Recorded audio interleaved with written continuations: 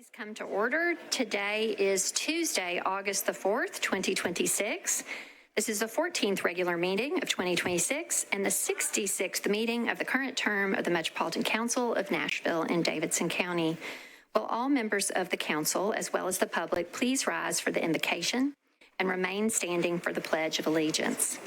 The Reverend Dr. LaShante Walker, Senior Pastor of, the invocation is being offered this evening by the Reverend Dr. LaShante Walker.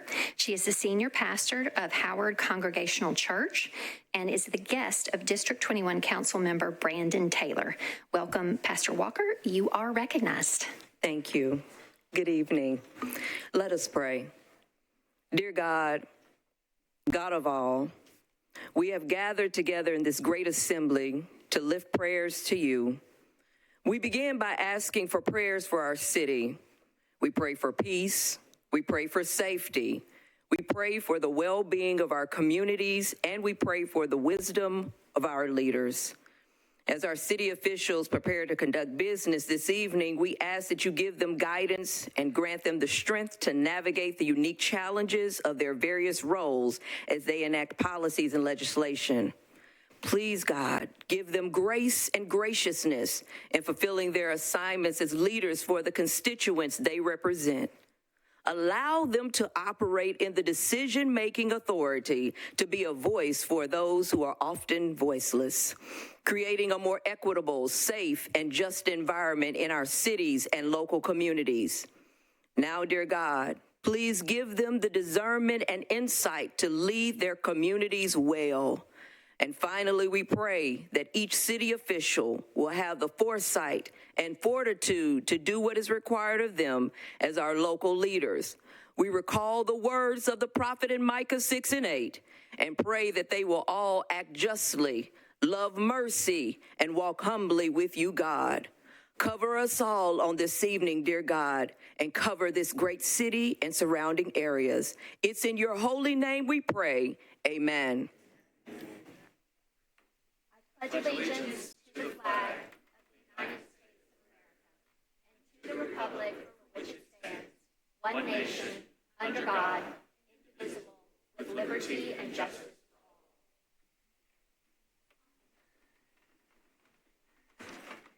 You may be seated. Thank you very much, Reverend Walker. Welcome, council and community members. This Thursday, later this week, August 6th, is an election day, and 50,747 Nashvillians have already voted during early voting. That's almost 11% of the electorate, but Davidson County has 472,000 eligible voters. So we hope that they will all make a plan to use their voice on Thursday. Polls open at 7 a.m. and close at 7 p.m., and you must vote at your assigned precinct on election days. You can find all the information that you will need from the Election Commission's website at nashville.gov/vote. A special thank you to everyone who has been and will be working and volunteering to support our democracy. As elected officials, I know we all do our best to make sure Nashvillians have the information that they need to exercise their vote. Please help your friends, family, and neighbors to do the same, and take your children and grandchildren along with you so our youth see that you value voting. The 250th anniversary of America I Voted stickers are extra cool this year, so you can share those voter selfies. It is back to school month. So a special thank you also to all of Nashville's teachers, administrators, staff, and parents who make our schools great. And best wishes to all the students as they embark on another year of their educational journeys. We know as elected officials and policymakers that it's important to be lifelong learners and never stop reading and listening to the perspectives of experts and of others. It has been the council's pleasure to host a wide variety of student groups this summer to learn about local government. In dark times and bright times, in all the times, civic education, critical thinking skills, understanding of the scientific method are all essential. So thank you, teachers. Public education is the bedrock of democracy. All right, without objection, we will suspend the calling of the roll and ask the clerk to please record the names of the members present throughout the meeting. Is there a motion for approval of the minutes of the meeting of July 21st, 2026? Okay, there is a motion properly seconded, so without objection, and seeing no one seeking to be recognized for a change to the minutes. All right, the minutes of the meeting of July 21st are approved. Mr. Clerk, are there any messages from the mayor?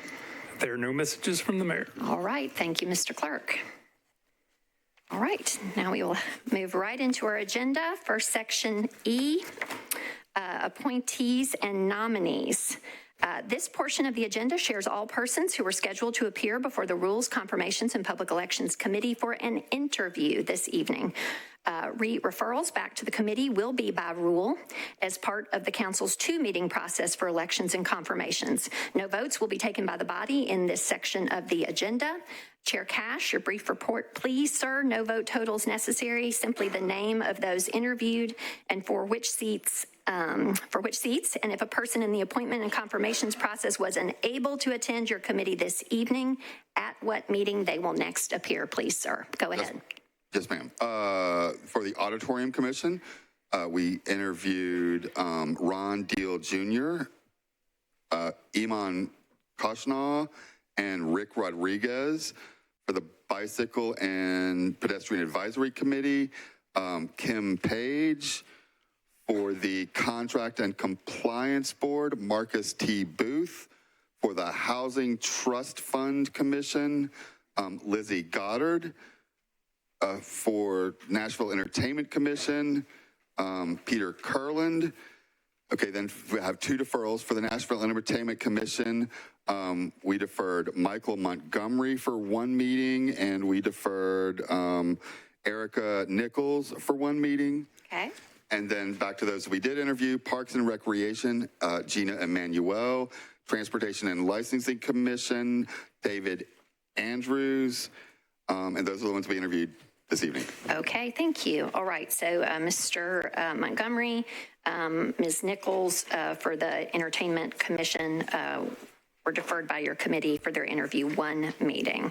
But otherwise, all interviews complete. All right, so next, Chair Cash, for the second part of your committee report, appointees in the second step of this two-meeting process with vote totals and a consolidated motion for the confirmation of those persons, or first for a deferral motion if there are any. Go ahead, sir. Madam Chair, we interviewed for the Airport Authority the appointment of Wallace Dietz for a term expiring April 5th, 2031. We approved 7-0. Arts Commission appointment of Henry Walker for a term expiring January 1st, 2028. We approved 7-0. Charter Revision Commission reappointment of Eileen Behan for a term expiring September 4th, 2030. Approved 7-0. Charter Revision Commission reappointment of Dewey Brandstetter for a term expiring September 4th, 2030. Approved 7-0. Hospital Authority appointment of Dr. Raymond Buzz Martin for a term expiring June 28th, 2031. Approved 7-0. Hospital Authority reappointment of Dr. Courtney J. Pitts for a term expiring September 6th, 2031. Approved, again, 7-0. Social Services Commission appointment of S. Will Aka for a term expiring April 3rd, 2031. We approved 7-0. And I move approval. All right, there is a motion to confirm all 7 of these appointees in a consolidated motion. Is there a second? Okay. Does anyone wish to remove an item from this consolidated motion for purposes of an individual abstention or a no vote? Okay, seeing none. All in favor of these confirmations, please say aye. Aye. All right. These appointees have been confirmed, and so to our confirmed appointees, if you chose to return to the council chamber this evening, which is not required, but you are very welcome, and I see several of you here, do please stand as I call your names, and then we'll have a collective applause to thank you at the end. All right. Council has confirmed the appointment of Mr. Wallace Dietz to the Airport Authority. Council has confirmed the appointment of Henry Walker to the Arts Commission. Council has confirmed the reappointments to the Charter Revision Commission of Eileen Behan and Dewey Brandstetter. Council has confirmed to the Hospital Authority the reappointments of Dr. Raymond Buzz Martin, and of Dr. Courtney J. Pitts. And then lastly, to the Social Services Commission, Council has approved the appointment of S. Will Acuff. All right. Thank you so much to you all, whether watching at home or here with us in the chamber. We appreciate you and your willingness to serve. Congratulations and thank you.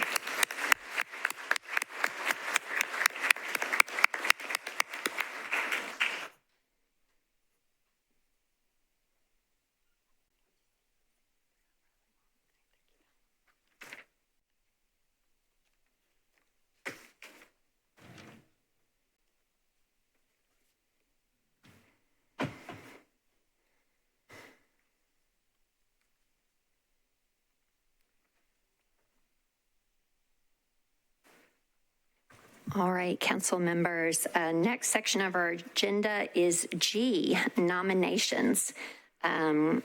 First is G1, Health and Education Facilities Board. This is nominations to fill one vacancy on the board with a term expiring on September 30th, 2032, and an election to be conducted at the September 1st, 2026 meeting. Council members will have received a memo from me on July 20th announcing this vacancy. It was also announced from the dais, and so I will now open nominations. Please get in the queue if you have a nomination. Councilmember Gamble, you're recognized. Thank you, Vice Mayor. I would like to nominate Dr. Ouida, and that's spelled O-U-I-D-A, Dr. Ouida Davis. All right. Councilmember Gamble has nominated Dr. Ouida Davis. Next is Councilmember Allen. Go ahead, ma'am. Thank you, Madam President. I have two nominations, Matt Wiltshire and Keith Randall. All right. Councilmember Allen has nominated Matt Wiltshire and, I apologize, Keith Randall. Keith Randall.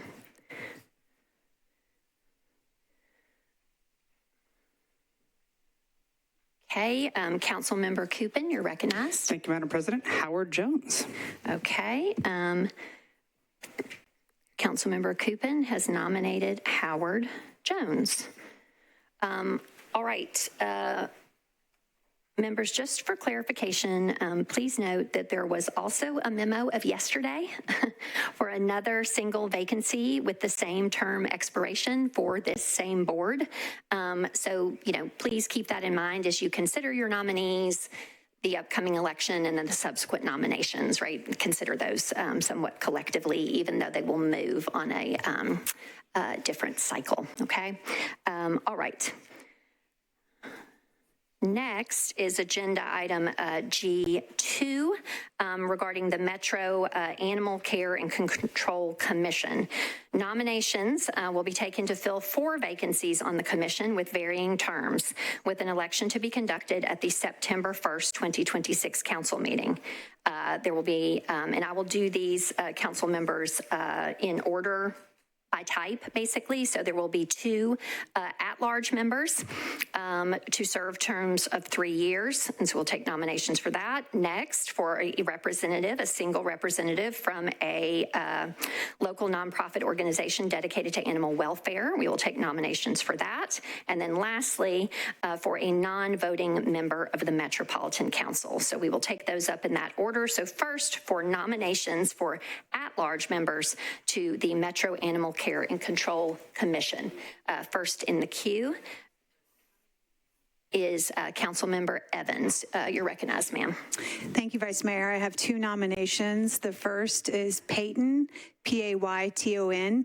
Last name is Robbins, Peyton Robbins. The second nomination is Mary, Nell Bryan. Okay. Thank you. All right. Councilmember Evans has nominated Peyton Robbins and Mary Nell Bryan. Next in the queue is Councilmember Olivia Hill. Councilmember, you're recognized, Madam Chair. Thank you, Madam Vice Mayor. I want to nominate Jordan Parenteau, Parenteau. Okay. Councilmember Hill has nominated Jordan Parenteau. Next is Councilmember Horton, I believe, is your person for at-large?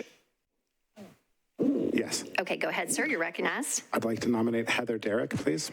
Okay, Councilmember Horton has nominated Heather Derrick. Okay, Councilmember Johnston, you're recognized, ma'am. I'd like to nominate Penny Adams. Okay, Councilmember Johnston has nominated Penny Adams. Councilmember Suara, are you nominating an at-large member? Yes, please. Potential member? Go I'd ahead, like ma'am. to nominate Dr. Yasin, Yasin, Kokoy, Kokoye. Okay, Ms. Suara has nominated Dr. Wasim Kokoy. Okay. Next in the queue is Councilmember Vo. You are recognized. Thank you, Vice Mayor. I'd like to nominate Jing, J-I-N-G, and then last name G-E-N-G. Okay, Jane Jing. Yes, Jing, we're going to say it right. Jing. Jing Jen. Got it. Thank you. All right, Councilmember Cortez, you're recognized, sir. Thank you, Vice Mayor. I'd like to nominate Michelle Spaziano. Okay, Councilmember Cortez has nominated Michelle Spaziano. Okay. Councilmember Bradford, you're recognized, sir. Thank you, Vice Mayor. I'd like to nominate Jessica Schultz, S-H-U-L-T-Z. Okay. Councilmember Bradford has nominated Jessica Schultz. Councilmember Hancock, you're recognized, ma'am. I'd like to nominate Dr. Kelly Boyd.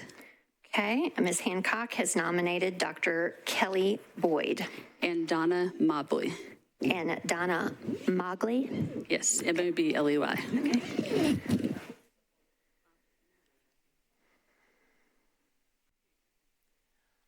Councilmember Stiles, do you seek to nominate an at-large potential candidate or nominee? Okay, go ahead, ma'am. Yes, Annette Philippone. Councilmember Stiles has nominated Annette Philippone. Councilmember Ellis, you're recognized, ma'am. The council member took my nominee, and I will offer up Miss Annette Philippone again. Mr. Clerk, I've emailed you her correct name spelled. Okay, got it. So both Ms. Ellis and Ms. Stiles have nominated Ms. Philippone. Councilmember Taylor, you are recognized, sir. Thank you, Vice Mayor. I would like to nominate for the nonprofit. Can I do that at this junction? Is there anyone else seeking nomination for the at-large? Do you mind, Mr. Taylor, sir, if we can just keep it first with that? Ms. Weiner, go ahead, ma'am. Carolyn Bennick Brown. Okay. Ms. Weiner has nominated Carolyn. Bennick, B-E-N-I-C-K, Brown, B-R-O-W-N. All right. Okay. Councilmember Stiles, okay. So now we are moving to the representative from a local nonprofit organization dedicated to animal welfare. First, there was Mr. Taylor, Ms. Stiles, so I'm going to go back to him first before I come to you. Go ahead, sir. Thanks for your patience. Thank you. I would like to nominate Lisa Stetter, S-T-E-T-A-R. Okay, Lisa Stetter. Okay. All right. Councilmember Stiles for representative of a local nonprofit. Yes, Brandon Dice, D-Y-C-E of Pet Community Center. Okay. Councilmember Stiles has nominated Brandon Dice. Okay, and Councilmember Weiner for a Animal Welfare Organization representative, go ahead. Thank you. Becky Carter, Friends of MAC. Okay, Becky Carter. Councilmember Weiner has nominated Becky Carter. Okay, are there any other nominees or any other members seeking to make a nomination for a representative from a local nonprofit organization dedicated to animal welfare? Okay, seeing none, the next nominations that we will take are for a non-voting member of the Metropolitan Council. You'll please get in the queue for that. Okay, Councilmember Stiles, you're recognized. Thank you. Councilmember Evans, please. Okay, Councilmember Stiles has nominated Councilmember Evans. All right, Councilmember Weiner, you're recognized. Councilmember Bradford. Okay, Councilmember Weiner has nominated Councilmember Bradford. All right, are any other council members seeking, okay, Ms. Evans, you're recognized, ma'am. Thank you, Vice Mayor. I need to withdraw my nomination. I appreciate the nomination, but I need to withdraw. Thank you. Okay, thank you, Ms. Evans. So that means at this juncture, our nominee for the council member by Ms. Weiner is Mr. Bradford, Ms. Evans having withdrawn her name from consideration. All right, is there anyone else seeking to be recognized to make a nomination? Okay, it appears that we have 1, 2, 3, 4, 5, 6, 7, 8, 9, 10, 11, 12, 13 nominees for the 2 at-large member vacancies. We have 3 organizational nominees for that 1 spot or vacancy and 1 nominee from among the council members. All right, seeing no one else seeking to be recognized, I will close these nominations.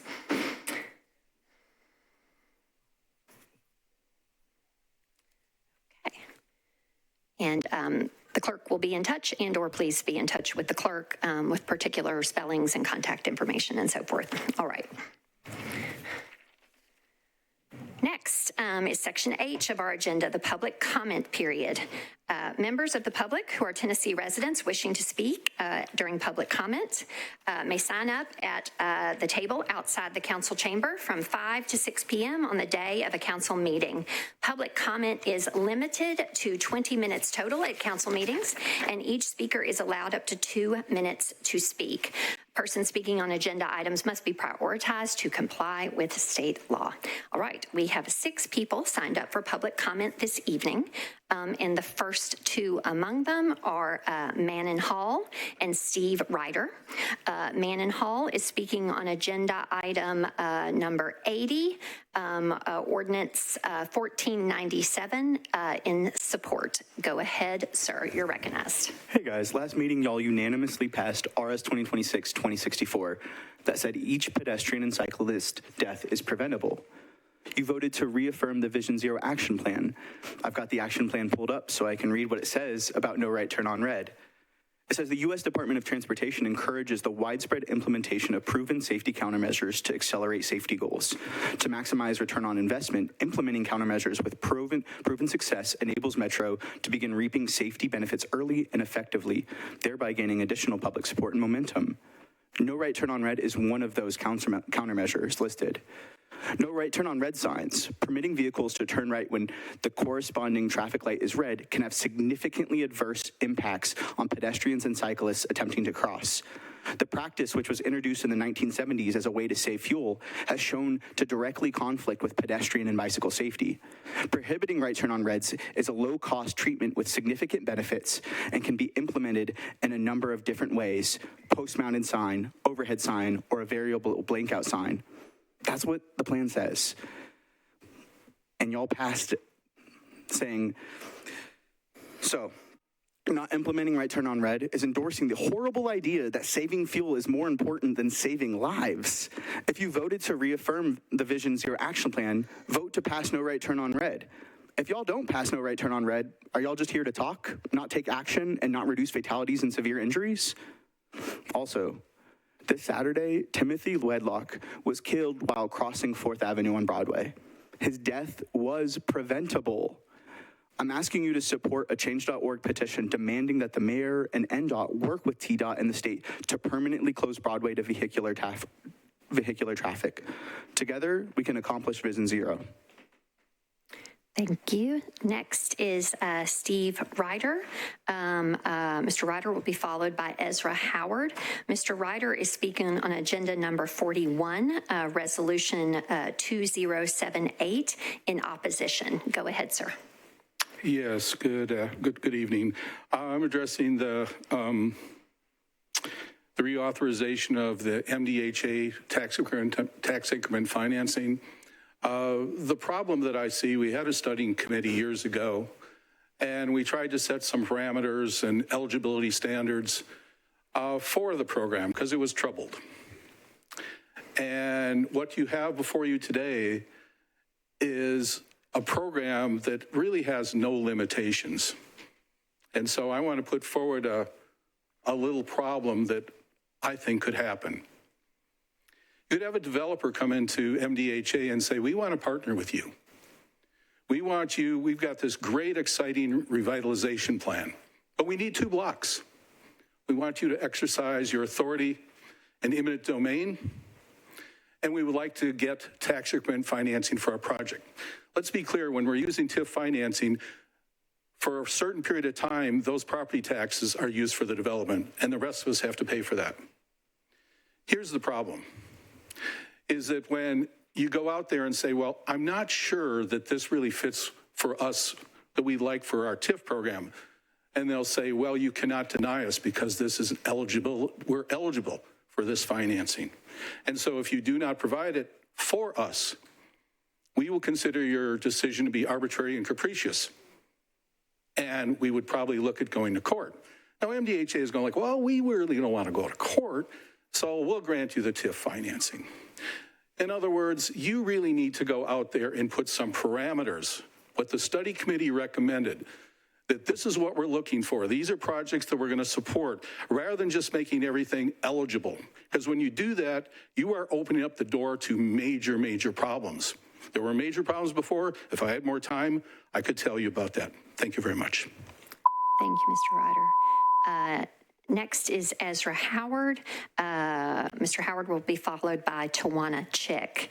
Ezra Howard is speaking on agenda item 128. This is ordinance 1489 in support. Go ahead. Yes, so I support the eminent domain measures. I think eminent domain is a valid use in a lot of cases, if not most, when it comes to, proper use of metro property.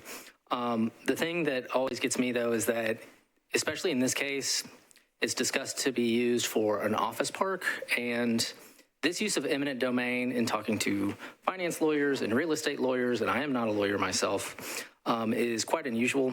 And to just use it for an office park it's a waste and a shame of an opportunity. I floated it out there, just out there in the social medias, that, we passed, when we did the budget, we passed on additional funds for the Barnes Fund. I don't mind if you have an office park, but put housing on top. And I don't care if it was MNPS or, Metro Council, but we also passed on Early Learning Center. So you can include that as well. Now, I'm putting that out there. It was discussed that there's the Radnor Yards behind it, and the quality of life would not be so great from Ms. Siegel, which I hear that, but if sound is an issue, then why put an office park there? I mean, I work in an office, and if I heard banging all day while and I do data analytics, that'd be an issue. So whatever it is used for, go big and go bold, because this is a unique situation, not just for eminent domain, but just period. And lastly, I'll talk on just, the accident that happened. Manon was talking about the petition in data. Since I've come from data analytics, I ran those numbers. And in talking about just on Broadway, it's 451 accidents since 2019 with 97 injuries and now 1 fatality. It's 52 when it's just pedestrians, and 52 injuries and 1 fatality. So that's 50% of injuries for 6% of crashes. So close it down. Thank you. Next is Tawana Chick. Ms. Chick will be followed by Benjamin Vaught. Tawana Chick is speaking regarding adding conditions to legislation that is on third reading. Ms. Chick, you're recognized. Go ahead. Hey, everybody. You're going to be told tonight that amendments are forthcoming for third reading. The problem with this method of operation is we, the community, we've got almost 20 people here, the public, we don't get to have a say-so once it gets to third reading. We don't get to review and comment on all available data. We've experienced having council members promise additions to bills here on this very council floor during public hearing, and it appears that there's not a customary method for the council to go back and review and ensure that everything promised verbally here on the floor actually makes it into later legislation. So please don't just go for promised amendments that are supposed to come later. Let the public truly have a say on legislation that affects them by reserving the public hearing for a time when all pertinent amendments have been filed. By the time the legislation gets to you, there have been months or years for amendments, for discussions, for finality. We should know by now what the final version of a bill is. Secondly, we as a city are suffering today from the lack of planning 50 years ago. We're also reaping some benefits from good planning, but we aren't living in happy accidents. It was always good planning or a lack of planning that leaves us standing here where we are today with the blessings and the problems. So tonight, we need to make good plans for the year 2076. And if I'm here then, you better look out. Please help us make good plans by requiring that all plans that come before you are good, thoughtful, inclusive, and take into account the larger picture and the future of our city, and that we meet the needs of everyone, the greatest percentage of citizens possible. Thank you. Thank you, Ms. Chick. Next is Benjamin Vaught. Benjamin will be followed by Ariane Goda. Benjamin Vaught is speaking regarding Vision Zero in support. Go ahead, you're recognized. Thank you. Hi, my name is Ben Vaught. I live in Germantown. I work downtown and don't work on Broadway. I work just south of Broadway, which means I have to cross Broadway twice a day, every day that I work, because I commute to work exclusively on a bicycle. Parking is $150 a month. Cars are very expensive, and I want mine to last a long time, so I don't drive it as if I don't have to. Driving to work would mean a significant lifestyle change for me because it would require a lot more money, and I don't want to do that. A lot of my coworkers also commute. Either they walk to work, or they ride scooters, or they ride bikes, or they take the bus. And a lot of them don't have a voice in this process because a lot of them are at work right now, or work at a bar, and they don't have time to come here at 6 o'clock on a Monday because they're at work. A lot of them also cannot vote in the U.S., so they really have no voice in this process, which is why Vision Zero is so important. Vision Zero gives them a voice in this process. And this body, less than a month ago, as Manon said, voted to reaffirm the city's commitment to Vision Zero. I'm not going to read the passage again. You know what it says. Hopefully you voted for it. Hopefully you read it. It's frustrating that a death on a street that I cross twice a day, every day, it's already been labeled as an unpreventable accident. It's not. And the resolution says that it's not. We don't even know the details yet. We don't know how fast that car was going. And yeah, it's frustrating. And I also want to point out that land use is also a component of this. You're going to be asked tonight by people in this room to make a project near transit that's bikeable to downtown to make it smaller and worse. Fewer homes, fewer jobs, less places to shop. Doing that doesn't eliminate that demand. It just pushes it further out, which means more driving, which means more cars, which means more deaths. So, thank you. Thank you. Next and last for public comment is Ariane Goda, speaking on agenda item 104. This is ordinance 1389 in opposition. Go ahead, sir. Yes, with respect to all of the council members, I'm speaking to about this one because I'm the landlord of this property, and rezoning wasn't my choice. It was a choice for my council member, but I'm opposing this one. And I already sent an email yesterday to all of the council members showing that a lot of landlords around me disagree with this rezoning. I just, minutes ago, I spoke with a council member and she said she's gonna defer it to next meeting, which is gonna be sometime in September, to hear some paper from the engineering. At the very end, I'm just asking council members to consider, my disapproval for this rezoning. Thank you. Thank you, sir. All right, that concludes our public comment period.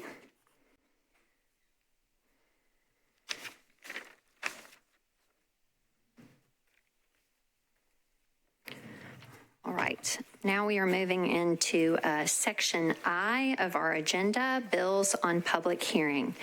Spanish interpretation services are provided for all Metro Council public hearings. Council Office team member Karina Valdez is here as the interpreter. Ms. Valdez, will you please share how you can help? Los servicios de interpretación en español estarán disponibles en la audiencia pública. Gracias. Gracias, we appreciate you. All right, for those wishing to speak this evening as part of public hearings, please do state your name, but it is not required for you to provide your exact address if you do not wish to do so. You may want instead to tell us in what neighborhood or area you live, who your council member is, and your connection to the agenda item. Public hearing is not time limited. All persons who wish to speak on an agenda item, whether for or against, on public hearing will be heard. We ask that when the agenda item for which you wish to speak is called, after the instructions are provided, that you do please line up calmly, no more than 10 at a time, standing with 5 folks in front of the door and 5 behind, and no one blocking the door. Again, all persons will be heard, and we want to minimize your standing time, okay? So if you need an accommodation, please speak with a council office staff member in the gallery. I see her waving now to you, and our staff will be glad to assist you, okay? So that's just some general awareness information there. Okay, now the first item on public hearing is agenda item 1, ordinance BL 2026-1397, sponsor Welsh. This is an ordinance to amend Title 17, the Metro Code of Laws, the zoning ordinance of the Metro government by changing from RS 7.5 to R8A zoning, the property located at 470 Radnor Street, approximately 217 feet northeast of Meade Avenue. This is 0.2 acres. Councilmember Welsh, you are recognized. Thank you, Vice Mayor. I would like to defer 2 meetings for lack of notice. All right. Deferring 2 meetings such that this would be back on public hearing at the first meeting in September. Is that your intent? October. Okay. So you would like to defer 2 public hearings rather than meetings. Yes. Okay. Ms. Welsh has made a motion to defer this matter on second reading for its public hearing at the first meeting in October, which will be October 6th, I believe. Okay. Is there a second for that motion? Okay. Is there any discussion on that motion? Seeing none, all in favor, please say aye. Okay. The public hearing on this matter has been deferred to October 6th. All right. Next is agenda item 2, ordinance BL 2026-1400, sponsors Lee and Hill. This is an ordinance to amend Title 17, the Metro Code of Laws, the zoning ordinance of the Metro government, by changing from AR2A to SP zoning for property located at 5683 Cane Ridge Road, approximately 479 feet south of Spring Path Lane. This is 6.64 acres to permit 68 multifamily residential units. Councilmember Lee, you are recognized, ma'am. Madam Chair, if I can, I would like to take 2 and 3 together because I'd like to defer them 2 meetings until the public hearing in September. I appreciate that. Let me just read into the record then that agenda item 3 is the companion bill to item 2. It is ordinance 1408 with all the same addresses and so forth, but it requires certain materials to be restricted in the construction of buildings. Ms. Lee, you made a motion on both those bills to defer to which public hearing, ma'am? In September. Okay, to the September public hearing. That is the first meeting in September, September 1st. Is there a second for that motion? Okay, is there any discussion on that motion? Seeing none, all in favor, please say aye. Any voting no or abstaining? All right, both these items, they are companions to each other, are moved to the public hearing of September 1st. Thank you. Thank you. Next is agenda item 4, ordinance BL 2026-1402, sponsor Welsh. This is an ordinance to amend Title 17 of the Metro Code of Laws, the zoning ordinance of the Metro government, by changing from RS 7.5 to R8A zoning for property located at 412 Veritas Street, located approximately 380 feet west of Nolensville Pike. This is 0.26 acres. Ms. Welsh, you're recognized. Thank you, Vice Mayor. I'd like to open the public hearing. All right. I declare the public hearing open for Council Member Welsh's Ordinance 1402. Would all members of the public here in support of this bill please raise your hand? Okay. Would all members of the public here in opposition to this bill please raise your hand? Okay, seeing no one here on either side, I will declare the public hearing closed, and it's back to you for a motion on your bill. Move to approve. All right, is there a second? Okay, is there any discussion? Seeing none, all in favor, please say aye. Any voting no or abstaining? Okay, this has passed its second of 3 readings. Next are agenda items 5 and 6. They are companions to each other, sponsors Lee and Hill. Agenda item 5 is ordinance BL 2026-1406. This is an ordinance to amend Title 17, the Metro Code of Laws, the zoning ordinance of the Metro government, by changing from AR2A to SP zoning for properties located at 5601 and 5621 Cane Ridge Road unnumbered, and 3314 Old Franklin Road. This is 42.2 acres to permit 79 multifamily residential units and 100 single-family residential lots. And again, agenda item 6, that's ordinance 1407. It is a companion to 1406, which requires certain materials to be restricted in the construction of buildings at all those previous addresses in 1406. All right, Ms. Lee, you're recognized, ma'am. Madam Chair, I'd like to open the public hearing. Okay. I declare the public hearing open for Council Member Lee's bills 1406 and 1407. Would all members of the public here in support of these bills please raise your hand? Okay. Would all members of the public here in opposition to these bills please raise your hands? Okay. Will those persons wishing to speak in support please come forward to the podium again to line up. So supporting speakers will go first. Person speaking in opposition will go after support. So at this time, supporting speakers, and please no more than 5 in front of the door and 5 behind.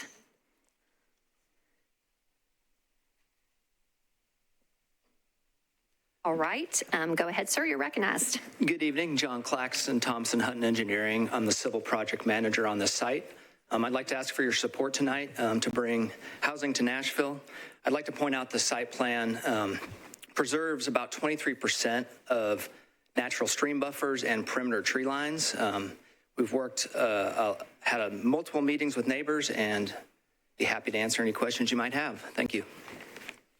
All right, so this is a public hearing, so we don't do questions at this time, but go ahead and come on forward. Ma'am, you're next.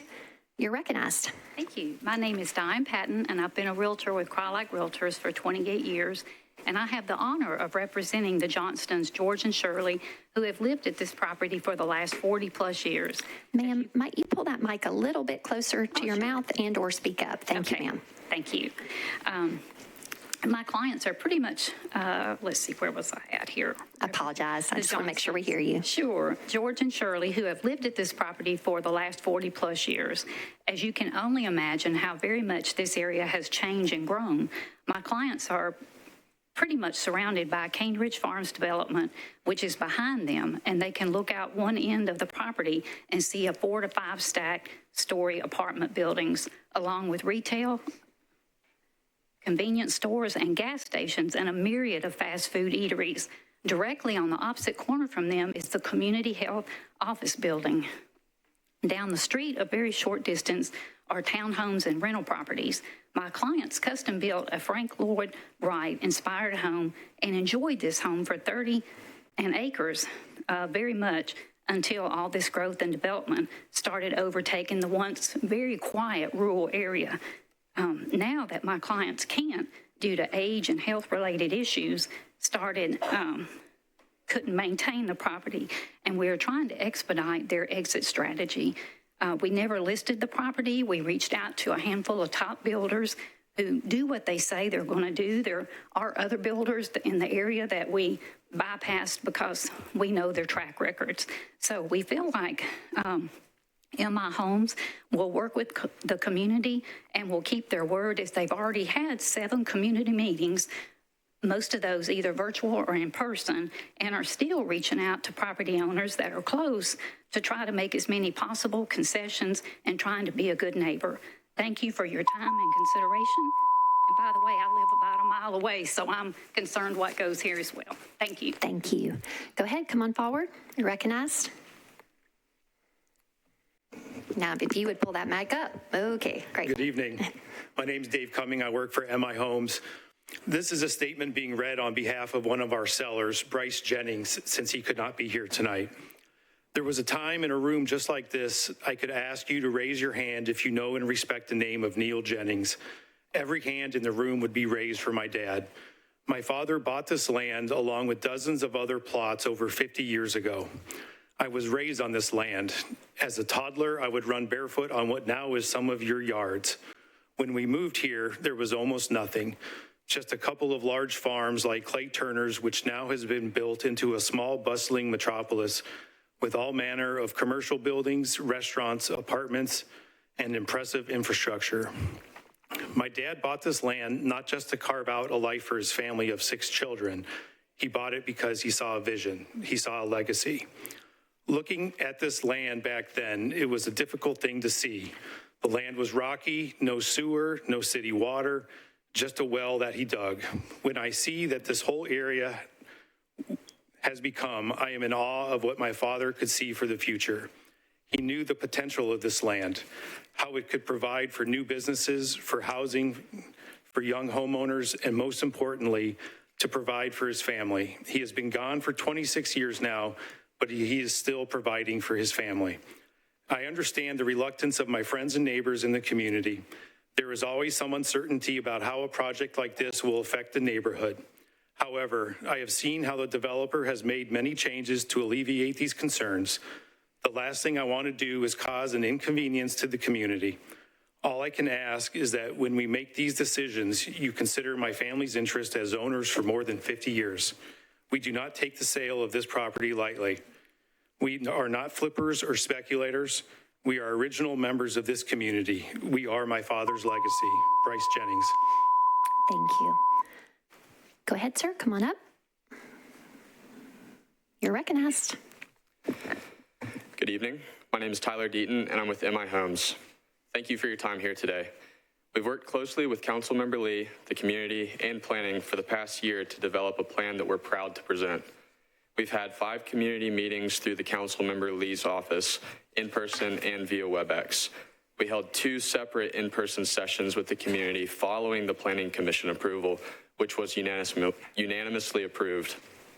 There was plenty of refinement along the way with this plan, and this SP incorporates changes based on public and individual concerns raised during our total 7 meetings with the community.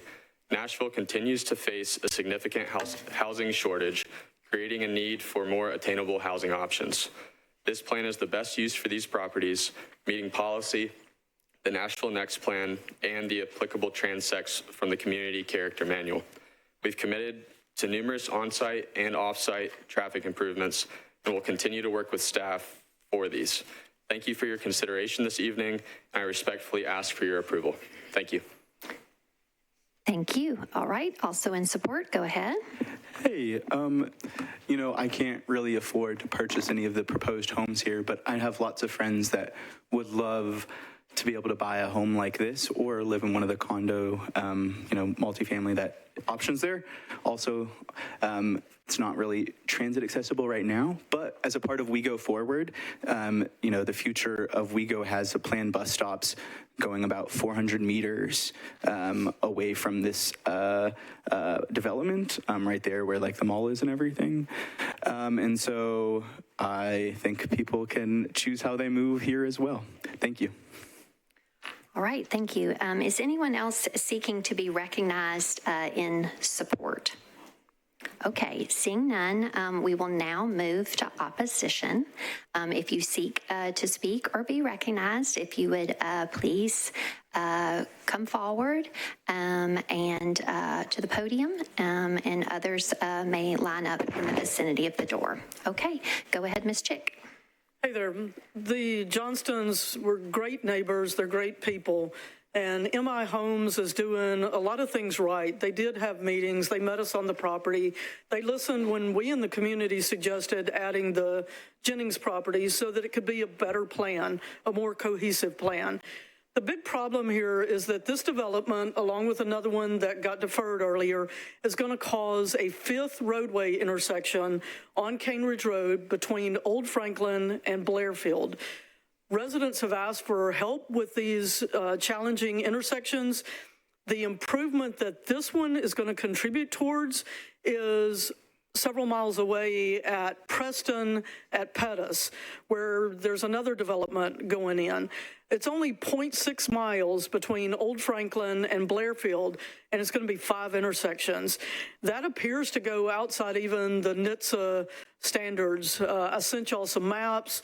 One of them is 500 and some odd feet. One of them's just over 600 feet. The other one's also going to be just over 600. One of them's 700, so one of them definitely makes it. But this is being called the I-24 bypass. We're about to have the Tennessee not-a-choice lanes. That's going to drive more traffic onto it for the entirety of that build-out phase.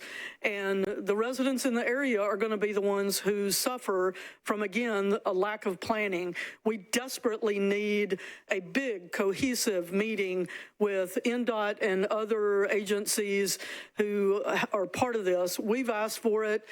We've been asking for several months, sent emails to everybody, haven't even gotten a response anymore. The final thing that the community has a big issue with is how much of this sets right on Cane Ridge Road. That sets a precedent for development to follow. So we appreciate your time. We would appreciate your help setting up meetings. Thank you. Go ahead and come on forward. Hi, I'm Lori Chaffer, and I live in the Cane Ridge area. I don't have a ton to say about this other than I just keep hearing people comment about 5 to 7 meetings with the community for these very intricate plans that affect a lot of homes. And I feel like that's not a lot of meetings, and especially if they're not in person. I know I've got family in Dallas, Texas, and they met 15 to 20 times alone just to figure out a plan for fencing next to a neighborhood where they lived. So I just wanted to say that I feel like until people are satisfied with what's going on in their neighborhood and the problems are solved, you just got to keep meeting. So that's all. All right. Is anyone else seeking to be recognized on this bill in opposition? Seeing none, I will declare the public hearing closed, and it's back to you, Ms. Lee, for a motion, and you can do that with both of these bills as they are companions. Go ahead, ma'am. Madam Chair, I'd like to move to take this forward, and I would like to have a short comment afterwards. Okay, there is a motion to approve 1406 and 1407 on their second of 3 readings. Is there a second for that motion? Okay, properly seconded. Go ahead, Ms. Lee. I just want to say that we have had, as you heard, we have had lots of meetings on this. We have even had some meetings with some of the constituents that live right in the area, trying to see what they could do, what the developers could do for them to help with the building, to help with the noise, to help with the traffic, to help with a lot of things. So these developers are trying their best to try to satisfy the community with what they can. Our area, I know you've heard this, and if not, I'll say it again. Our area is like booming out there. It is so crazy. Everybody is running out there wanting to build. And people own land, so things are going to go up. We just want to make sure that when things go up, that we have some say-so on what kind of things do go up, and that they're quality pieces. And I do feel that these are quality pieces that are going up. So I would just like to say that I hope you all will vote and support this. All right. Thank you, Ms. Lee. There is a motion to approve on second reading, properly seconded. Is there any further discussion? Okay. Councilmember Cortez, you're recognized, sir. Thank you, Vice Mayor. Councilwoman Lee and I, we represent our areas are very close.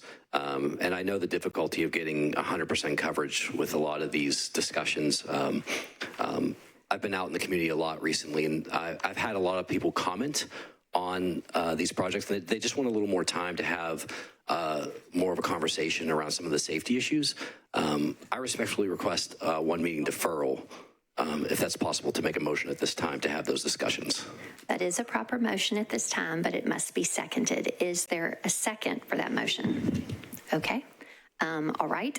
So at this juncture, we are on discussion of a deferral motion, a deferral of second reading.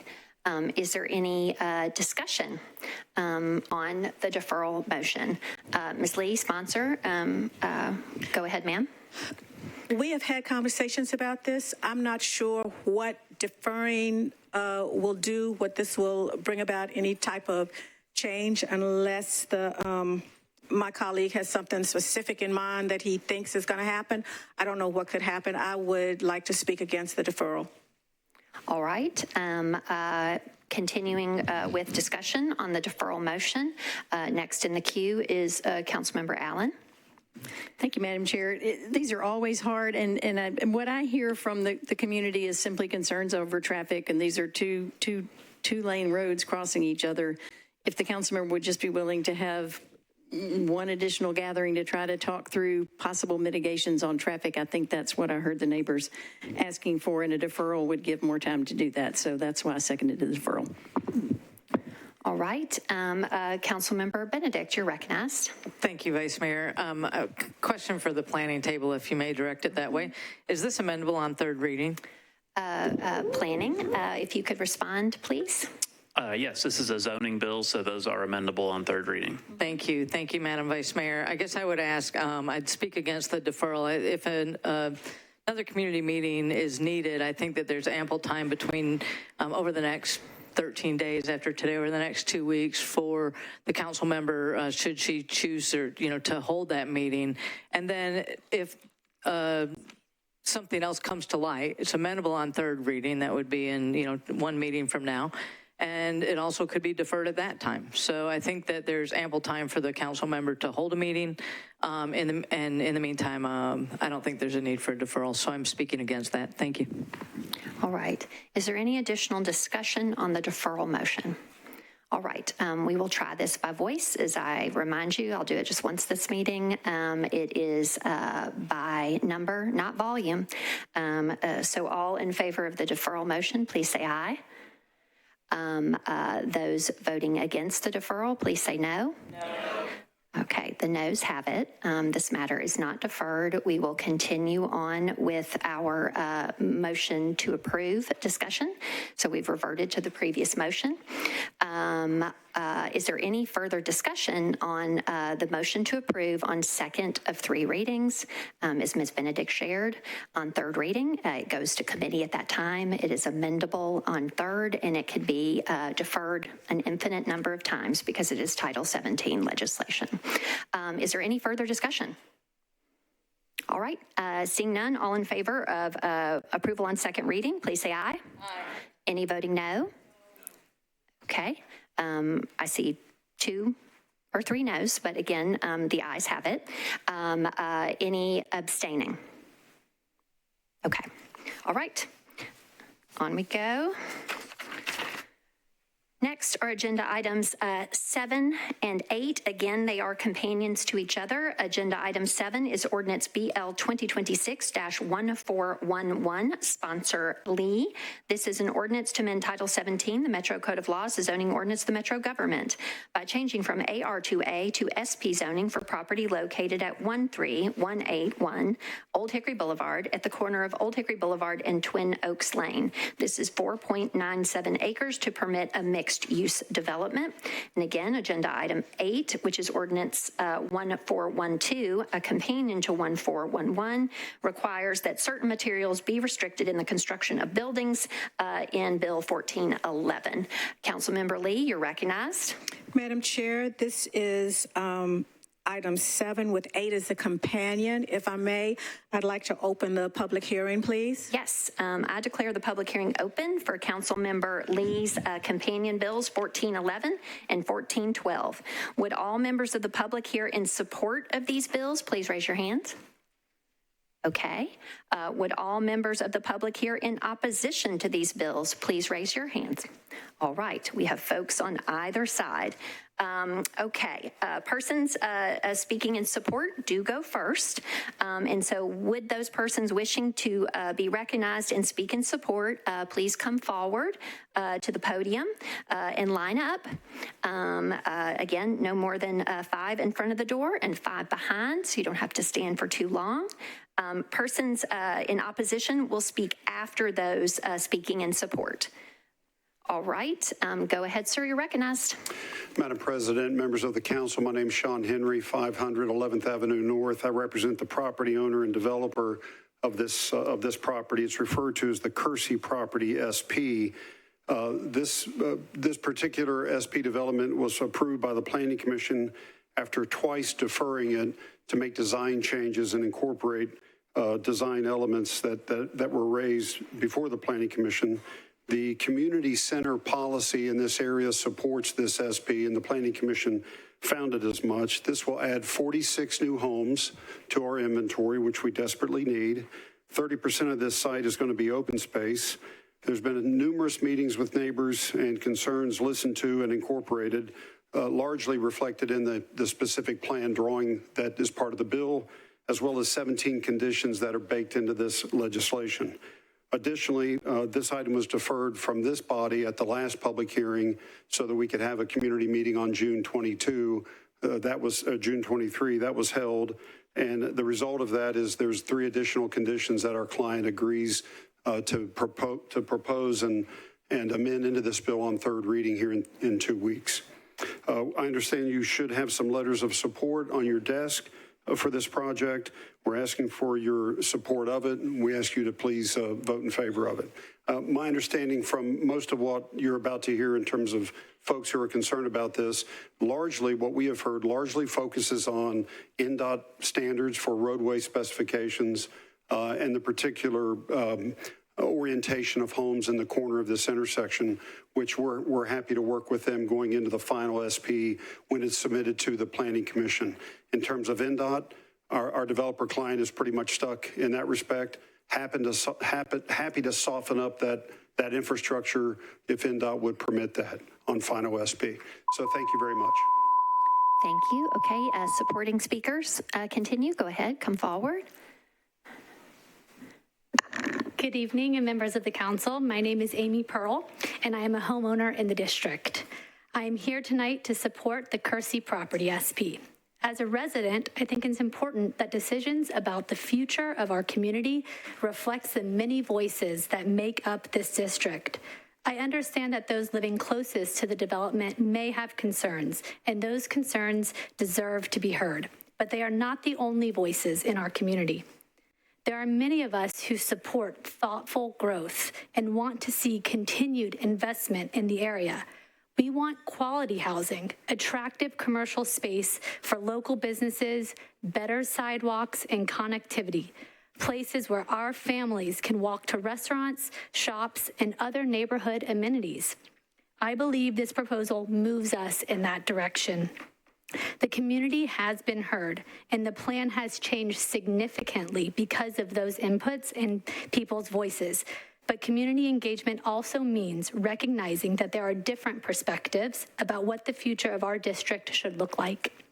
I believe this is responsible growth that will strengthen our community, and I respectfully ask the council to support it. Thank you.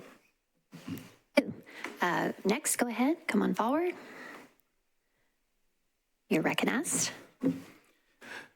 Good evening. My name is Kimio Smith, and I am here tonight in support of the Kersey property project. I've lived in this community for a long time, and one of the things that matters to me when talking about development is whether we can trust the people behind it.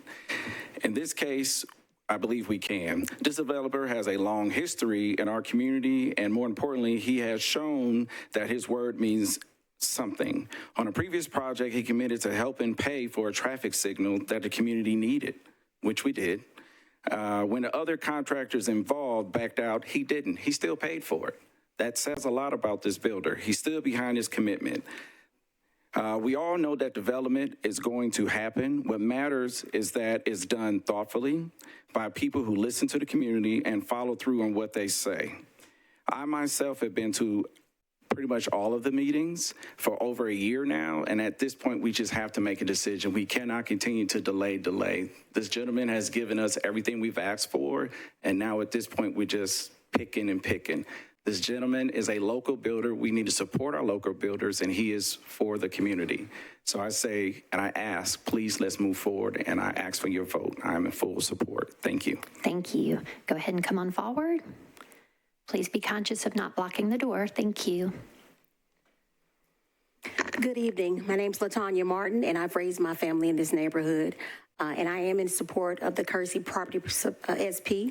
The community means a great deal to me, and I've watched it grow and change over the years.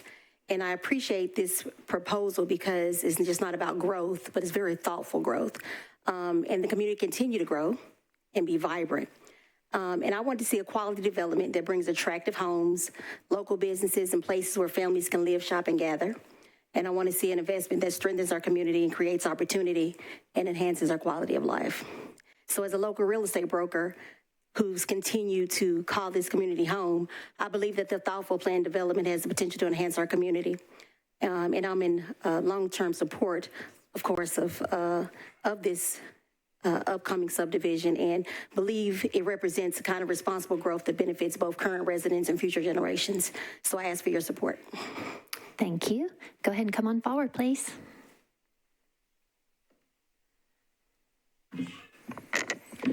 Good evening, member of the council. My name is Kambiz Haydari. I'm both a resident and a business owner in the community. And I'm here tonight to support the KC Property SP. As both a resident with a growing family and someone who does business here, I care not only about what gets built in our community, but also about who is building it. The developer behind this proposal is local and has been building in and around this community for more than 40 years. He invested here, built relationship here, and established a reputation for doing quality work and following through on his commitments. That matters to me. This isn't an out-of-town developer coming into our district with no connection to what happens after construction is complete. This is someone with a long-standing stake in the community and a track record we can actually evaluate. The plan itself reflects that same commitment to quality with significant open space, improved walkability, neighborhood serving commercial space, and a design intended to enhance this area for a long term. I believe we should encourage responsible investment from people who know this community, care about the So. Sir, thank you. Go ahead and come on forward, sir. You're next and you're recognized. Go ahead. Good evening. My name is Richard Herring, and I'm a homeowner in the Cane Ridge October Woods subdivision. And I've lived in this community for over 25 years. And I'm here tonight in support of the Kersey property. Now, for over 25 years, I've watched this area grow and change considerably. But with that growth comes an important question about the kind of development we want to support in our community. In my opinion, this is one of the best plans I've seen proposed for this area. And after hearing some of the problems on the Cane Ridge area with NDOT and TDOT problems, this property answers all of that by widening Old Hickory Boulevard. But it brings together quality in residential development, meaningful open space, improved walkability, commercial space that can bring local businesses and amenities close to the people who live here. I also appreciate that it isn't simply about adding more housing, but there is more thought being put into this development. How the development looks, how it interacts with the surrounding community, and what it contributes to the area over the long term. And what we look for is increased property values. This development will do that. And after living here for more than 2 decades, I care deeply about the direction our community is headed. I believe thoughtful, high-quality developments like this can be an asset to our community and district, something that even the council would be proud of. I support the Kersey property. I respectfully ask the council to support it as well. Thank you. Thank you. Go ahead and come forward. You're recognized. Good evening. My name is Avi Spielman, and I'm here representing the developer for the Kersey property. First, I want to thank Council Lady Lee, the Planning Committee, and the neighbors who have spent considerable time meeting with us throughout this entire process. From the beginning, we've tried to listen and respond in good faith. The plan before you tonight reflects that work. We've significantly reduced the density, increased open space, improved the streetscape and walkability, addressed access and buffering concerns, and committed to developing the commercial component alongside the residential portion. We've also continued meeting with all neighbors up until this week and agreed to additional specific protections along the property line. For what it's worth, I've heard it's been said already tonight, this developer here, he's local. And I only say this again because we know that this relationship doesn't end here tonight, but continues on long through the completion of this project. We believe that what's before you tonight is strong, and we've worked hard to get it right. We're proud of the plan. It was unanimously approved through planning, and we respectfully ask for your support tonight. Thank you. All right, thank you. Is anyone else seeking to be recognized to speak in support? Okay, seeing none, with those persons wishing to speak in opposition, please come forward at this time. and line up behind the podium. You don't have to wait there at the edge of the wall. You can go ahead and come on forward a little bit and spread yourselves out and make sure not to block the door. Go ahead, Ms. Chick, you're recognized. Thank you. Tawana Chick, Cane Ridge Road. I like Fred, the developer. It has nothing to do with his build quality. And I agree with Amy Pearl. Actually, I agree with everybody that spoke in favor of this, even the employees. We also want good, thoughtful development. Regarding the traffic light, we just got to dismiss that because he had to pay for that as part of the Evergreen Hills moving forwards anyway. But the bottom line is we have safety concerns and you have the power, only you. This proposal includes deeply flawed roadway changes that will place 23 specific families in greater harm. We have reached out to NDOT. I said it before. We've reached out to our council member about these concerns. We need a corridor plan. We are not being heard. The developer is, of course, meeting safety required standards. So does everyone else. I sent you a picture, I hope you looked at it, showing that tonight's development is one of 13 in a half-mile stretch. 13 mostly commercial businesses on a stretch of roadway carrying traffic between Williamson County and Wilson County. It's going to cause hundreds of additional turns onto and from Old Hickory Boulevard. At the point where this traffic is moving the fastest, residents who live on Twin Oaks Lane will have to cross 4 traffic lanes to make a left turn, and then a 5th lane if you count the turn-in lane. A turn-in lane is going to take the slower traffic that might have slowed the other 2 lanes down off of Burkett Road, so the only thing left is going to be the fast traffic. Buses are going to have to stop on Old Hickory Boulevard or on Burkett because they can't pull into a dead-end road. You're not going to find that kind of a planned disaster anywhere else on 4-lane roads in Davidson County, except the really, really decades-old ones where we didn't plan for the future. So I go back to, we need to plan better for the future. Residents have many, thank you. Thank you, Ms. Chick. Go ahead, sir, you're recognized. Hello, I'm Steve Daly. My family lives on Twin Oaks Lane. I'm here to express my opposition to the bill for the rezoning of the property. Our concerns are several. One of the biggest is traffic, as Tawana covered. Ingress and egress out of the neighborhood is challenging, and the proposed changes that were made by the traffic plan are really nothing more at best a Band-Aid. In some ways, it will actually compound some of the problems, and that's what Tawana cited. We also realize, though, that one developer can't fix this situation, and we're not asking for that. In this light, the Twin Oaks neighborhood wants an opportunity to work alongside the developer to petition TDOT, NDOT, and other stakeholders for a comprehensive plan, that not only addresses current concerns, but looks to the future as our corner of the county continues to grow. Such a plan can set up the success of future developments, while also ensuring that the current developer's contribution is money well spent as part of a coordinated strategy and not an ad hoc solution that will have to be reworked. I respectfully ask that the council reject this bill or at a minimum vote to defer. Please give our community the opportunity to come to a solution that promotes responsible development that we can all support. Thank you.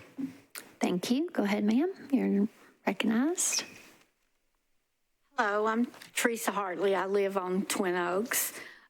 First, I want to say you all heard how much development is in Cane Ridge. They've already postponed some of these, but I'll just read what I wrote, and it was just off the cuff what I was concerned about. First, I'm very disappointed in our planning commission. We've had numerous meetings with them about our concerns about keeping Cane Ridge rural. We are rural. We don't even have trash pickup. Most of the approximately 20 families on our street have been there 30 plus years. I feel like our area should be zoned T2, real rural maintenance, and we hope that they will consider that soon. Second, transitioning. How are you transitioning from 5 to 10 acre lots with some of them are $1 million houses to a single 5 acres and putting 46 3-story townhomes with commercial buildings? How is that transitioning? Third, I want to talk about the access to our road. Twin Oaks at one time was a private road, and it is a dead-end road. There are already 2. They're trying to put one of their exits on our road. which there are already 2 driveways on that existing property on Old Hickory. We don't want them on our road entering or exiting. Why should we have to deal with their traffic, commercial traffic, and our own traffic when it's not on there now? Like I said, Twin Oaks is a dead end with 5 and 10 acre lots with single family homes. Also, I didn't mention the animals that live in this area. They're slowly losing their homes. My vote is no, and I hope yours is too. Thank you. Thank you. Go ahead, sir. You're recognized. Good evening, Don Chaffer, 4005 Twin Oaks Lane, which is next door to this proposed development. I want to address the question of communication during this process. It was discussed in our council members online meeting, February 7th, 2025, before the plans were delivered to zoning 6 months later in August. And the next official meeting that I'm aware of, and we've been trying to understand where these meetings were, was April 7th, 2026, which is a 14-month gap. And both of those were online, and the second one was better attended, but it didn't fully reflect community opinion because many of our community members are older and not so friendly with the technology required for virtual attendance.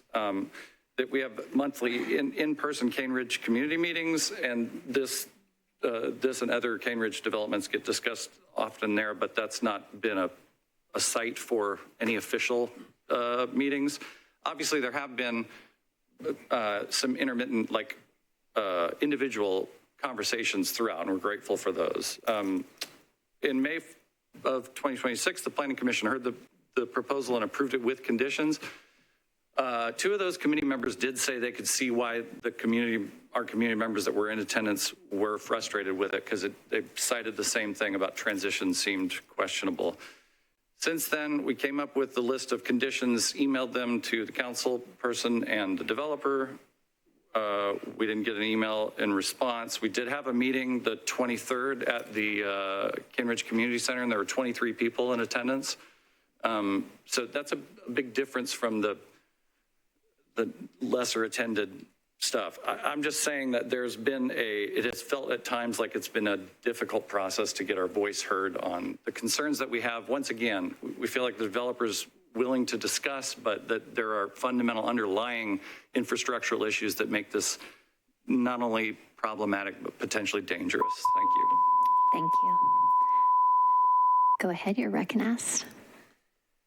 I'm Lori Chaffer, and I live adjacent to this development. Many of us are here tonight because this specific plan creates traffic, flooding, and compatibility issues for those of us who live near it that have not yet been addressed adequately. The developer is proposing a pretty packed development, a stone's throw from my 1.5-story home on 3 acres. And as you hopefully saw in the visual presentation I sent you all on Friday, hopefully, it will tower over our home and it will stick out in this largely rural area with single family homes on 3 to 10 acre lots. As I understand it, according to land use policy in the Cane Ridge Small Areas Study, density is supposed to decrease as you head south on Old Hickory Boulevard away from the highway. But this plan is more dense than what comes before it, and it feels out of place. Truly, many of us on Twin Oaks are open to development as long as it's in coordination with neighbors most affected by it. That really hasn't happened here. Their plan was submitted August 2025.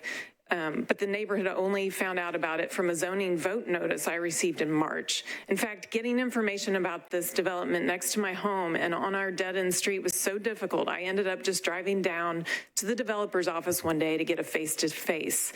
We scheduled meetings to try to work together towards what we thought were reasonable compromises. And they're very nice people. But I'm telling you, honestly, there's been little openness to substantial changes in the plan and almost no follow through on the changes they said they'd look into. To be fair to them, some of this is because their hands are tied by the competing city departments involved. If planning needs one solution and NDOT needs another and the neighbors another, which one wins? And how can we compromise if nobody knows all the competing interests? Instead, these departments require the developer make changes to the plan that those of us most affected by the changes are not privy to or happy with. So we ask you to please slow this development down and help us get meetings with the involved departments to work out compromises because you can't unbuild it. Thank you. Go ahead, come on forward. Thank you, council members. My name is Dennis Boyd. I'm a business owner and I'm a resident in the Twin Oaks Lane community of whom this project will most affect. Twin Oaks Lane is made up of around 19 to 20 single-family homes connected by dead-end, deteriorating street with one outlet and heavily traveled Old Hickory Boulevard. Residents must cross busy OHB traffic to enter or leave our subdivision, and school buses cannot even enter our neighborhood because of ordinances and things like that, requiring children to cross OHB to get to their parents waiting for them. Now we are being asked to accept a 45-plus three-story townhomes development, as well as multiple commercial buildings on this site on less than 5 acres, potentially less than 20 yards from my neighbors' existing homes, and so on. And we will all receive the effects of this. I think you can determine from here this dramatic density and fundamental change in land use. Our own planning commissioners recognize this. Vice Chair Jessica Farr called the density a mismatch with the surrounding single-family neighborhood, and Commissioner Lee Dundon recognized the disconnect as well. Residents have repeatedly requested meaningful discussion with our representatives without much success, so we started our own neighborhood meetings and invited our representatives and the developers, of which I'm thankful and pleased that the developers did attend. Vice Chair Farr also expressed concern about the lack of great public engagement here. I also have not seen any of representatives at the meeting that I have attended, and I've attended about half of them due to being a businessman that travels. Those who are in favor of this project do not live in the Twin Oaks Lane community, of whom this project will mostly affect. Responsible growth requires appropriate density transitions, green space buffering, and adequate infrastructure. Thank you for your time. I appreciate it. I hope you vote no on this. Thank you. Go ahead and come on forward. Let's not have too much lag time between our speakers. As you hear somebody coming to their conclusion, come on up behind them. Not too close, but let's keep it moving. Thank you, ma'am. Go ahead. I'm Donna England, and I've lived on Twin Oaks Lane for 27 years. I've raised my children there, and I'm raising or assisting, it's a community, my grandchildren. So one of my big issues is the traffic. 4 lanes of traffic, new drivers coming into my home, coming to visit. That's terrifying. We need to do something about that. There's no traffic light there. So that's my main issue. The second main issue is flooding. We were flooded out of our home in the 2010 flood and have since been flooded out one other time with rising water. With the water situation at the top of the hill, water travels down. So is it going to get worse? There's opportunities to make some changes, but will those changes be lasting? So flooding is definitely there. A buffer, the home next door to this project, 3-story buildings. She and her family live in a 1.5-story home, and this buffer is going to be like 20 feet. And so she looks out her windows and sees a 3-story building. That's not what we moved into. That's not what we want in that part of the community. Building, yes, but make it cohesive to what's already there and not bring in so many people that traffic is going to be even worse. And I know that's a NDOT thing, but, and my last thing is sidewalks that will be provided and walking to different businesses. Walk to Dollar General store and the pizza store down there. That's what we've got. I don't know that there's going to be more restaurants coming in, but right now, that's all we do have. So walking in that area is not ideal, especially down Old Hickory Boulevard. That's going to be 4 lanes of traffic. Thank you. Thank you. Go ahead, sir. You're recognized. My name is Darren Whitehead. I live on the same street on Twin Oaks.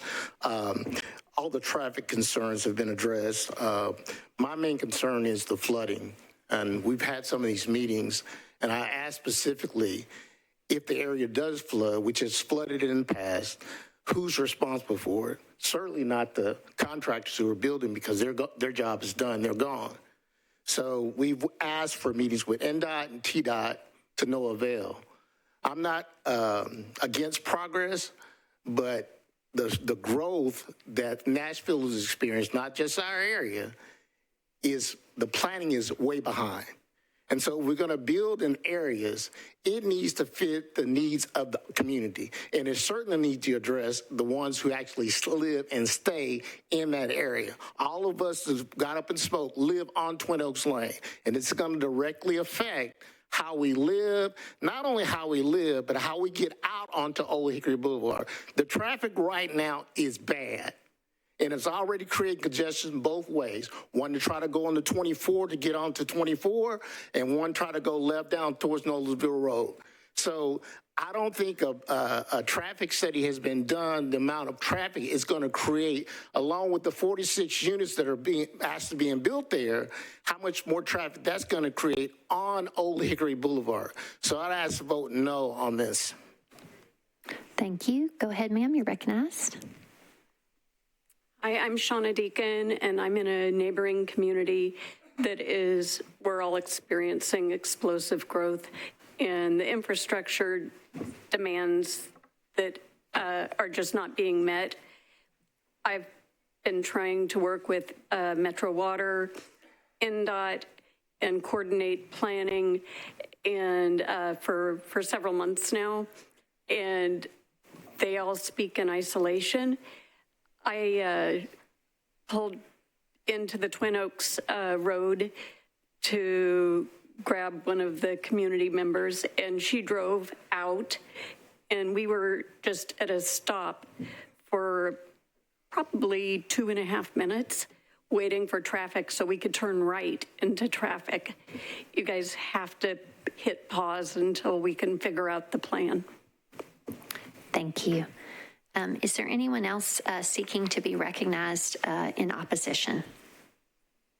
Okay, seeing none, I will declare the public hearing closed, and it's back to you, Ms. Lee, for a motion on these bills.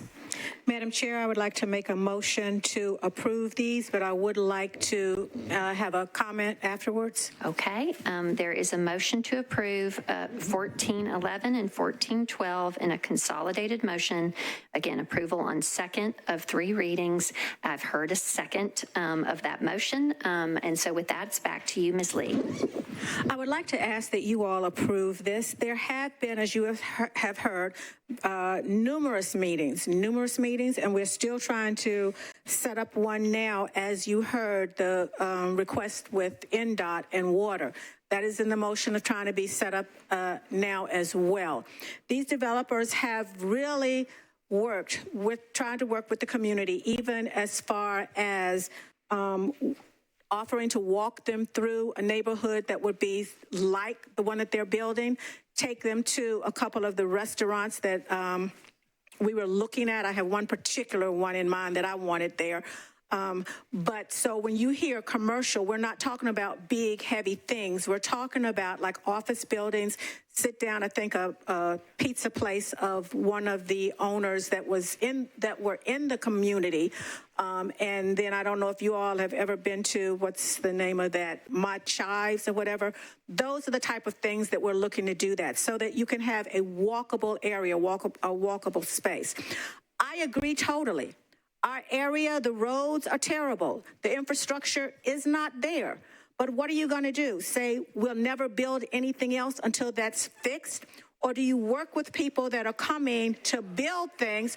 Or do you work with people that are coming to build things to suggest different things that they can do in order to build to help your area out? And that's what we have tried to do. At all of my meetings, I ask, instead of saying what you don't want, give me suggestions on what they can do to help. And they have done the things, some of the suggestions. A lot of the suggestions may be out of their hands that they cannot do. But other things, let's do that. Let's get something in place that looks like what we want and some things that we need, and then let's work together to try to get some of these other divisions to make some of the changes that need making. You can't just say don't put anything there until everything is fine, because how do you get money? We don't have any doggone money. How do you get money to do some different changes? Well, this may be, I'm sorry, but I'm going to say it, get the developers to do it while they're doing something else. If you want to do this, then help us by putting these things in places. Those are some of the things that we have had to do, and that we are trying to continue to do. I will say, I think I heard it from somebody else, some speakers. I trust these developers. I don't think that they're going to walk away and say, okay, this is done. Now let me slap my hands of it because I'm out of here. I think you also heard that an amendment was forthcoming. And those that are on my database where I send out information, it should have already been sent to them because I asked it to the amendment to be sent. Does that amendment do everything? No, but it does help, and some of the things on that amendment are from what the community said. So we're going to still be working on this. And I'm hoping, and those Ms. people Lee? that didn't come to the meetings, when I have my meetings, is it now time for me to go? Your time has Okay, expired. I do appreciate, please, I would like for you If all another member would like to cede their time, Ms. Ellis is next in the queue. If there's anything that you want to conclude with, Ms. Lee, Ms. Ellis is seated. Thank you very much. We will continue to work with these developers and ask them to do things for the community. I don't think that if this is handled or if this is done, that they're going to stop being in the community because they care about the community.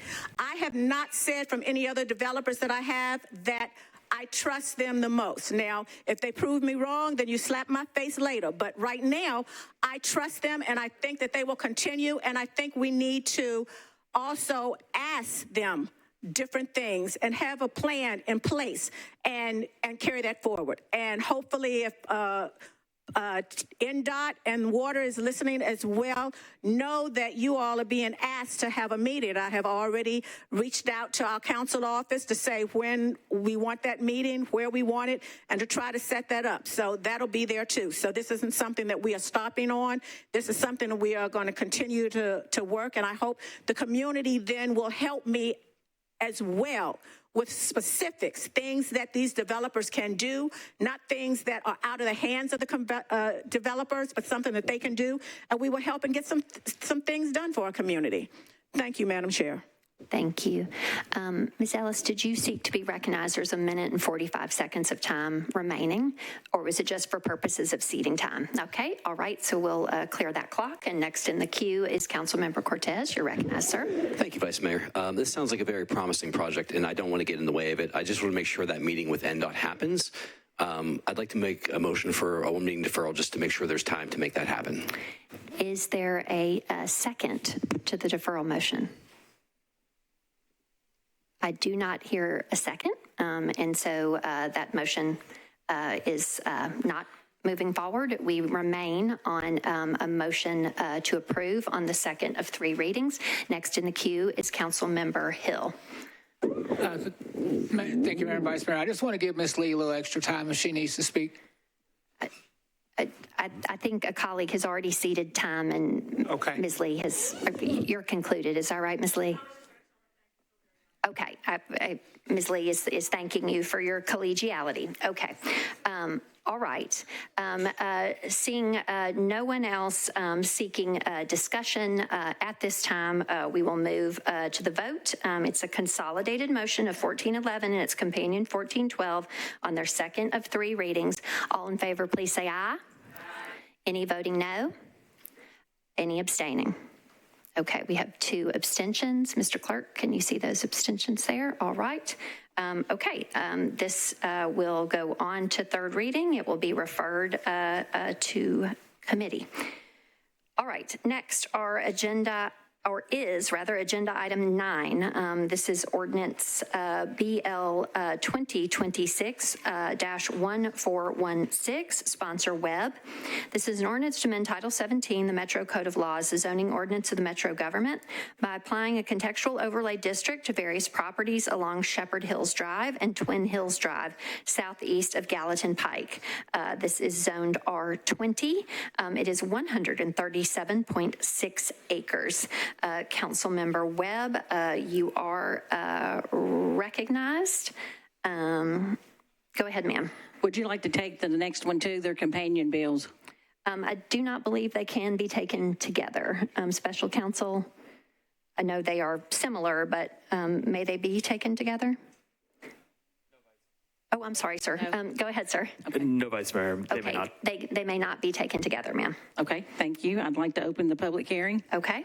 I declare the public hearing open for Council Member Webb's Ordinance 1416. Would all members of the public here in support of this bill please raise your hand? Okay. Would all members of the public here in opposition to this bill please raise your hand? Okay, I'm seeing one here in opposition. Supporting speakers, if you do seek to be recognized, do go first. So if there are folks who would like to speak in support, you are welcome to come forward at this time. Go ahead and come on up to the podium.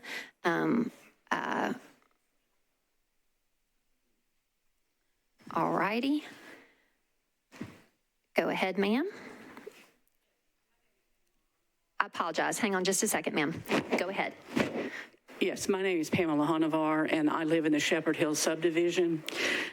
My mother, who's 87, is here with me too. She lives across the street, so I'm kind of representing both properties. We're in favor of this passing because I want to thank our council member, Ms. Webb, for having many meetings with us and listening to what we had to say and trying her best to help us out with this. I've lived in this neighborhood since I was 6 years old, and I've seen a lot of changes. That was before Rivergate Mall. I've watched it come and go now.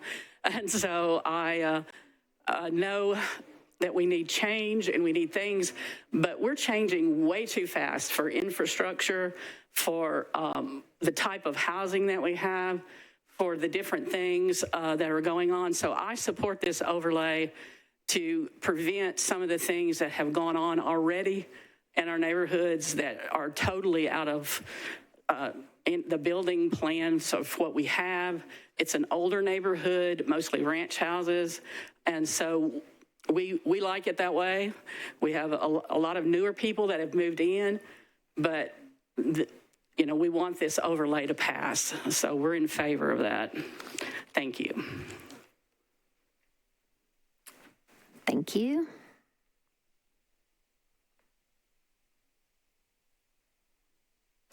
Go ahead, sir. You're recognized. This is Randy Swayze. I live in Shepherd Hills subdivision development. We have the overlay that has been proposed by Ms. Webb, and there's a lot of things that lie behind this that are not being seen. I don't feel like you've got, as was spoken just now, that most all the homes are ranch homes. Most all the homes are on at least an acre lot. Now we've got people that are coming in that are trying to develop one single lot of an acre and dividing it into two and put two tall skinnies on there, which is taken away from the attraction of the neighborhood itself.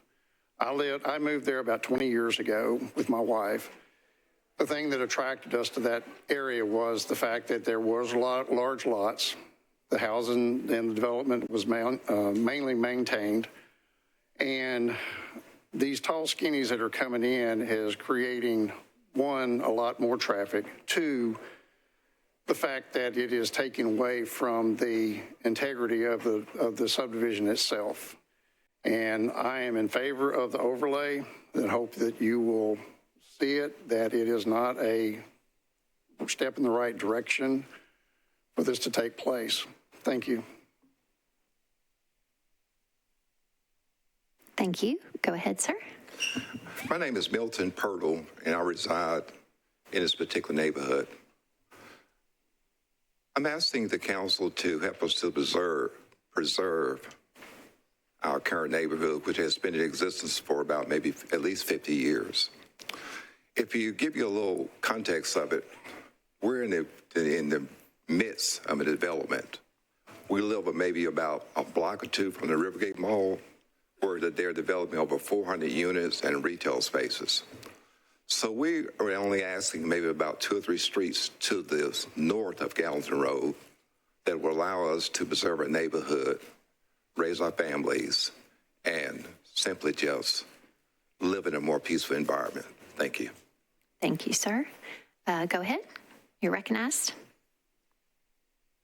Hi, my name is Chip Ellis. I live on Twin Hills Drive. I've watched the character of this neighborhood erode a little bit for the last 11 years. We've got subdevelopments going in on every available square inch of land. It's a special neighborhood. All of my neighbors bought there, invested there because of the character of the neighborhood.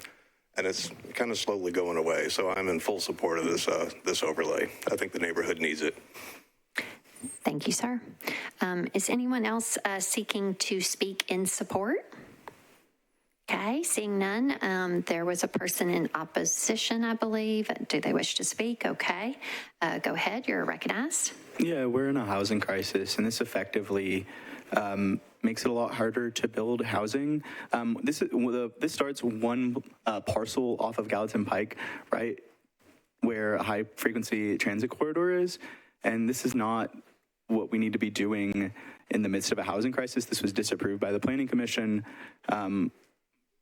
Just want to remind you all that. Thank you.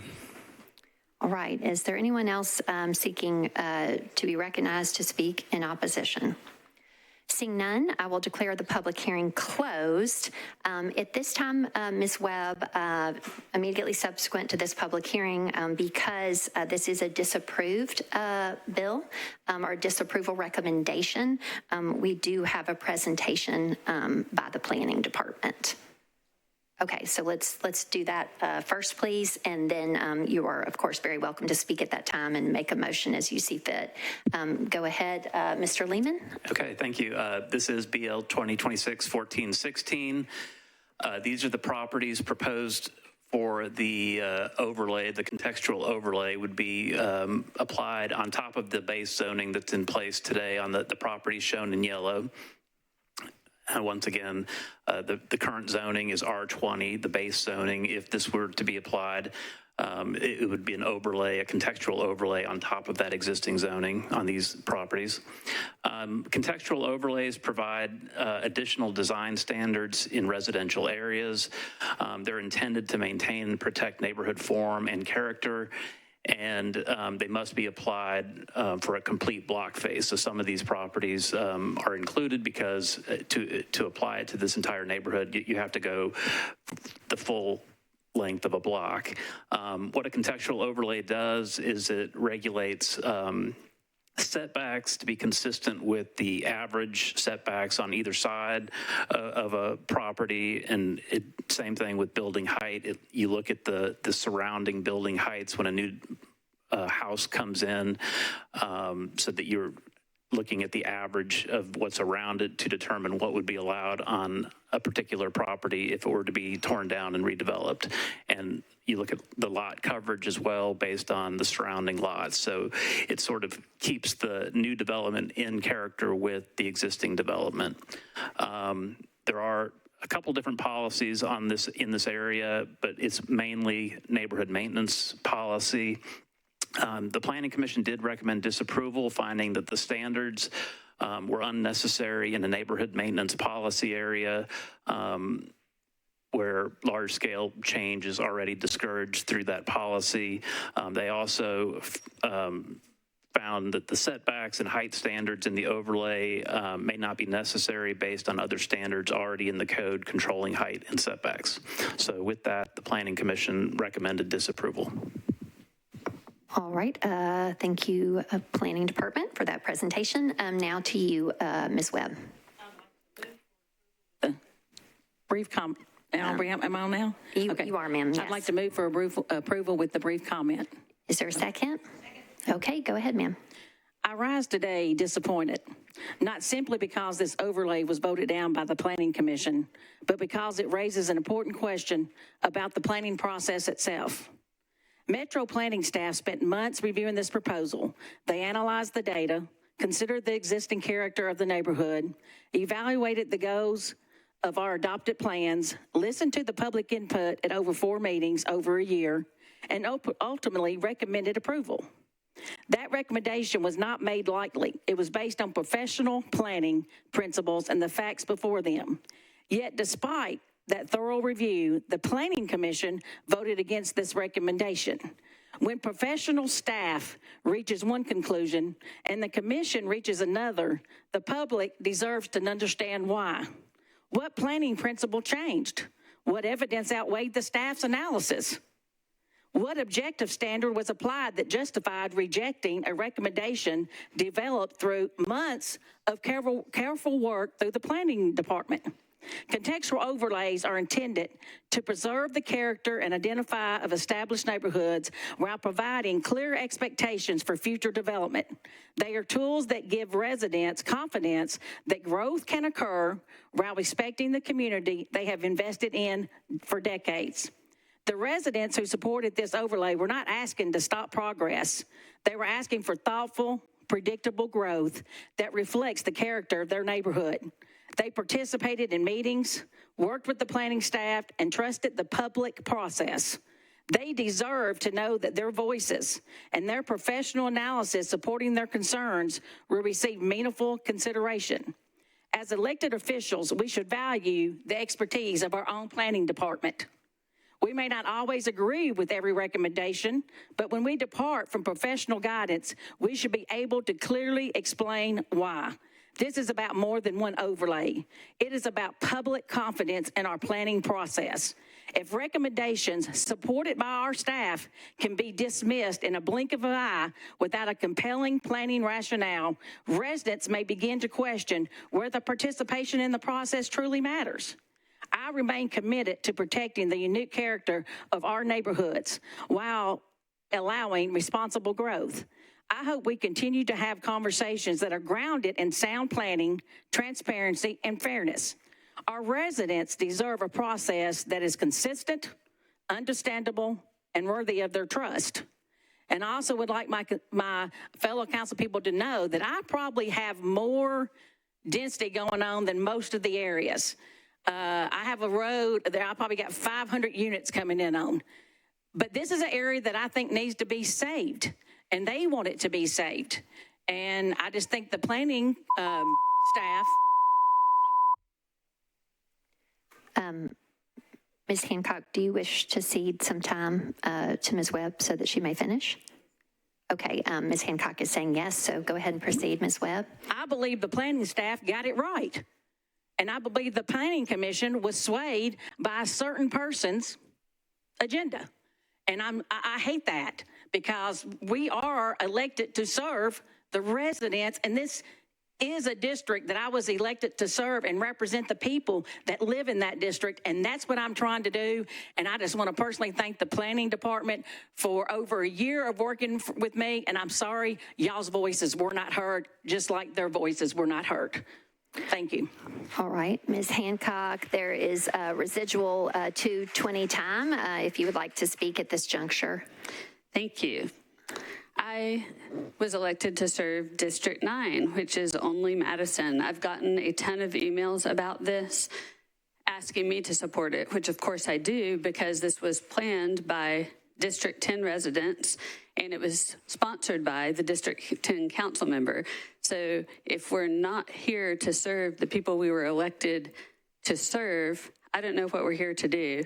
And I rise in support of Councilmember Webb, her constituents in District 10, and us letting the district council members handle what is only affecting people in District 10 on just a very few streets. Thank you. All right, discussion continues on the motion to approve on second reading. Next in the queue is Councilmember Eastlick. You're recognized, sir. Thank you very much.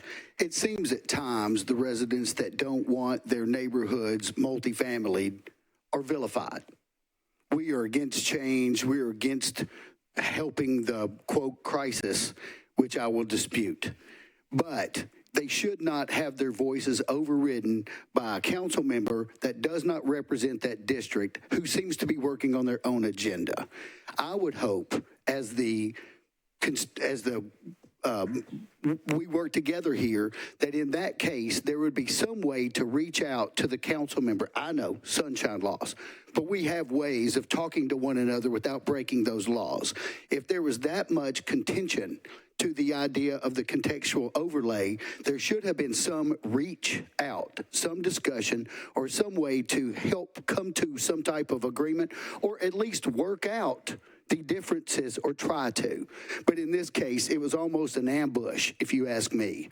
And I don't feel like that's the way we should treat each other. And I would hope, and I do myself, if I came to something like that, I would certainly try to reach out to somebody and try to make sure that they understood where I was coming from instead of just hit them from without even any warning or notice, a sucker punch on something like this. All right, next in the queue is Councilmember Sepulveda. You're recognized. Thank you, Vice Mayor. I do want to remind our colleagues that we do have a platform in which we could talk to each other. It's a public-facing platform, so you all do have the opportunity to utilize that. If you all want. It is called Council Connect. Yes, Council Connect. You all can use that. And I do want to remind everyone that Councilmember Horton was elected by our body to represent us on the Planning Commission. So he does represent us. He got the majority of the vote. So I do want to name that as well. As the council member who has the densest district on this body, I do want to speak on this matter at the moment. My district is the second smallest geographical council district, and that's only second to Councilmember Catch because he does have a couple of universities. At a certain point in time, those universities empty out and a lot of those students go back home. My district does not. My district stays. My district has multi-generational households. It is not a scary thing to have a dense district. It is something that happens over time, and I do want to say that for other districts to not have the growth happening in just their districts, a couple of us have to have growth happen in our districts. So for us to carry the weight of growth, we all have to share it, right? And so we don't want to continue to set bad precedent. It's just a matter of fact. We can't have growth happening in one district and not others. It can't continue to happen that way. We have to carry the weight amongst ourselves, right? We're not saying that we're going to go and build big towers of housing in one district or the other. We're saying that growth has to happen in a very dedicated manner, but we cannot do this in every single district where we have contextual overlays and we're saying ranch houses are the only ways that we're going to have this district look like. It does not make sense. You have younger people, new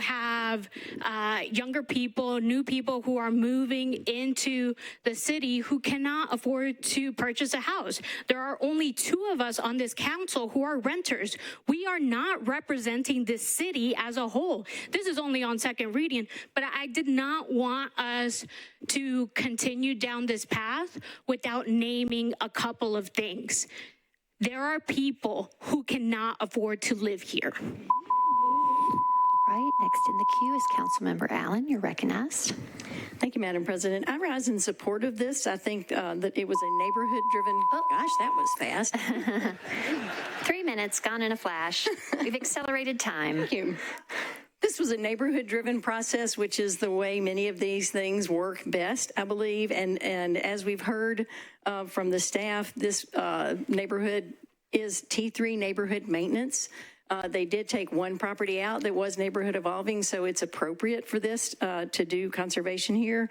And if I might ask the staff to, well, Councilmember, the sponsor has already mentioned that this was approved by the planning staff based on Nashville Next principles and good planning principles. And Nashville Next calls for a variety of housing types.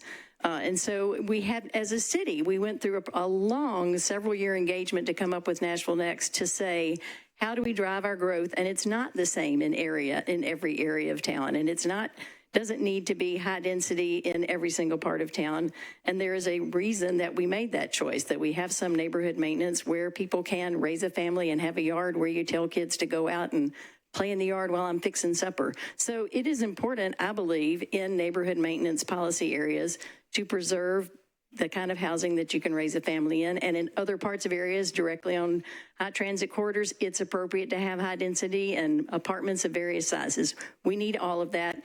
These neighbors have worked together with their council member and the planning department to officially make a process where they can preserve what they think is important. And I appreciate the process that they went to, and I appreciate what the council member has done, and I support this contextual design overlay. Thank you, Ms. Allen. Okay, next is Council Member Welsh. You're recognized. Thank you, Vice Mayor. I rise in opposition, actually, to the contextual overlay. I was in the exact opposite position, where the planning staff approved an upzone, substitute upzone in my district, that the Planning Commission ultimately disapproved. Now, their process in the commission was a little different when they didn't really actually look at the merits of what we were doing. They disapproved it on something else, but it was the opposite way for me. So the Planning Commission does, in fact, many times disagree with what the planning staff is recommending, and that is their job as the commission to overlook and see how everything works in conjunction with the rest of our city. I have to disagree with my colleague who said that these things only affect one district, because they do not. We know that zoning in one district has a very big effect on zoning in other districts. Other districts are forced to absorb more growth because the growth is here and we need to address it. In this particular instance, where this property is on a high volume transit corridor, where we are going to be putting in things with Choose How You Move, it's just not a good fit. We cannot afford to have less density on those corridors. We are never going to solve our housing crisis here and be able to provide the housing that we need to. The last numbers we heard were anywhere between 50 and 90,000 houses in the next 10 years to address the growth in this city if we allow down zonings and overlays that effectively cut off large swaths of our county to building to address the growth that we need. That doesn't mean that every district and every parcel needs to be built to the same level of density, but we can't excise large swaths of our county to new housing, because ultimately we will all pay for that in increased traffic and other problems that come down the pike, increased homelessness, all of it.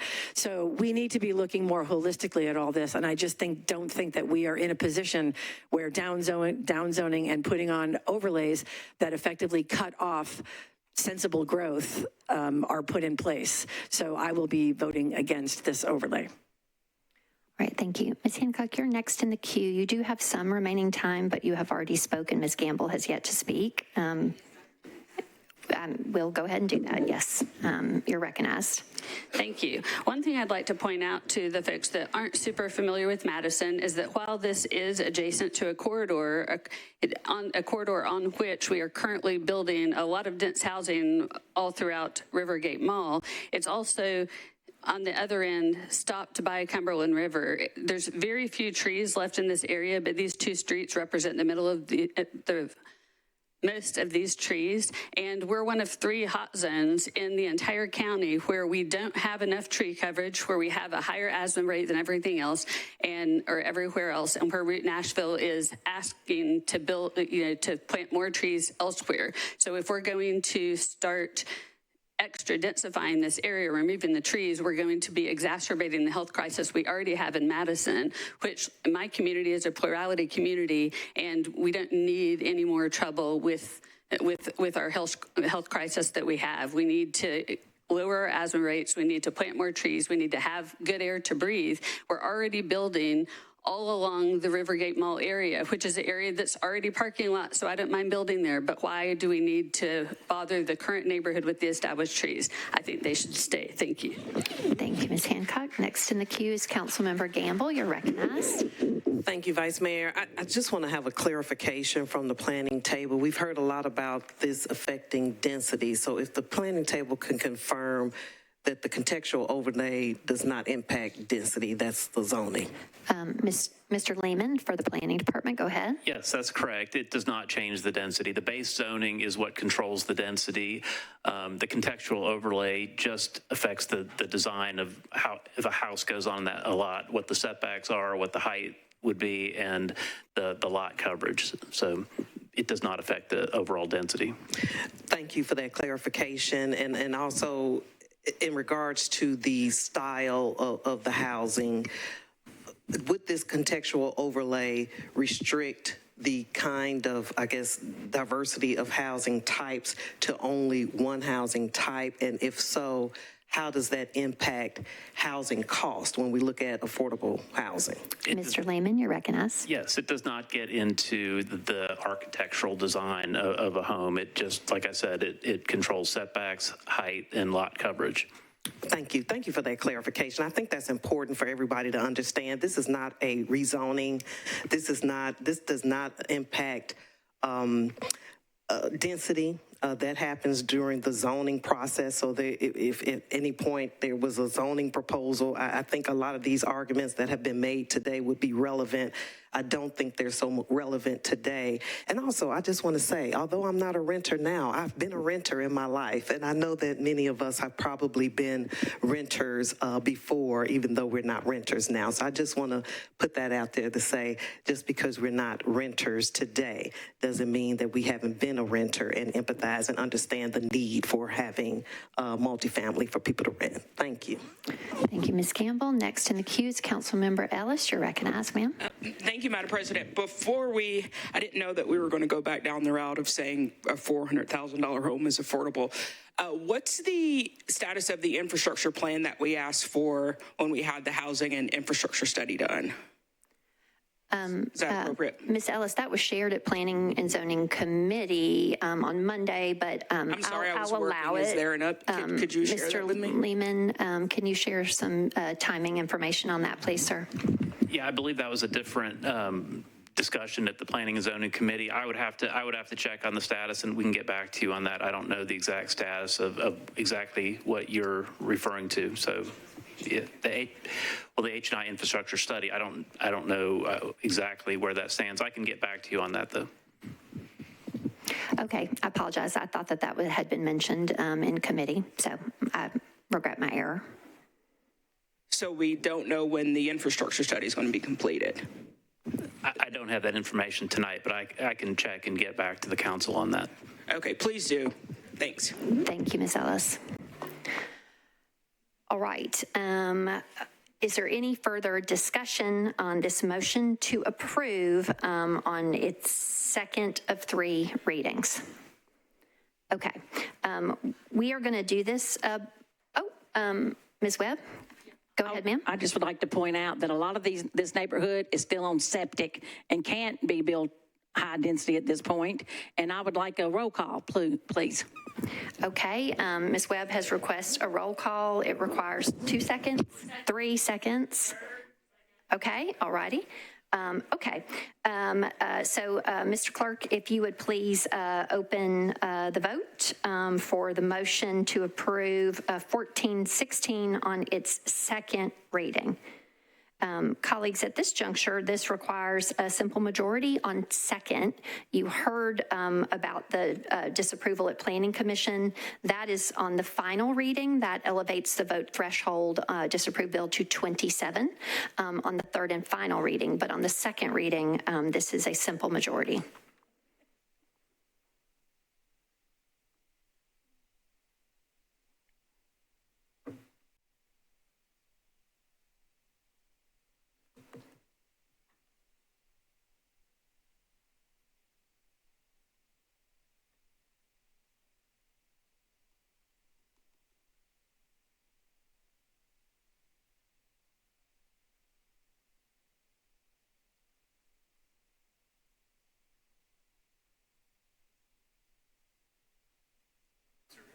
All votes in. Mr. Clerk, please show the vote. Okay, this motion has passed with 21 votes in favor, 7 against, and 2 abstentions. This will move on to its third reading, at which point it will be referred into our Planning and Zoning Committee. All right. Next is agenda item 10. I know, Ms. Webb, it was similar, but you've got another item about to come up here. I know you did ask to take them together, but we cannot do that. So this is agenda item 10, ordinance BL 2026-1420, sponsor Webb. This is an ordinance to amend Title 17 of the Metro Code of Laws, a zoning ordinance of the Metro government by applying a contextual overlay district to various properties along Cumberland Hills Drive and Northside Drive, south of Gallatin Pike, zoned RS40. This is 68.2 acres. You are recognized, Ms. Webb. I'd like to open the public hearing. Okay. I declare the public hearing open for Ms. Webb's Bill 1420. Would all members of the public here in support of this bill please raise your hand? Okay. Would all members of the public here in opposition to this bill please raise your hand? Okay. With one person here in opposition, do the persons here in support seek to be recognized or speak? You are very welcome to speak in support if you would like. Those speaking in support do go first. And so if you would please come forward, you can go ahead and come right on up to the podium. Persons in opposition, if they seek to be recognized, will speak after those speaking in support. Go ahead, sir. You're recognized. Thank you very much. My name is Ted Momeny. My wife, Lori, and I live at 401 Cumberland Hills Drive. And first of all, I'd like to thank you, Jennifer, very, very much for bringing this to council, and it's in the best behalf of our neighborhood. I do want you to know that my wife and I, we did send an email last night to the Nashville Metro Council requesting its approval. And there were several of our neighbors that were not able to make the meeting tonight, but they also sent the emails as well. So that will all be on record of their request for such approval. 3, our existing neighborhood is the form, character, and the main reason when we moved to Nashville 9 years ago, when we had grandchildren coming along, that we love the neighborhood. We love to have the acre lots because, like you said, playing baseball, throwing football, all the things we do with the grandkids in the backyard is one of the main reasons we moved to this neighborhood. I will say that I did hear some comments when I watched the YouTube video that I found very disheartening. I did see that Commissioner Horton commented that it would deny more expensive housing. And I'm thinking to myself, isn't that one of the reasons we are trying to make more affordable housing for Nashville people? I also did, on the YouTube video, saw Commissioner Smith commented regarding why should people have such large lots? I don't understand that at all. Again, the existing neighborhood is fabulous. We love it. I've always wanted to have a large lot where I had justification for riding more. And it reminds me of the house and neighborhood where I grew up with in my younger years. And I think there's plenty of housing going on. I did look at some of the, on the websites, I did see that I have 12 seconds, there's probably like 6,600 homes on the market right now, over 12,000 apartments that are available. The Rivergate Mall is going to bring a lot of items as well. But again, I request your approval. We'd love to keep the neighborhood as it is. And thank you very much for your time. Appreciate it. Thank you. All right. Go ahead, ma'am. You're recognized. Hello, council members and members of the public. My name is Dr. Nancy Wilson. I live at 414 Northside Drive, and I am supporting this contextual overlay. I am a gentrification and housing researcher, and I would like to make one thing of importance.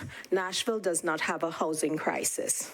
Nashville has an affordability housing crisis. We have lots of housing being developed all over the county.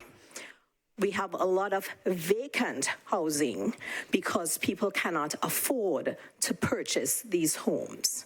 If you drive anywhere in Nashville, you will see lots of development going up, and there are a lot of units that are not occupied. So I'd like to clarify that. The overlay is absolutely necessary in order to protect the historical character of the homes. My house is almost 60 years old, and I'm dealing with a lot of, issues in trying to bring it to today's standards. We also have economic affordability, and also one thing that I have not heard at all tonight is about, no one is speaking about preventing gentrification. It is the intent, and I know a lot of our neighbors do support this overlay to protect not only us, but something that no one has spoken about at all: the wildlife.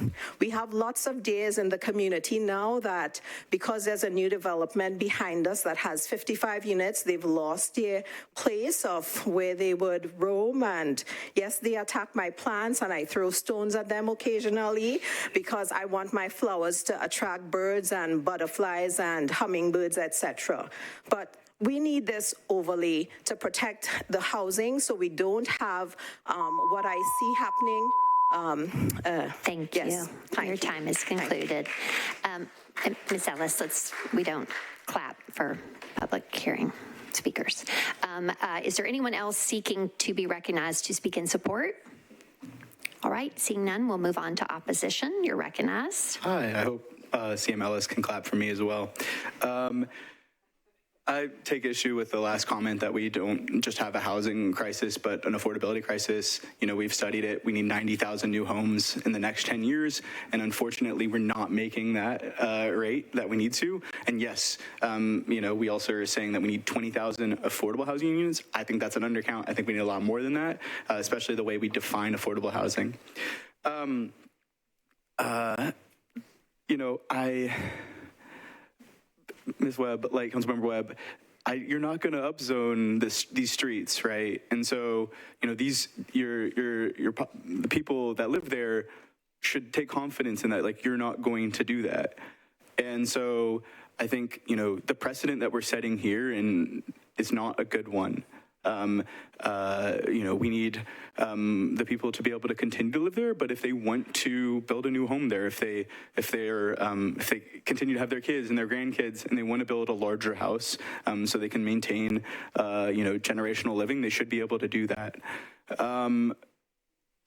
That's the kind of things that this is going to keep from happening is people being able to remodel their homes and allow themselves to stay in their homes for generations. I see you shaking your head there. I think I love that you talk so much about the housing crisis, Councilmember. It just sometimes it feels like there are certain issues where it's like you won't work with people on, and it's like working against solving it. And I get like this feels like it's a little drop in the bucket, but it's a big issue, and every little bit counts. Thank you. All right. Seeing no one else seeking to be recognized to speak in opposition, I will declare the public hearing closed. Ms. Webb, at this time, it is similar to what had transpired previously. It being a disapproved bill, immediately subsequent to the public hearing, we will have the presentation of the planning department, after which you will be recognized, okay? All right. It is to the planning table. Mr. Lehman, go ahead, sir. Yes, this is BL 2026-1420. It's a request to apply a contextual overlay district to the properties shown in yellow south of Gallatin Pike. These properties are currently zoned RS40, mostly RS40 with one property R20. The request is to apply the overlay, and it falls primarily within the suburban neighborhood maintenance policy. And similar to the other case, the contextual overlay provides design standards in residential areas, is intended to maintain and protect the neighborhood form and character. It is to be applied for the entire block, and it controls setbacks, building height, and lot coverage. The Planning Commission recommended disapproval, finding the standards to be unnecessary in the neighborhood maintenance policy area where large-scale change is discouraged already. And they also found that the setback and height standards of the overlay may not be necessary based on other standards already in the zoning code controlling height and setbacks. So with that, the Planning Commission recommended disapproval. All right, thank you, Mr. Lehman, for the report of the Planning Department. And now, Ms. Webb, Madam Sponsor, you are recognized for a motion on your bill. Are they going to speak first, or I'm going to speak first? People in the queue? No, you speak first. I want to move for approval with the brief comment. Okay. And there's Is there a second? Okay. Go ahead. Okay, there's two things that I want to let people know. Okay, so one thing, y'all talk about density, but you just heard from the Planning Department that this does not affect density. So it's not going to make more houses because it doesn't affect density. Second of all, I don't really like to talk about my personal job, but just 5 miles down the street, I built 8 $350,000 homes, and you know, the cheaper the home, the cheaper the profit. But I wanted to give something back to my community, and I'm trying to work with NDOT. If I get that worked out, I can build another 15 right there in my area. But when y'all make it hard, or some of y'all, excuse me, when some people come in here and they push their own agenda without even knowing the districts or even not knowing what the council person's doing in their district, y'all make it hard for us to do things that we want to do. It just, I don't get it, people. I just, you know, I don't get it. I move for approval. Roll call vote, please. Okay. How many folks support the roll call? If you'd raise your hand, it takes 3. Okay. All right. That is sufficient. There is 2 folks in the queue for purposes of discussion, so we're on a motion to approve at this time. Once we do move to the vote, the roll call request is sufficiently seconded. Next in the queue is Councilmember Stiles. You're recognized, ma'am. Thank you very much. I struggle really throughout this entire term, but I think tonight has been a fantastic example of constituents coming out saying what they don't want, constituents coming out saying what they do want, and we just turn deaf ears and run very much, as Councilmember Webb just said, our own personal agendas, housing everywhere, including in your closet. And so you can't have a big piece of land. You're not allowed to have a larger home. And frankly, some people on this council live in larger homes and in really nice neighborhoods. And frankly, if you tried to do the things you're proposing for other people to do, your neighbors would be highly upset with you. Every neighborhood in this county is different. And why can we not respect what those constituents want and not shove stuff down their throats every 2 weeks? We have an election coming up in a year. I guess some people don't want to be here, or some people are assuming they're going to stay here, but constituents are mad. T-shirts, buttons, those are never a good sign. And sometimes we make bills better. We manage to fix them and we come up with some amendments that work. But right now, Councilmember Webb has worked with her community and asked for something, and why in the world would one of us decide that they were going to usurp her, use their position to mess with her bill? Doesn't make any sense. So instead of promoting personal pet projects and agendas, why don't we verify if people are doing their jobs? Let's support them. And if they're not, we also need to call them out for that too, because that's our job. We were elected by our constituents to do our jobs and hold people accountable, and that also includes each other. Thank you. All right, next in the queue for discussion on the motion to approve on second reading is Councilmember Hancock. You're recognized. Thank you. I rise in support of this District Council Member Webb bill for a district contextual overlay on a very tiny part of this very large district. And I hope the other district council members, as well as at large, will support her. Thank you. Thank you, Ms. Hancock. Next in the queue is Councilmember Benedict. You're recognized. Thank you, Madam Vice Mayor. I just would encourage my colleagues who talk about their other colleagues and zoning in other people's districts, just pot meat kettle. That's how this term has been. Thanks. All right. Okay. In general, let's just, from a level of acrimony and standpoint, okay, I try to give a little bit of discretion when you're generally addressing the body more broadly on broad issues, but technically need to be addressing the chair, okay? So if you turn and speak to your colleagues, but let's not kind of impugn each other or point or call each other out, okay? The public, we have somewhat of a different standard. I know people have certain feelings about that. They call out individual members and otherwise, but generally we are trying to listen to the public, listen to each other, and have a constructive discussion, okay? And so at this time, we are on a motion to approve on second reading. It is with a requested roll call vote. So Mr. Clerk, if you would please load the vote. This being a disapproved bill does not really come into effect at this juncture as on the previous bill. It is a simple majority.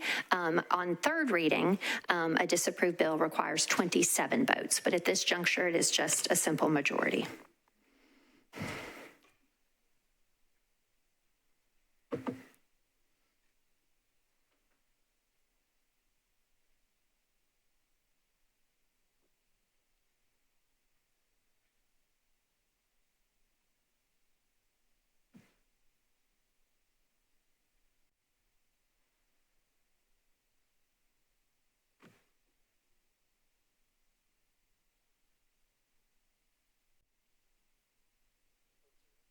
All votes in. Mr. Clerk, please show the vote. Okay, this motion has passed, and this bill has passed its second of three readings with 20 votes in favor, 8 against, and 3 abstentions. Okay, this will move on to Planning and Zoning Committee and its third reading at the next meeting. Next is agenda item 11, ordinance BL 2026-1422, sponsor Benedict. This is an ordinance to amend Title 17, the Metro Code of Laws, the zoning ordinance of the Metro government by changing from RS 7.5 to R8A zoning for property located at 863 Argyle Avenue, located at the corner of Argyle Avenue and Emmett Avenue. This is 0.58 acres. Councilmember Benedict, you're recognized. Thank you, Madam Vice Mayor. I'd like to move for a deferral to the first meeting in September. Okay. Do I hear a second? There's a motion to defer to the first meeting in September for purposes of the public hearing at that time. Properly seconded. Is there any discussion? Seeing none, all in favor, please say aye. Any voting no or abstaining? Okay, this public hearing will be taken up on the meeting of September 1st. Next is agenda item 12. This is ordinance BL 2026-1425, sponsor Harrell. This is an ordinance to amend Title 17, the Metro Code of Laws, the zoning ordinance of the Metro government by changing from AR2A to SP zoning for property located at 3233 Hamilton Church Road, approximately 315 feet west of Buckpasser Avenue. This is 4.05 acres and located within the Hamilton Hills Urban Design Overlay to permit 24 multifamily residential units. Councilmember Harrell, Mr. Vice Chair, you are recognized, sir. Go ahead. Madam Vice Mayor, I would like to defer this to the next, this 2 meetings of the next public hearing due to lack of notice. Okay. There is a motion to defer this 2 public hearings forward such that it would be on public hearing the meeting in October 6th. No. Just one public hearing. One public hearing. I'm sorry. Okay. My apologies. So 2 meetings. But 1 public hearing. 1 public hearing, second reading to the meeting of September 1st. Absolutely. Okay. It's properly seconded. Is there any discussion on this motion to defer to the first meeting in September in that public hearing? Seeing none, all in favor, please say aye. Any voting no or abstaining? Okay, this will be taken up on September 1st. Next, also Councilmember Harrell. Oh, sir, good night. I didn't draw them in together. You had a companion bill. Okay, you also want to defer this one because they are companions to each other. I apologize, I had not marked my agenda to that effect. Go ahead and make your motion, sir. I'll move to defer this 1 meeting to the next 2 meetings, 1 public hearing for the meeting of September 1st, once again, due to lack of notice. Okay, properly seconded. Okay, any discussion? Nope. Okay, all in favor, please say aye. Any voting no or abstaining? Okay, all right. Sorry, took up 2 extra minutes, didn't put those together. Okay. All right. Next is agenda item 14, ordinance BL 2026-1433, sponsor Styles. This is an ordinance amending chapters 2.240, 6.28, and 7.08 and Title 17 of the Metro Code of Laws to replace daycare uses with childcare and adult services uses and amend related conditions and standards. Ms. Stiles, you are recognized, ma'am. Thank you very much. I'd like to move to defer this until the first meeting in September. Okay, is there a second? Okay, there is a motion to defer the public hearing and second reading of this bill to the first meeting in September, which is on September 1. Properly seconded. Any discussion? Seeing none, all in favor, please say aye. Any voting no or abstaining? Okay. All right. Next is agenda item 15, ordinance BL 2026-1445, sponsor Cash. This is an ordinance to amend Title 17 of the Metro Code of Laws, the zoning ordinance of the Metro government, by canceling a planned unit development overlay district for property located at 2609 West End Avenue, located approximately 197 feet southwest of Natchez Trace, zoned MUGA. This is 1.56 acres. Councilmember Cash, you're recognized, sir. Open the public hearing. Okay. There is, I will declare the public hearing open for Councilmember Cash's ordinance 1445. This is canceling a PUD, just this 1.56 acres. Would all members of the public here in support of this bill please raise your hand? Okay. Would all members of the public here in opposition to this bill please raise your hand? Okay. Seeing no one here in opposition, do the persons here in support seek to be recognized or speak? Anyone in support seeking to be recognized? They are shaking their head no, Mr. Cash. And so with that, I will declare the public hearing closed, and it's back to you for a motion on this bill, sir. Thanks. I've got three that are I need to track together. So what I want to do here is I want to pass on second reading and defer third reading till September 1st. Okay. There is a motion to approve on second. With third reading deferred to the meeting of September 1st, correct? I heard a second. Yes. Okay. Is there any discussion on that motion? Seeing none, all in favor, please say aye. Any voting no or abstaining? Okay, Mr. Cap, it will be an extension on 1445, okay? All right, so that has passed its second reading, and third reading will be on September 1st. All right. Next, also for Mr. Cash, this is 1446, agenda item 16. It does have a companion, 1447, and for purposes of public hearing, they may be taken together. I will read them into the record. Agenda item 16 is ordinance BL 2026-1446, sponsor Cash. This is an ordinance to amend Title 17 of the Metro Code of Laws, the zoning ordinance of the Metro government, by changing from ORI, ORIA, MULA, SP, and MUGA to SP zoning for various properties located from the corner of 30th Avenue South and West End Avenue to Natchez Trace, south to 31st Avenue South, and along 31st Avenue South, Vanderbilt Place, and 30th Avenue South to West End Avenue. This is 43.16 acres and partially located within a planned unit development overlay district to permit a mixed-use development. Again, the companion bill is agenda item 17, also sponsor Cash. It is bill number 1447, and it requires that certain materials be restricted in the construction of buildings at all of the addresses and locations mentioned in 1446. All right, that has now been read into the record. Councilmember Cash, you're recognized, sir. Thank you. Open that public hearing, please. Okay. I declare the public hearing open for Councilmember Cash's bills 1446 and 1447.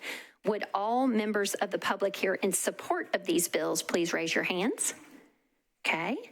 Would all members here in opposition to these bills please raise your hands? All right.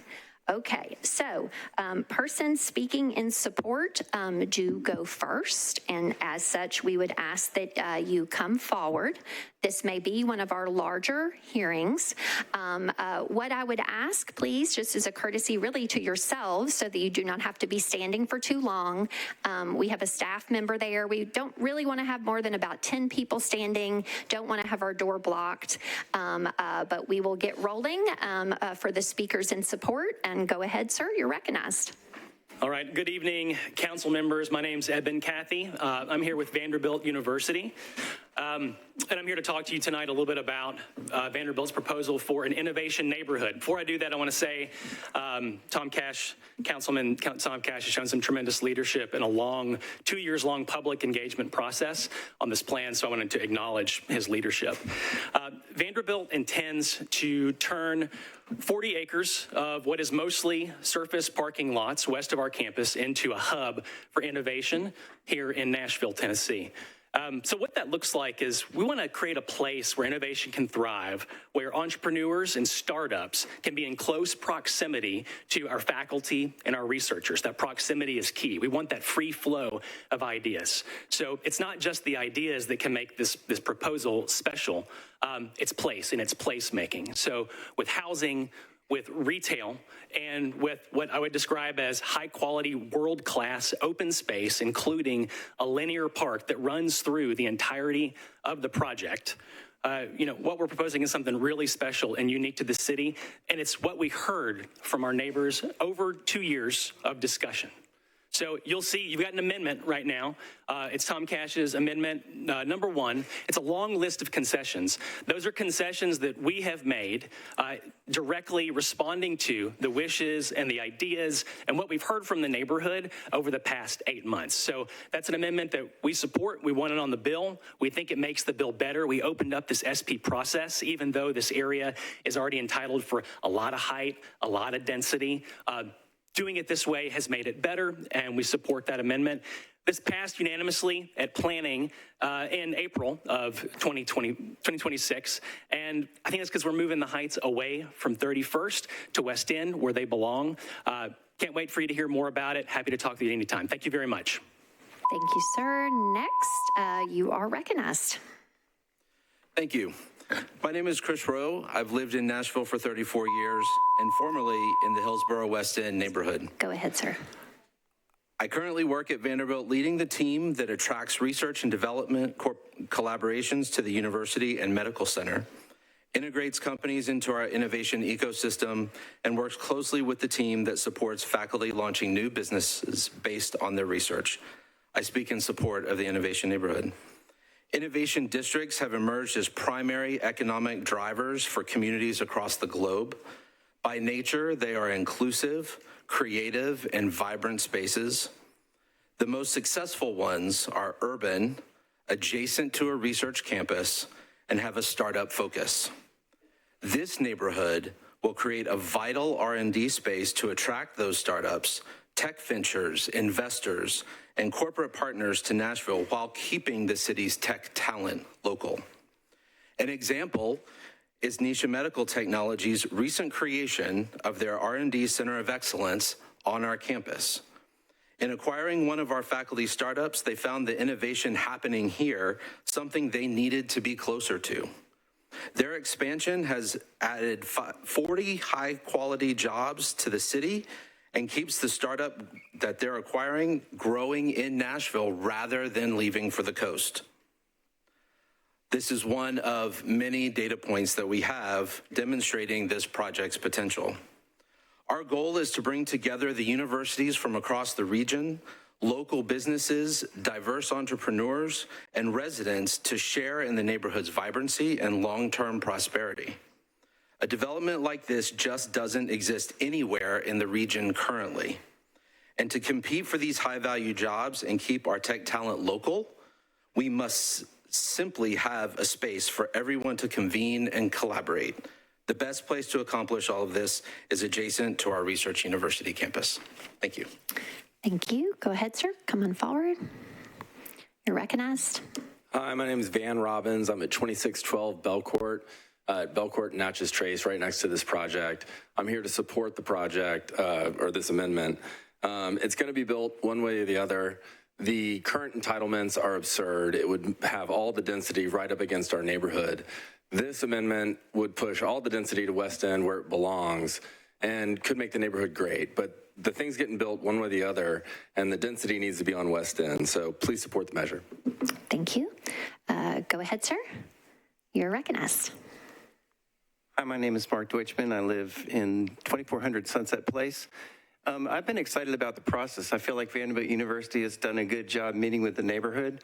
We hosted a series of small listening sessions very early in the process with neighborhood leaders and gave them some feedback about how to conduct the meetings with the neighborhood and how they should best address what we think are the concerns.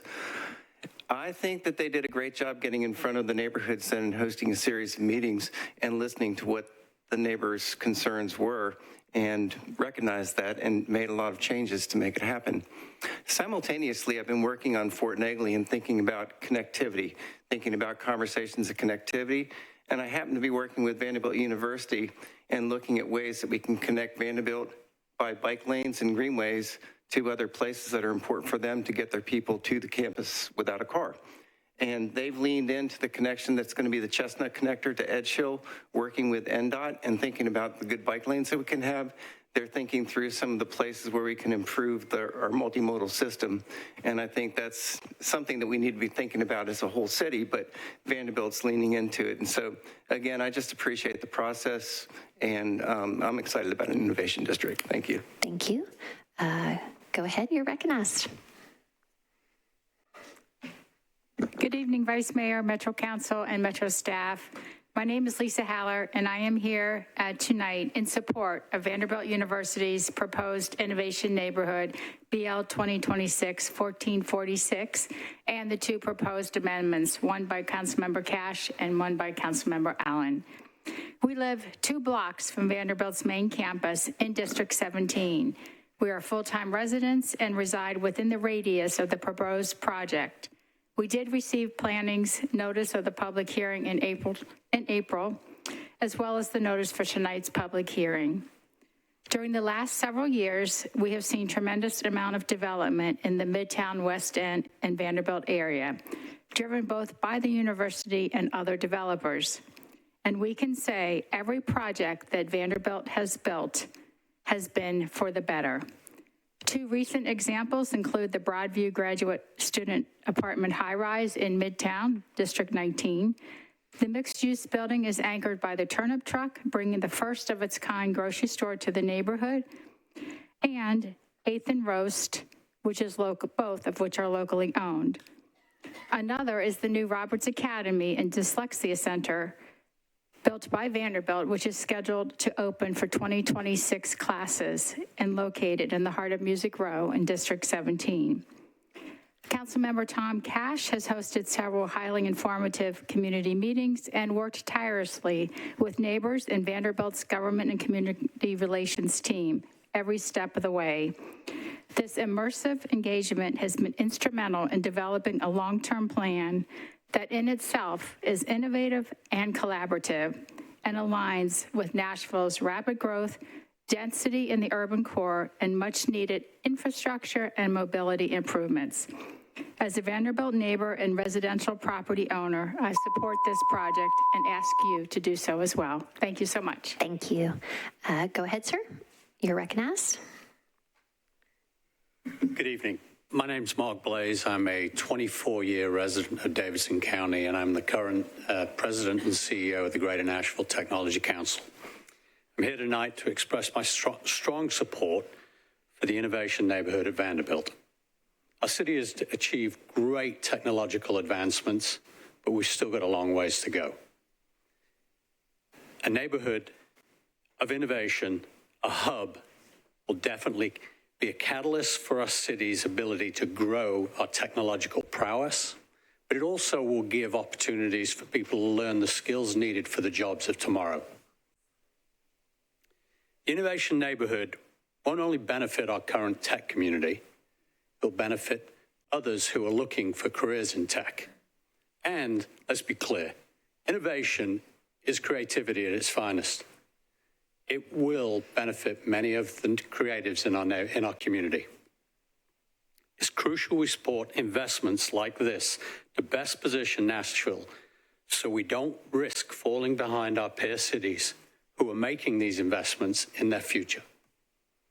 I hope you will vote to move these plans forward, and I truly believe this will be a positively transformative for Nashville. Thank you. Thank you. Go ahead, sir. You're recognized.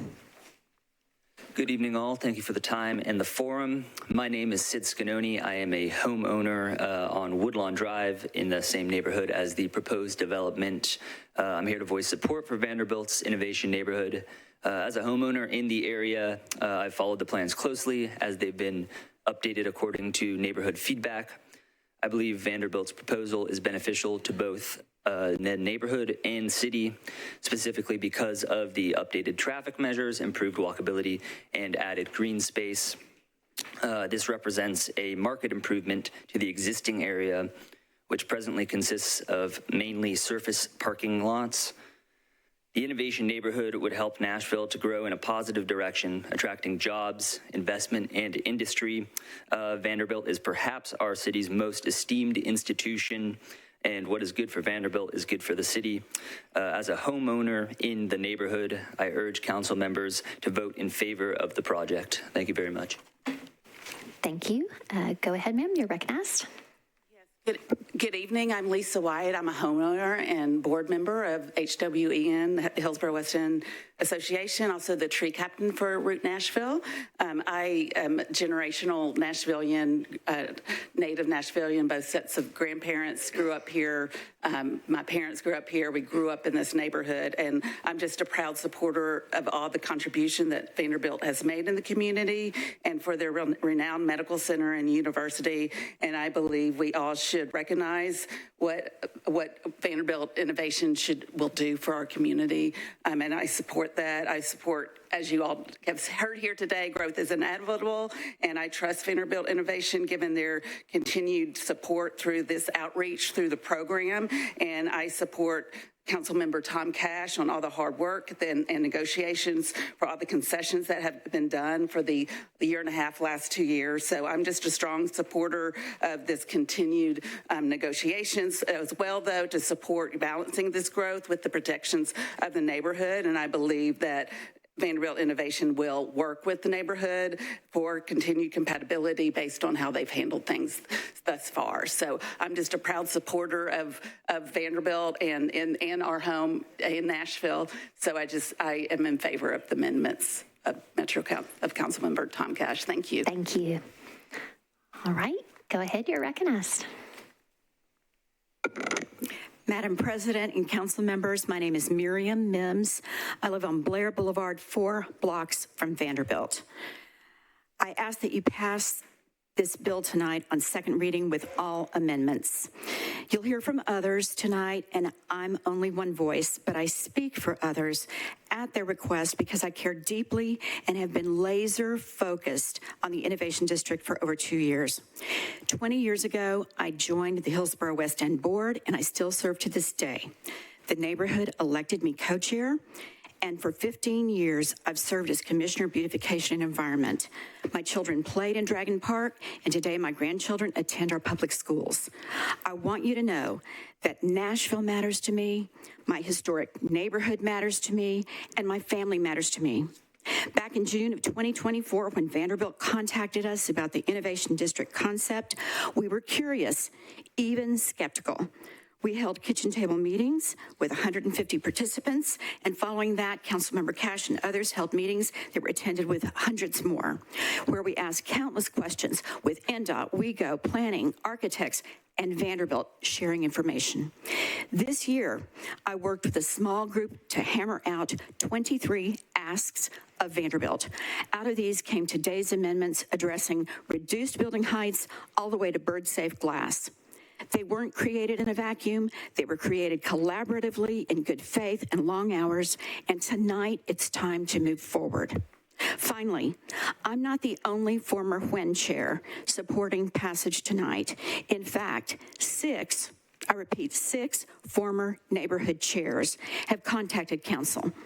I ask you to listen to the authentic words of those who could not be here tonight and vote aye. Thank you. Thank you. Go ahead, come on forward. You're recognized. Tough to follow. Good evening, everyone. I'm Lindsay Cox. I'm a resident of Davidson County and also the Chief Executive Officer of Launch Tennessee, a 501c3 nonprofit that supports innovation and entrepreneurship across the state through connections, commercialization support, and capital, namely venture capital. It is my belief that the Vanderbilt Innovation Neighborhood will create an area where research, collaboration, and entrepreneurship will intersect, accelerating Nashville and Middle Tennessee's innovation economy. This innovation neighborhood will not just attract companies, capital, and talent, one of which was mentioned earlier, to Nashville, but also serve the benefit of current Nashvillians, in particular our founder and researcher communities. This innovation neighborhood is not something we currently have, but it is something that we will need to be competitive in the innovation economy. I'm proud to support growing and scaling companies across Tennessee, and I'm proud to support this project that will benefit them, future founders, and startups in the Nashville community. Thank you. Thank you. Go ahead, sir. You're recognized. All right. My name is Bob Regan. I reside at 2410 Blair Boulevard in the Hillsborough West End neighborhood. I'm speaking in support of the SP zoning for the Vanderbilt Innovation Neighborhood. But first, I'd like to take this opportunity to extend a thank you to the city of Nashville. I arrived here 41 years ago with my young family, 3 months rent in my pocket, and a dream of making it as a songwriter. I'd heard the city had a welcoming, creative ecosystem where, with hard work, talent, and luck, one might catch an updraft. For our first year, thanks to the food bank, we had plenty of government cheese and powdered milk. Our children received excellent medical care at the community health centers. I was one of the lucky ones. I began to have some success and no longer needed these services. The first time my son had a glass of whole milk from Kroger, he said, "Dad, this milk tastes funny." In the ensuing decades, I purchased several properties here and have paid well into the six figures in property tax, as well as an untold amount of sales tax. Upon retiring, I founded a nonprofit pairing writers with veterans to help them tell their stories in song, 2,500 and counting. I would like to think that, where I'm concerned, Nashville's ROI is in the plus column, minus a few points for my playing guitar for Bill Boner's Wild Game Supper fundraisers. I don't say this to brag, but rather to point out that our city will be well served by expanding its welcoming, creative character. This development will attract not tourists, but visionaries, entrepreneurs, and builders from around the world, the demographic rocket fuel that makes Nashville the envy of other cities. We could jam the gears and slow or even stop this bill, but the development is coming one way or the other. This SP will make it coherent and cohesive. Let's move on to the third reading, or as the old-timers say in Tennessee, nut-cutting time. Thank you for allowing me and others like me the opportunity to realize our dreams in our open-armed, forward-looking city. With my remaining 5 seconds, I'd like to request one of those tomatoes right there in that desk. Councilmember Cap, the host, council member of Tomato Fest, will have to make that determination. Yeah. Thank you. We are so Nashville if, right? Okay. Go ahead, sir. You're recognized. Talk about a tough act to follow. Hey, good evening, members of the council. My name's Dakota Simpson. I'm the Chief Program Officer at the Nashville Entrepreneur Center. We rise strongly in support what's presented today with the Vanderbilt Innovation District. The Entrepreneur Center exists to make Nashville the best place in America to start and grow a business. Last year, we served more than 500 founders collectively. This year, we're on track for 750. Next year, we're projecting 1,000 founders. Those entrepreneurs create hundreds of jobs and raise tens of millions of dollars in capital right here in Nashville, and I think that makes Nashville very, very special.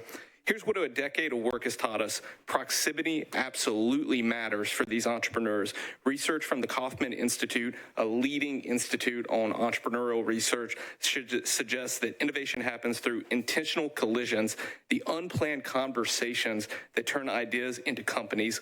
That only happens when entrepreneurs, researchers, and innovators share the same address. We see this every day through the leading global healthcare accelerator that's ran right here in Nashville, Tennessee, Project Healthcare. Just in our last class alone, we had founders from Botswana, Australia, South Korea, Europe, the West Coast, the Northeast. They come here due to our proximity to healthcare systems, clinicians, innovators, and projects such as this will only accelerate that growth. And just to make sure it's tangible, just in the past year alone, we've had 3 of these healthcare founders relocate to Nashville because of that proximity, and we're firm believers this is going to further increase that. So Nashville has the talent and the momentum cities like Atlanta and St. Louis have invested deeply into, but they lack the connected innovation districts, and what we need is infrastructure to match our ambition, and it is our belief that this is going to be able to do so. This project will take a surface parking lot and turn that into this foundational infrastructure, this acceleration fuel. This is not simply a real estate project. It's a strategic investment in Nashville's future. We thank you for your support. Thank you. Go ahead, ma'am. You're recognized.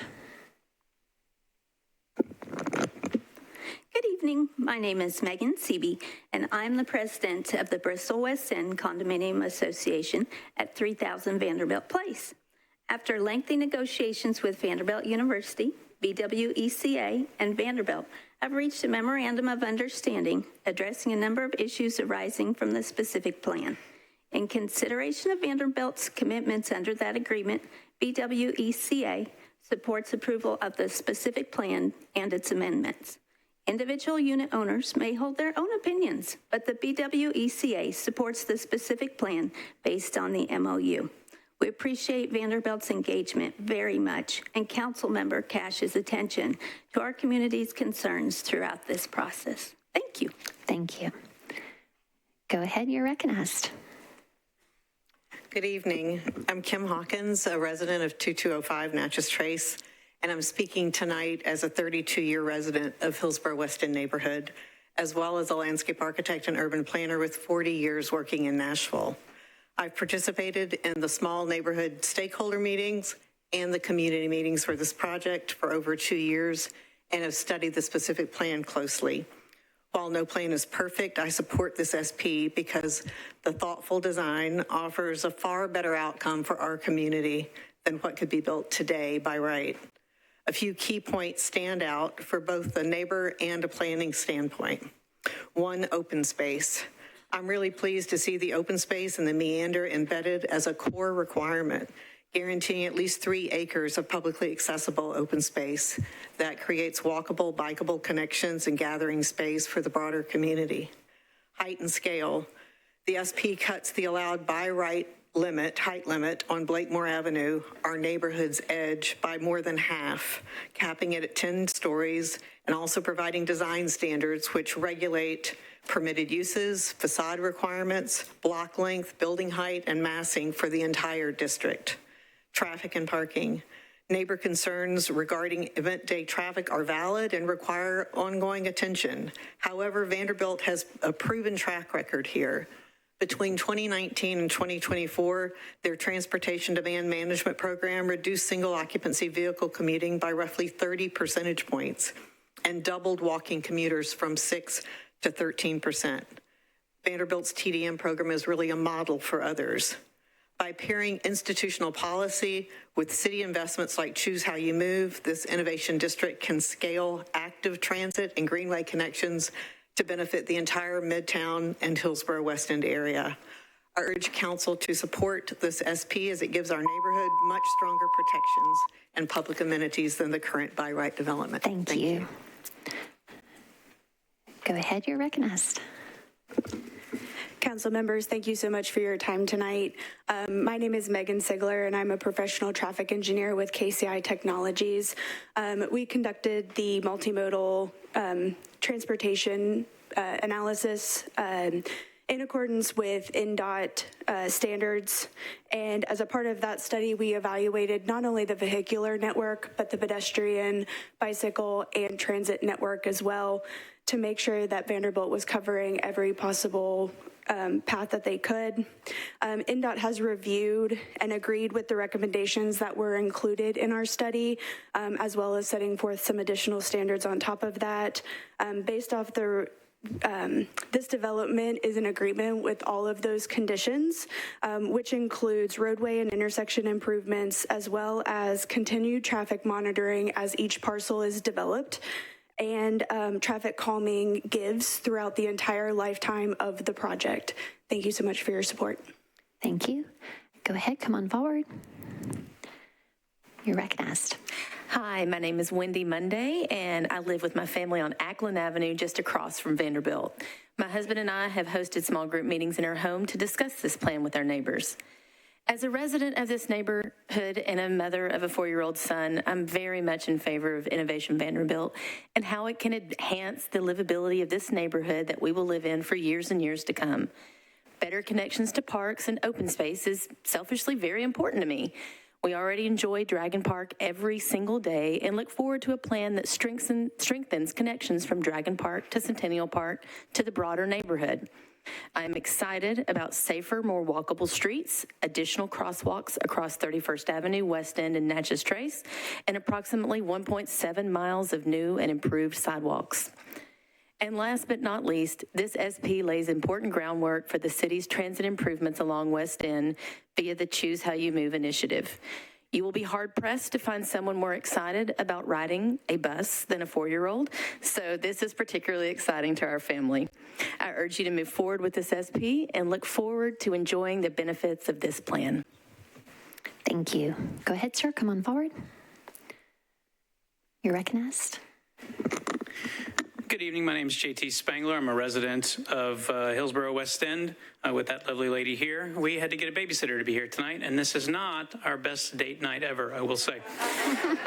But it's important to us, and I think everyone who's come before me has said most of what I would have said, so what I'll do instead is share with you something that I've been thinking for the last couple hours, because I see a lot of my neighbors wearing these very colorful green t-shirts that say Cap the Vulture, and I've decided that Cap the Vulture must mean cap, restrict, the Vulture, Vanderbilt Gulch, maybe? And that's confusing to me because I remember the Gulch, and it was basically just train yards and adult stores and the station inn. It looked like the setting for a Whitesnake video. So I'm not sure why we wouldn't want to turn parking lots into a connected and intentional neighborhood. That one's confusing to me, I gotta be honest. But I know my neighbors mean well. I've talked to them a lot. I've talked with Vanderbilt a lot. I've talked with Councilman Cash. And as my wife said, we'd be very excited to have a connected, intentional development with a lot of pedestrian space, a lot of traffic control, working with NDOT and with WEGO to do something intentional versus what the entitlements by right allow, which frankly is not great. And for that reason, I encourage you to support these amendments and pass them. All right, thank you. Is anyone else seeking to be recognized to speak in support? Okay, seeing none, we are going to move on to those who wish to speak in opposition. If you wish to speak, if you would please line up at this time. Again, for those first speakers, come on forward into that initial space up to the podium. And as others line up, let's keep it around 10 folks. That means nobody's really waiting for too long or standing up. Everyone who wishes to be heard will be heard. All right, who's first? Come on up, sir. I'm Joe Johnston. Mr. Johnston, can you pull the mic a little closer to your mouth? Thank you, sir. Members of the council, I'm Joe Johnston. I'm here presenting a cautionary tale. I'm one of the last living survivors of the Vanderbilt urban renewal debacle in the 1970s, where Vanderbilt, through the Housing Authority and the federal government, condemned 120 acres of residential property for their expansion. And I was involved in litigation with Vanderbilt for almost 14 years, so I know a little bit about what I speak.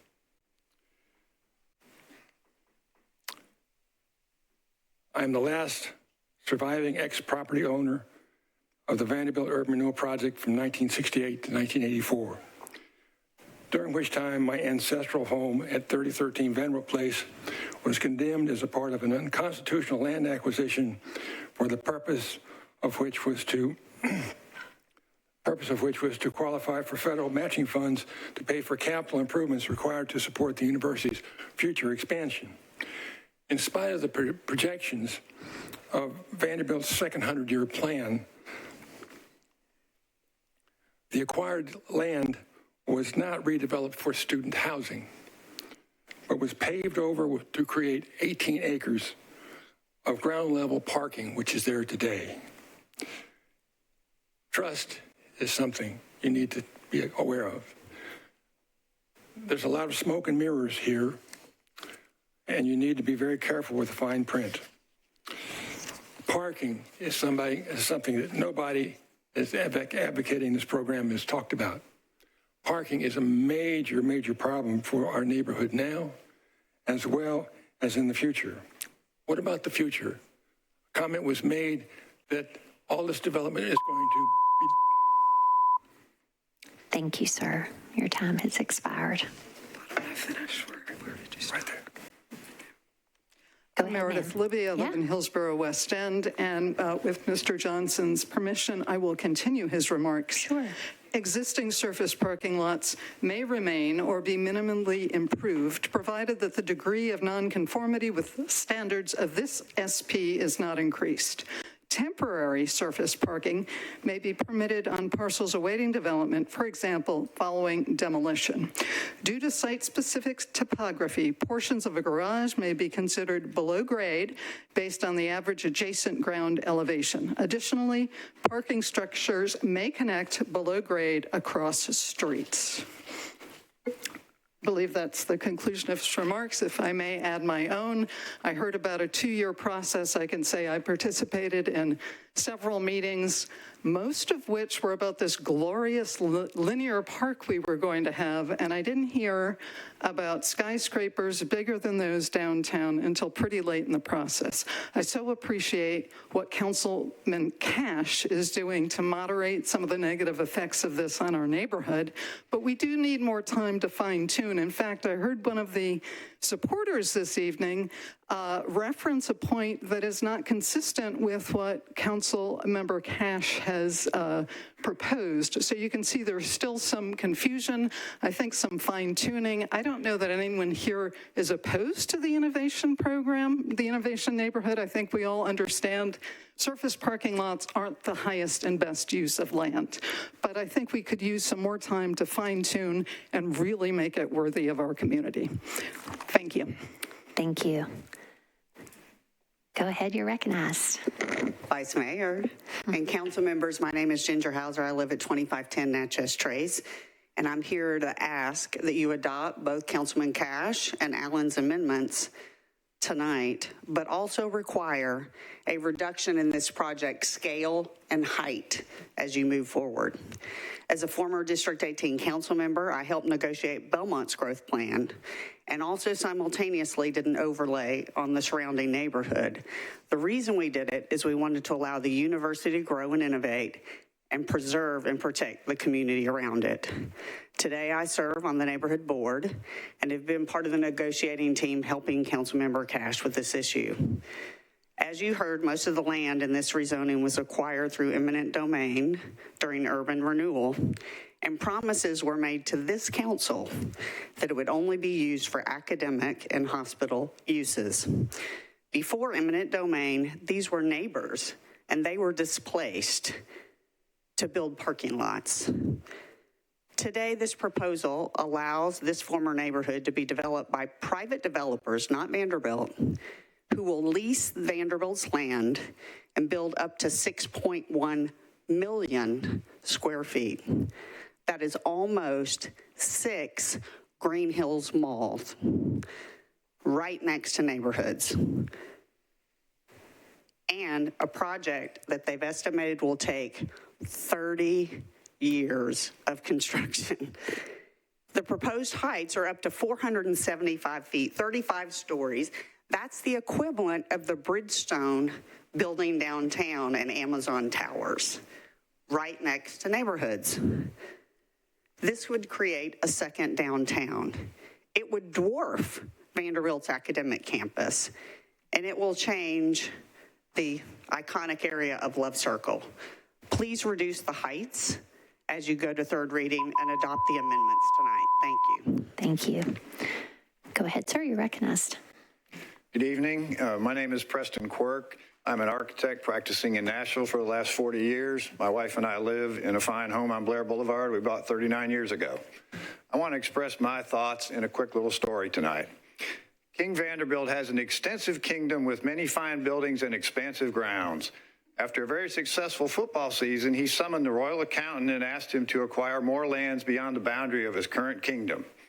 They met his demands and acquired many acres from the surrounding peasants. With his vast fortunes, he directed the royal planners to meet with the honorable Nashville planners, like Mr. Lehman, about building a large amount of profitable, rentable, tall real estate. While the king's requests far exceed the height standards for typical properties adjacent to the humble homes outside the castle, the king has proceeded to push for approval of expanding his empire. The peasants have met with the royal planners and requested less height be allowed for these new properties.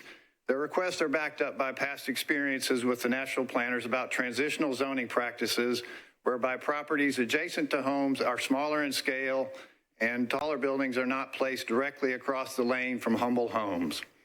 In essence, the neighbors outside of Vanderbilt are adamant about the scale of the new development being smaller, lower, and more in keeping with the neighborhood scale, and would like to continue discussions with Vanderbilt until some agreement can be reached on what is appropriate.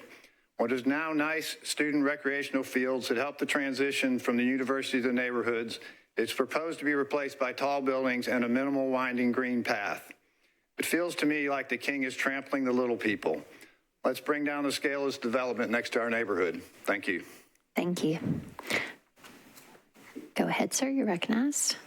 Thank you. My name is Phil Ryan. I live at 2521 Fairfax Avenue. I want to thank you all for your service and your patience. If you do this frequently, you need a lot of patience, right?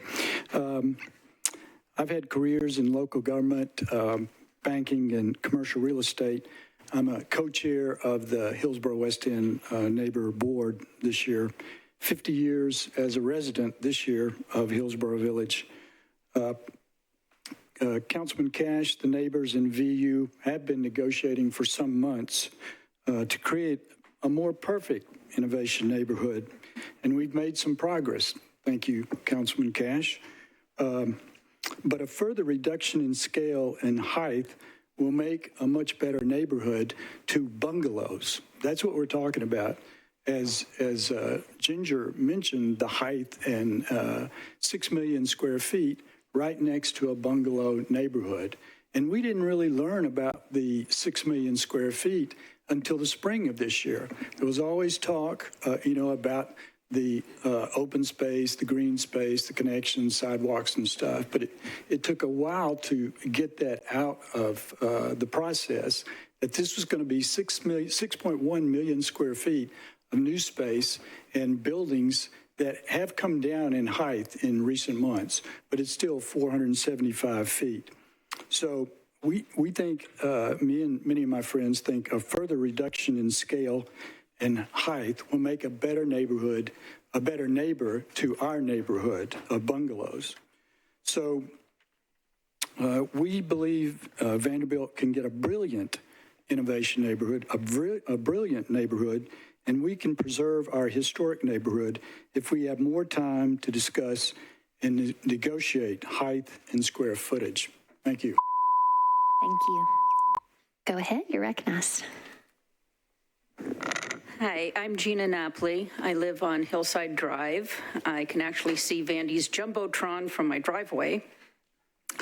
My husband and I moved to the Hillsborough neighborhood in 2017 because of its character, its walkability, and in no small part for the vibrancy of Vanderbilt University.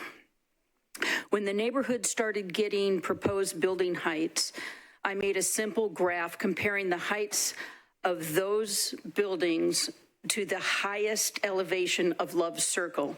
And for those not familiar with Love Circle, it's a public space, a special place, a hill with a great view of downtown. And it is mentioned in many guidebooks, by the way.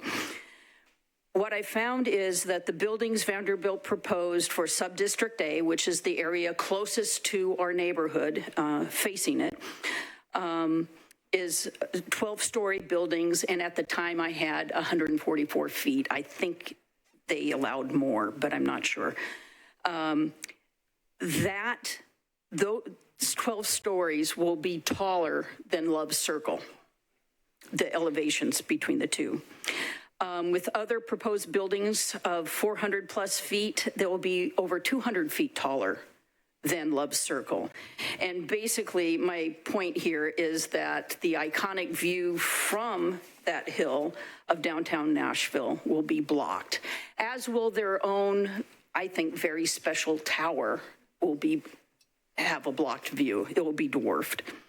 Also, Subdistrict A needs to have special care to interface with the neighborhood because Vanderbilt's lowest proposed buildings will dwarf the homes there. I don't want to stop Vanderbilt's progress. I actually find the idea behind the innovation neighborhood rather exciting and a good thing for Nashville, for everybody. Oops. Thank you, Bill. Okay. It's okay, you did a good job. Go ahead, sir, you're recognized. Yes, members of council, my name is Jim Delanis. I'm a 44-year resident of Hillsborough West End, and I was a little surprised today to listen to my fellow Hillsborough West End friends because they did not seem to have been informed that nobody was going to oppose essentially what they said, but they're just going to ask for more time and more time to negotiate and more time to think about this. We received on Friday, well, I didn't receive this till this morning, 22 major amendments to this project. It wasn't filed till Friday. So essentially, one business day later, this is before the council. So I just suggest that there's no crisis here. There's no exigency here. The Hillsborough West End neighborhood, through its official people, are asking for more time to think about this and more time to discuss this. This is the first request for a deferral being asked by the Hillsborough West End neighborhood, and we suggest it should be given careful consideration. Vanderbilt is asking for numerous variances. It has a heavy burden to sustain it. It's had ample time and enormous resources to come forth with its, proposal. And Hillsborough West End neighborhood is just asking for a little time, a little accommodation, as you would expect. This has been I know you all are going to probably be here all night, but on a crowded docket, as crowded as this one is, and knowing that this project is going to be 30 years in the making, and it's huge, 6.1 million square feet with it seems like 100 stories of new office buildings. This should not be rushed forward as it appears to being rushed forward. So, we've heard today on other projects, this shouldn't be shoved down people's throats, and we just need more time. The Hillsborough West End neighborhood is entitled to the courtesy of a deferral on this. Thank you. Go ahead, sir. You're recognized. Thank you. I'm Philip Lozano. I live at 3205 Marlborough Avenue, Nashville, Tennessee, 37212. It's immediately outside of the SP area. Couple of things. I've been to some of the community meetings, and I know one of the things that's been put out by Vanderbilt is they keep talking about what they can do by right. Those words, by right. And we've heard several supporters come up here and talk about, well, Vanderbilt can do this by right. They're going to do it anyways because they're Vanderbilt. Well, that's not true. Okay. Zoning, whether it's existing or future zoning, is not a right of anyone. No one has a right to a specific zoning that they want, whether it's current or future. So there is a zoning there now, but they can get zoned down too. There's an administrative process to that, right? It happens here, but that can happen too. So I just think that the representation by Vanderbilt telling people that, well, this is going to happen and, you know, we're going to build it in this existing zoning.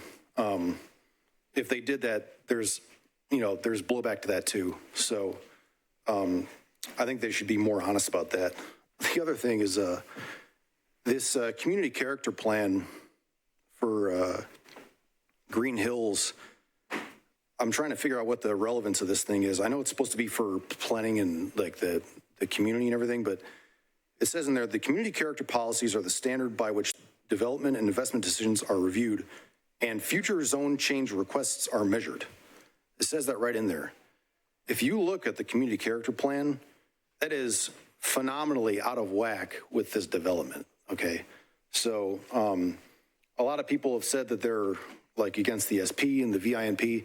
I haven't heard anyone say that they're against the VINP outright total, okay? There's the difference between the VINP and this zoning proposal, okay? The density needs to go towards West End, not outside our front doors. Thank you. Thank you. Go ahead, you're recognized. Hi, I'm Dan Sharfstein. I'm a Hillsborough West End neighbor. I support a sensible compromise that allows Vanderbilt to build a dense development without its height overwhelming our neighborhood and the campus. 2 quick points. First, Vanderbilt is setting the yardsticks in the wrong place when it describes its proposal as a great compromise because by right, it could build on its land a giant cluster of the tallest buildings in Tennessee. The university could, but never would erect all those buildings because it would make the Vulch an ugly, dysfunctional neighborhood, a little slice of Houston or Phoenix right next to campus. The university would incur great expense, but wouldn't be able to fill the space and get top rents. Instead of 6 Green Hills malls, it would risk winding up with the equivalent of 6 failed Rivergate malls. So we should think of Vanderbilt's current proposal as a viable plan for itself and really more of a starting point for a conversation than the end point. Second, it would be a tragically wasted opportunity if the residential component of the Vulch winds up being a neighborhood of apartments that Vanderbilt alums buy for game days and are vacant or short-term rentals the rest of the year. Vanderbilt has this opportunity to redevelop the Vulch because decades ago, the city exercised on its behalf the eminent domain power, which exists to take land for public use. And this neighborhood should contribute to making the city a better place to live and work. We need to have a conversation about how the Vulch will contribute to the human values and policy goals that are of central importance to you, the council, and your constituents. Thanks for your time. We're counting on you. Thank you. Go ahead, you're recognized. Good evening. Thank you for the opportunity to address this issue. My name is James Redwine. I live on Woodlawn Drive near the corner of Natchez Trace. I'm a proud 1981 graduate of the Vanderbilt Law School. My wife, Evelyn, is also a graduate 1981 of the College of Arts and Sciences of Vanderbilt. So we are a Vanderbilt family. Both my wife and I are former HWN board members. I'm very proud of the progress that Vanderbilt's made in recent years and want its investment to continue robustly. But I do not oppose the Innovation District per se. In fact, I support the idea, but I oppose 1446 in its current form, even with the proposed amendments 1 and 2, unless and until Vanderbilt negotiates in good faith on the proposed density and on the currently enforceable measures to mitigate the inevitable impacts of this development. The meetings that have happened to date have been pretty pro forma and perfunctory, designed to force this project through. Mr. Phil Ryan addressed some of the transparency issues that the neighborhood has noticed. This is a huge development, 5 some odd towers, 6.1 square feet and 6.1 million square feet in total. It's equivalent to another downtown. I don't recall seeing any real notice of this project to the neighbors or to the city as a whole, nor the extensive discussion required for a project of this magnitude. The principal issues include the traffic density, and I can hardly imagine what the traffic is going to look like once all of this additional density goes through. I'm also concerned about the cumulative impacts of this density proposed. There's a 25-story tower proposed for the site of the former Piggly Wiggly, and a 15-story tower, a 25-story tower for the former Rotiers, and one for 15 stories for the Piggly Wiggly. This is just too important to rush through, and it should be deferred until such time as these matters can be fully considered. Thank you. Go ahead, ma'am. You're recognized.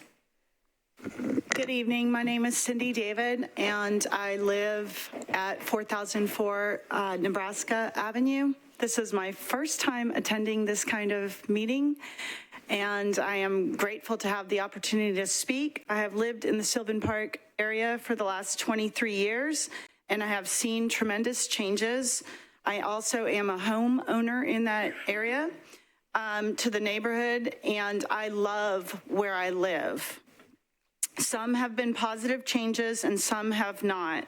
The street I live on has far exceeded the capacity and height limits with all the tall and skinnies that have been built up, along with the monster houses and second houses that sit on incredibly tiny lots. This is going to create way more traffic in an already dense traffic area. Massive construction projects with no end in sight. Don't get me wrong, I am all for innovation and technology. I'm also a business owner, and I have been in the community with my businesses for the last 24 years, but not at the loss of my precious neighborhood and the aesthetics. What was already stated before around things like Love Circle and the beauty of Nashville, and being able to actually see the beauty of downtown from a vantage point of love, something like Love Circle. I also agree with what Ginger said in the reduction about height and scale of the buildings, and I would ask for more time to consider. And thank you for listening. And also, if I could get an extra tomato, I would be grateful for that as well.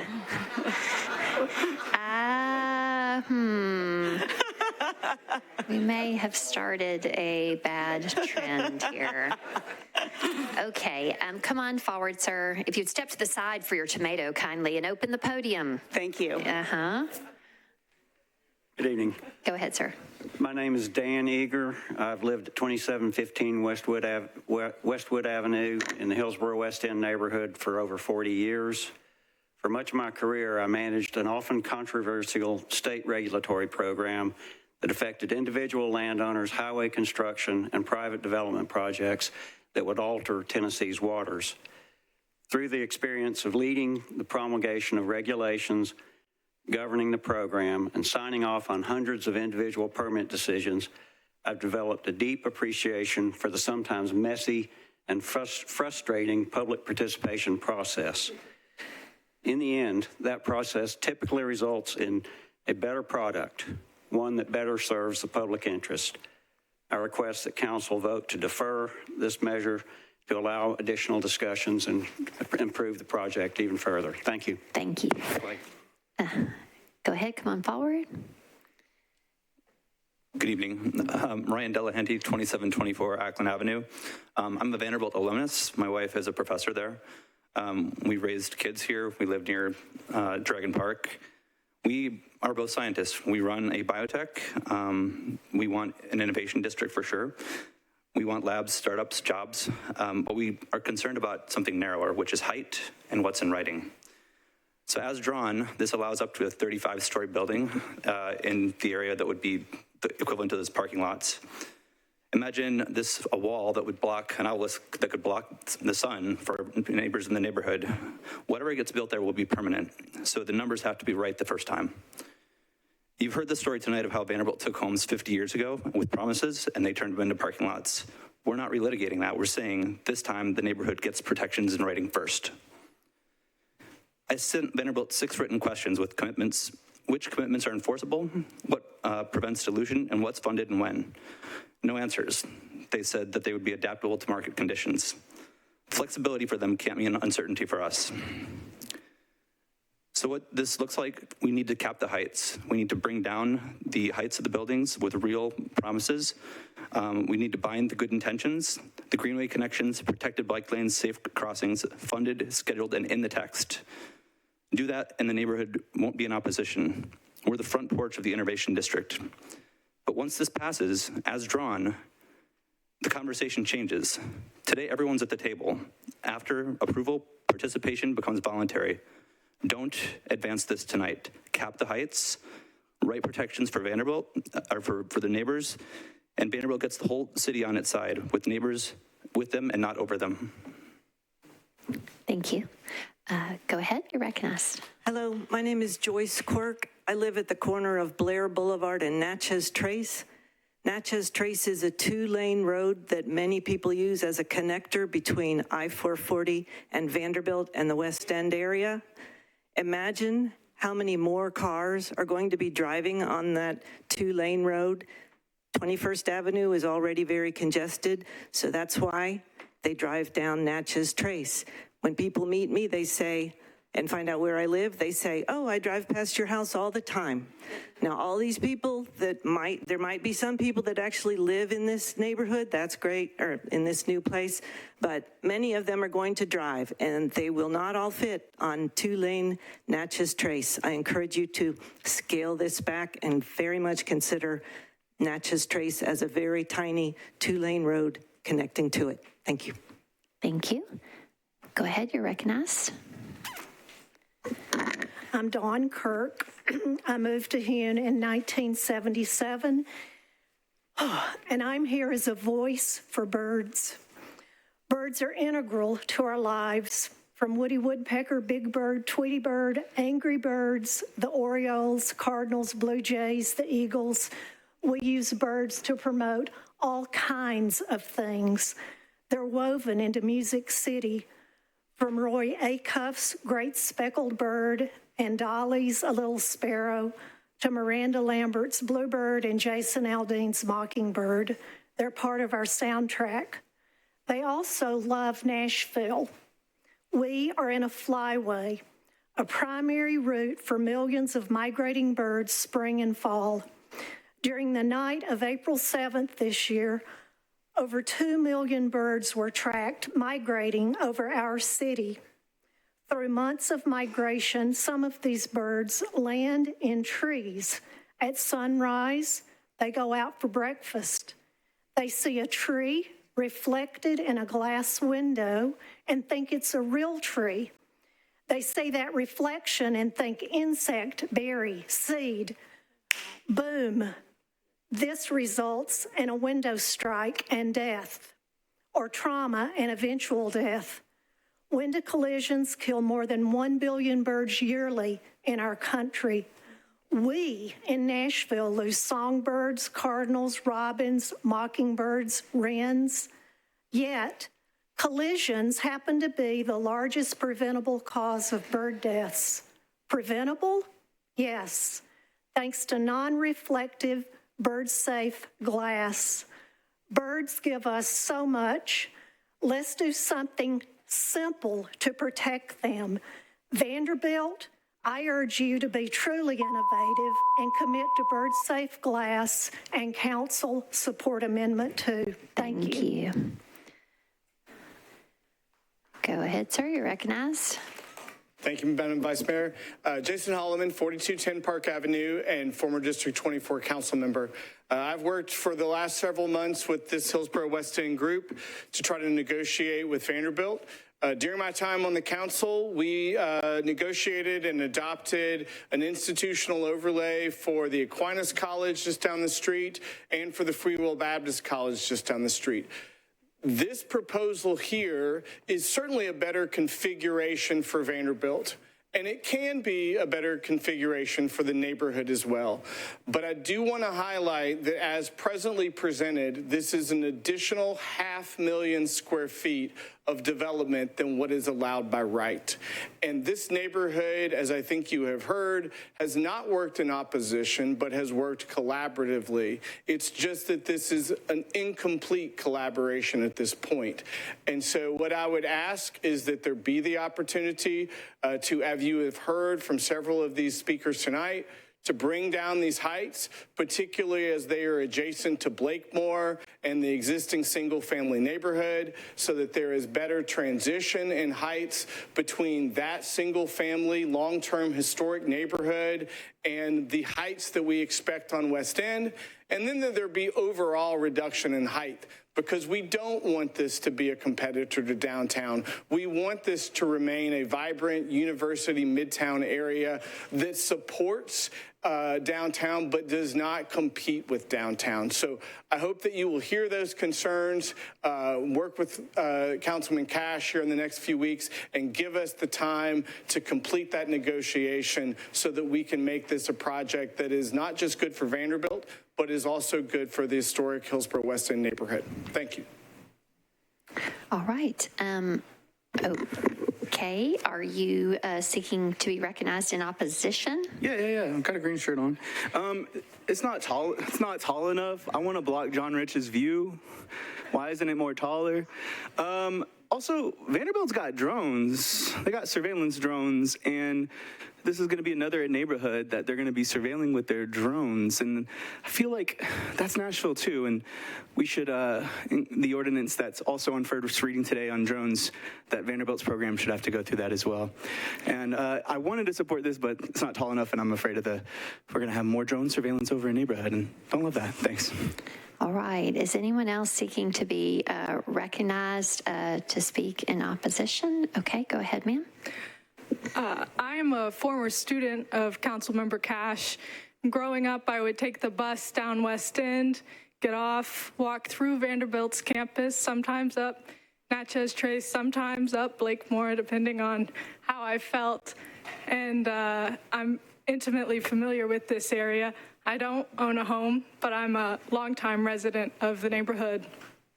And I urge deferral tonight so that the neighborhood can have more time to work with Councilmember Cash to understand the amendments that were filed on Friday and to move forward in a way that's best for Vanderbilt and the neighbors. Thank you. Thank you. Anyone else seeking to be recognized in opposition? Okay. Seeing none, I will declare the public hearing closed, and it's over to you, Mr. Cash, for a motion to get this bill singular before us. While in the end, once potentially amended, you can make a consolidated motion at this juncture for purposes of potential amendment. You'll just please need to move 1446 separately and first. Great. Okay. Thank you. I would like to move on second reading and defer third reading till September 1st. Okay, so there is a motion to approve on second reading with the third reading deferred to September 1st. And properly seconded. Okay, and we are on to discussion. Mr. Cash, you have the floor, sir. Thanks. I would like to move my amendment. All right. There's a motion to amend with Amendment 1. It's properly seconded. Anything you want to share about the amendment, sir? I do. Thank you. And this amendment, it has a lot of things in it. It has additional concessions. It doesn't have 22 things in it, but it starts at 8 and goes to 22. And the first 5 are about the first 5 conditions reduce heights. In feet, not in stories, but in feet, which is something that the neighborhood folks have worked on.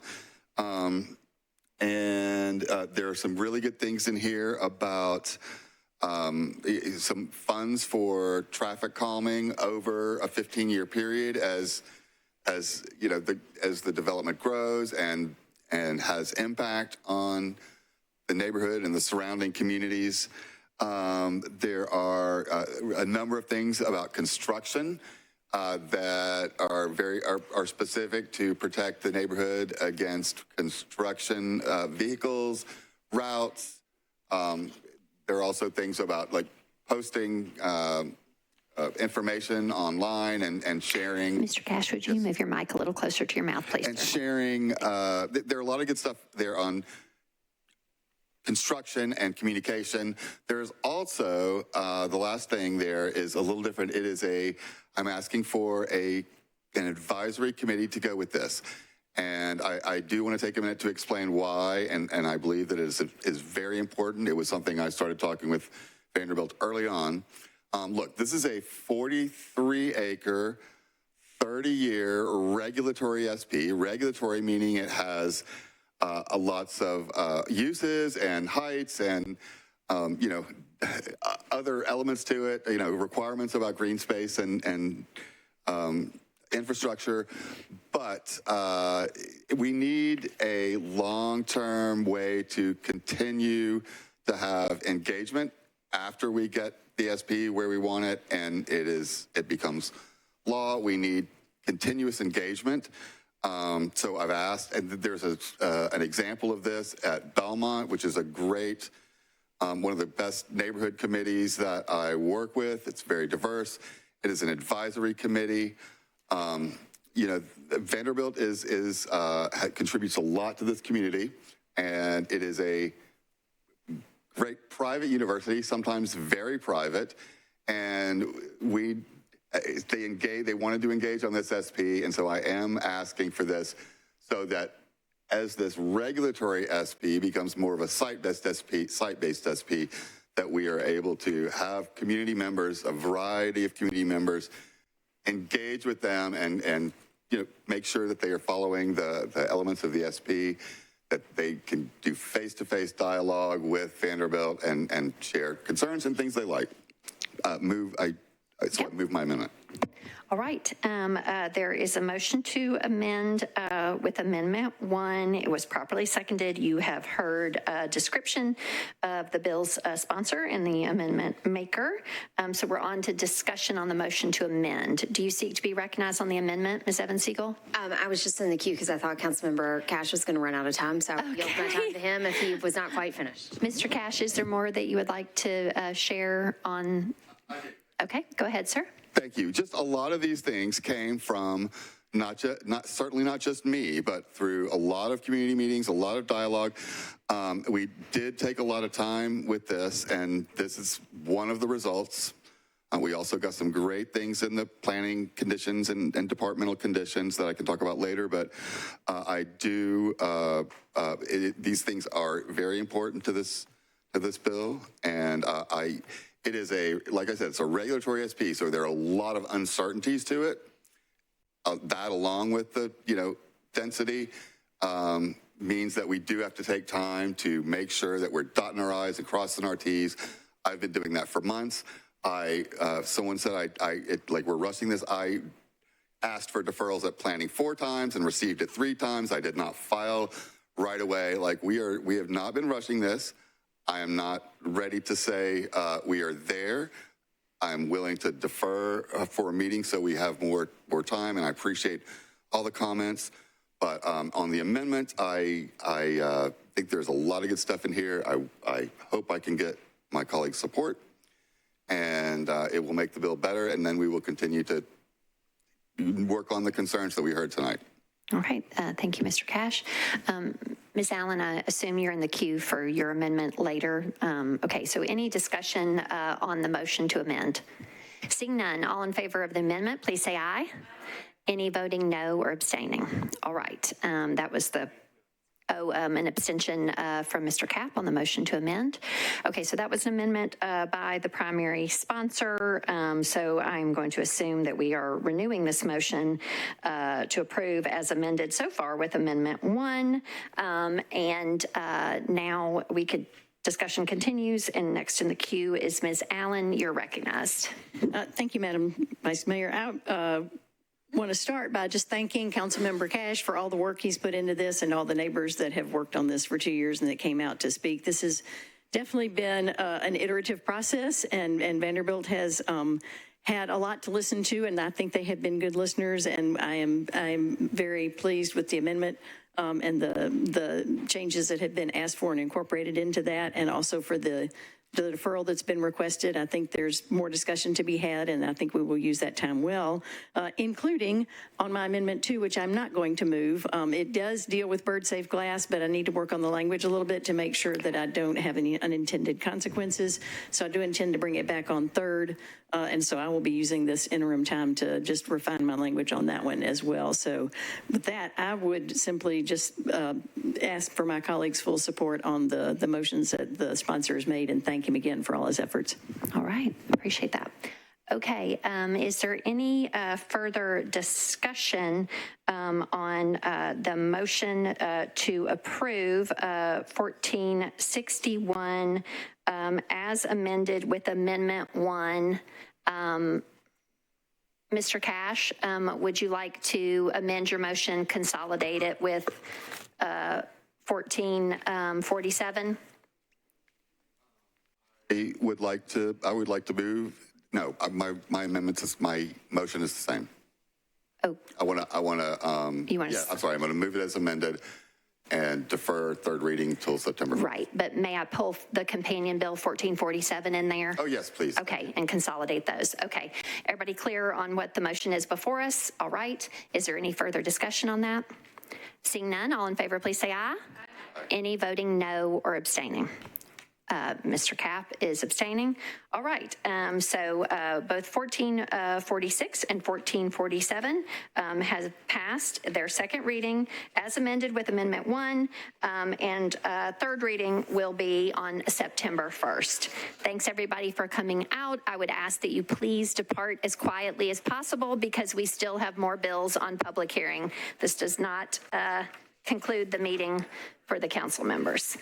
Okay, next is agenda item 18, ordinance BL 2026-1467, sponsor Toombs. This is an ordinance to amend Title 17, the Metro Code of Laws, the zoning ordinance of the Metro government by changing from R6 to SP zoning for a portion of property located at Baptist World Center Drive, numbered approximately 200 feet south of West Trinity Lane. This is 20.20 acres to permit a non-residential development with medical uses.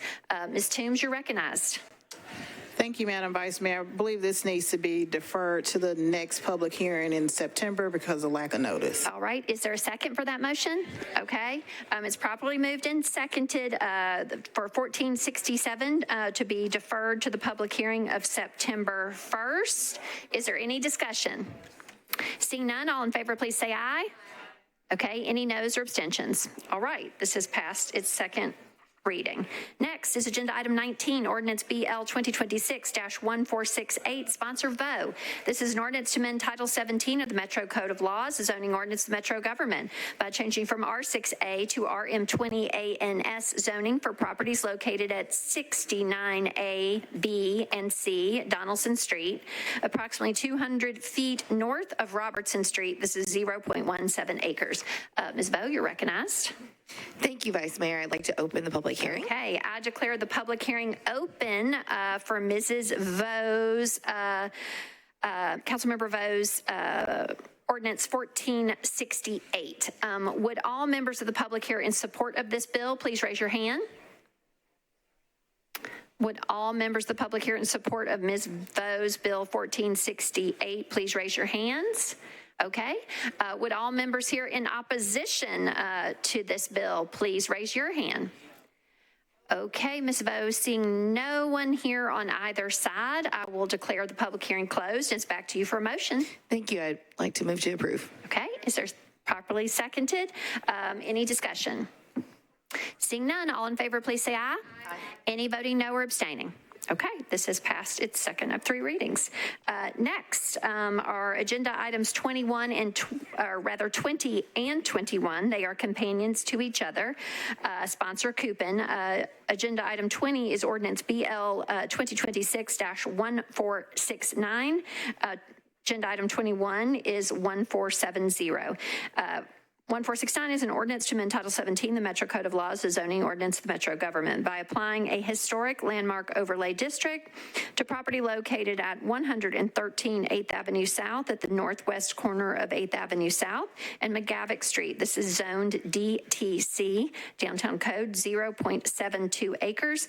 And again, 1470, which requires certain materials to be restricted in the construction of buildings mentioned in 1469. Mr. Coupon, you're recognized. Thank you, Madam President. Open the public hearing, please. I declare the public hearing open for Councilmember Coupon's bills 1469 and 1470. Would all members of the public here in support of these bills please raise your hand? Thank you. Would all members of the public here in opposition to these bills please raise your hand? Seeing no one here in opposition, does the person here in support seek to be recognized or speak? Okay, he is shaking his head no, and so with that, I will declare the public hearing closed, and it's back to you for a motion on these bills. Thank you, Madam President. Move approval. All right, is there a second? Okay, there's a motion to approve 1469 and its companion 1470 on second of 3 readings, properly seconded. No discussion that I see. Any discussion? All right, all in favor, please say aye. Any voting no or abstaining? Okay. These bills have passed their second reading. Next, again, 2 agenda items that are companions to each other, agenda items 22 and 23, sponsored Toombs. Agenda item 22 is ordinance BL 2026-1478. This is an ordinance to amend Title 17, the Metro Code of Laws, the zoning ordinance of the Metro government by changing from R10 to SP zoning for properties located at Curtis Street unnumbered, Lincoln Avenue unnumbered, and 2305 and 2307 Lloyd Avenue. At the northwest corner between Curtis Street and Lloyd Avenue, this is 6.32 acres to permit 62 multifamily residential units. And again, it's companion 1472, which requires certain materials to be restricted in the construction of buildings mentioned in 1471. Ms. Toombs, you're recognized. Thank you, Madam Vice Mayor. Request to open a public hearing. Okay, I declare the public hearing open for Ms. Toombs's bills 1471 and 1472. Would all members of the public here in support of these bills please raise your hand? Thank you. Would all members of the public here in opposition to these bills please raise your hand? Okay, there is a person here in opposition. Knowing that, do the persons here in support seek to be recognized? Okay, persons speaking in support do go first. So if you would please come forward to the podium. And then persons speaking in opposition will follow those in support. I see you there, ma'am. Well, not so much behind the column, but gotcha. Okay, yes, ma'am. Go ahead, sir. Go ahead. Members of the council, I'm Jeff Hines with Catalyst Design Group. What I would like to do briefly is give you a little bit of history and perspective about this proposal. This is the 4th of 3 previous SPs that were approved for this area. They began with a rezoning along Clarksville Highway and progressed to the east over probably the last 10 years with a total of approximately 50 acres being involved. This body heard a combination of the 3 first SPs in an amendment last summer and approved that, which with Councilmember Toombs's assistance moved around some of the density, basically. Part of those original SPs are under construction now. Elmington is building workforce housing. There's market rate housing. And my client, who will speak in a moment, Moda Homes, is building townhomes and cottage residences within those first 3. This SP continues upon the infrastructure that was built out in those initial phases, which included new roadways, new traffic signal at Clarksville Highway, intersection improvements at multiple locations. And this proposal ties back to that infrastructure, traffic-wise, infrastructure-wise. So really, it is an expansion of those prior investments. what you will probably hear from anybody that speaks against this is generally the residents on Lloyd Avenue is who has reached out to us. And that is a dead-end street that has some larger lots and residences. However, we are not tying onto that street with any new driveways or vehicular improvements. We have 7 residences that front onto that street and would connect sidewalks. Thank you. Are you seeking to speak in support? Yes. Okay, go ahead. Good evening. My name is Jesse McInerney. I'm with Moda Homes. We have recently had, as of today, some feedback from Councilwoman Toombs. Just want to address just a couple of those things real quick to the group. I've heard a lot tonight about housing crises and affordabilities and things like that. One of the things we do at Moda is we offer a 3-tiered occupancy strategy, which is rent to own, and just straight purchases.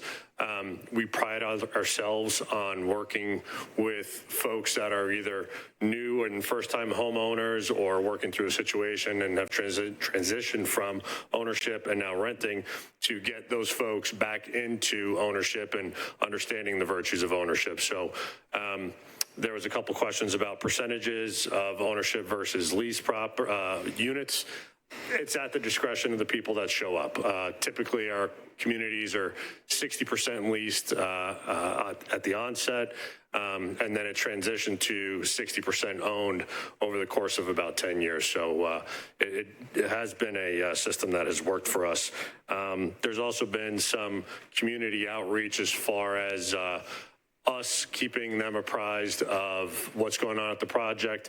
We're happy to provide a monthly bulletin. I can work with Councilwoman Toombs to be sure that we reach out to everybody in the community that would like to have notices of what has been completed and probably more notably what is coming up down the line.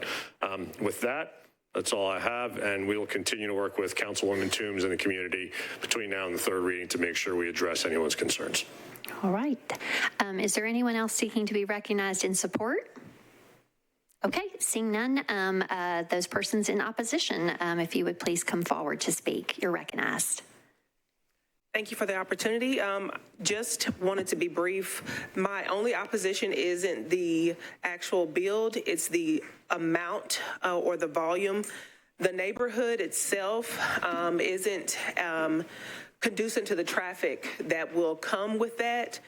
As the gentleman was speaking before, traffic measures or traffic improvement has happened on the outside of Curtis Street and Lloyd Avenue. On the inside, it's just a dead-end street and a loop that people use as a shortcut. And then we have a towing company in the back of the neighborhood that also have high volume traffic. We have elderly and children in the neighborhood, bus stops in the neighborhood where people really don't have safe adequate movement. There are no sidewalks in the older parts of the neighborhood, which is where I live on Curtis. And they mentioned that most of the driveways wouldn't be on Lloyd, so that leaves Curtis. Curtis is a high volume, high trafficked street. And developers come in and do not fix the road. Our road is like riding an ocean wave, and nobody comes back to fix it. So I just am, the only opposition that I do have is that the volume will produce more traffic in the neighborhood, which is unsafe. My father lives there, he rides a scooter. He's like 80 something, but it's just concerning because there are so many people traveling in and out, and then adding more volume of people is a cautionary or just think about making it less in volume and not so much. That's my only concern. Thank you for the time. Thank you. Is there anyone else seeking to be recognized in opposition? Seeing none, I will declare the public hearing closed, and it's back to you, Ms. Toombs, for a motion on these bills. Go ahead, ma'am. Thank you, Madam Vice Mayor. I'll move for approval with a comment. All right. There's a motion to approve 1471 and 1472 in a consolidated motion. Is there a second? Okay, go ahead, ma'am. Thank you. So as the gentleman who spoke in favor said, this is a project that is part of multiple phases off of Curtis Street and Clarksville Highway. The current parcel that is being added as an expansion of the existing SP by right allows 27 duplexes, which is about 54 units. What is up for approval is 62 units, so you're talking about 8 additional units. I know that there are some stormwater concerns in that area. In exchange for these 8 additional units, this project comes with some stormwater improvements. It does come with some sidewalk improvements as well. All of the phases put together come with a plethora of sidewalk improvements, new street connections, new traffic lights. So there will be improvements to Curtis Street. Curtis Street is a little bit tricky because it's so steep. But to the extent that there can be improvements on Curtis Street, that is already worked into these SP requirements, and I will continue working with the neighborhood to try to put improvements on Curtis Street, but because of the steepness of the street, that kind of limits the traffic calming that can go on that road. But again, there's a lot of infrastructure improvements that are coming as part of these projects, which is a benefit to the community with a slight uptick in density. So I renew my motion for approval. All right. There is a motion properly seconded for approval on second of 3 readings. Any discussion? Seeing none, all in favor, please say aye. Any voting no or abstaining? Okay, these have passed their second reading. Next is agenda item 24. This is ordinance BL 2026-1473, sponsor Vo, an ordinance to amend Title 17 of the Metro Code of Laws, the zoning ordinance of Metro government by changing from RS5 to MUANS zoning for property located at 1212 Villa Place, approximately 320 feet south of Edge Hill Avenue. This is 0.28 acres and within the Edge Hill Neighborhood Conservation Overlay District. Ms. Vo, you are recognized. Thank you, Vice Mayor. I'd like to open the public hearing. All right. I declare the public hearing open for Council Member Vo's Bill 1473. Would all members of the public here in support of this bill please raise your hands? Would all members of the public here in opposition to this bill please raise your hands? Seeing no one here in opposition, do the persons here in support seek to be recognized? Just to clarify, is there anyone in opposition? I see no one in opposition. So seeing no one in opposition to the persons here in support who were so very patient this evening, do you seek to be recognized or to speak? They are shaking their head no, Ms. Vo. And so with that, I will close the public hearing. Ms. Back to you for a motion on this bill. Thank you, Vice Mayor. I'd like to move to approve. Okay. Properly moved and seconded. Is there any discussion? Seeing none, all in favor, please say aye. Any voting no or abstaining? All right, this is passed its second of 3 readings. Next are agenda items 25 and 26. They are companions to each other. Sponsor Coupon.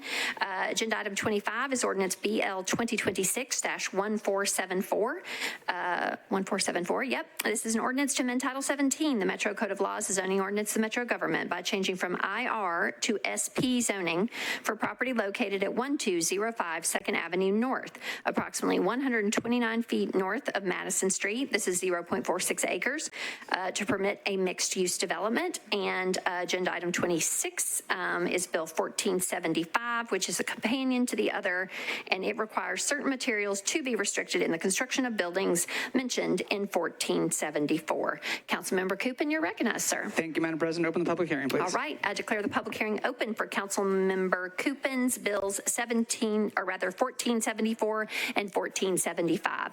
Would all members of the public here in support of these bills please raise your hand?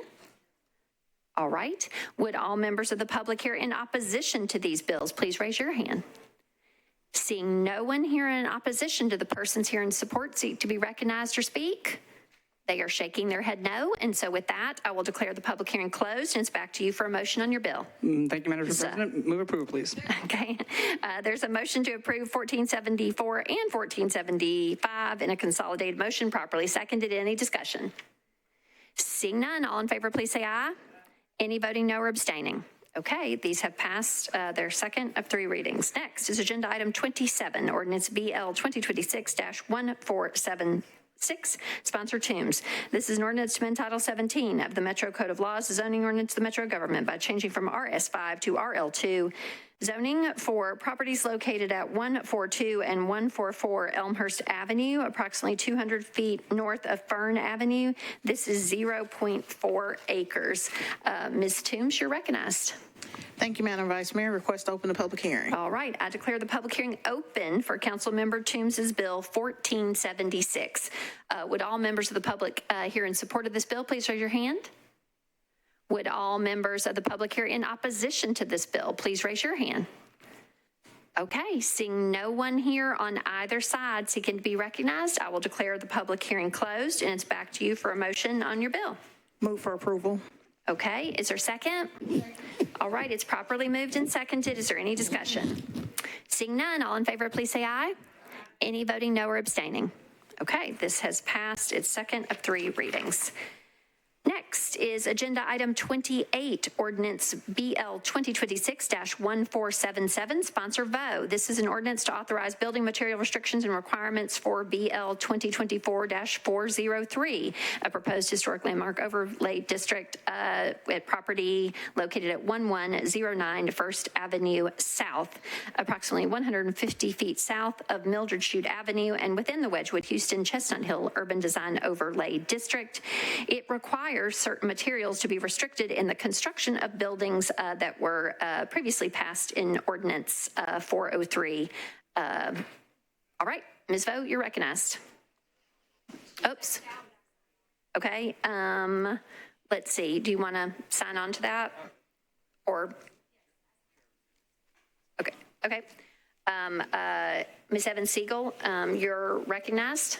Request to open the public hearing. Okay, I declare the public hearing open for Council Member Vo's Bill 1477. Would all members of the public here in support of 1477 please raise your hand? Thank you. Would all members of the public here in opposition to 1477 please raise your hand? Seeing no one here in opposition, do the persons here in support seek to be recognized or speak? Shaking heads no.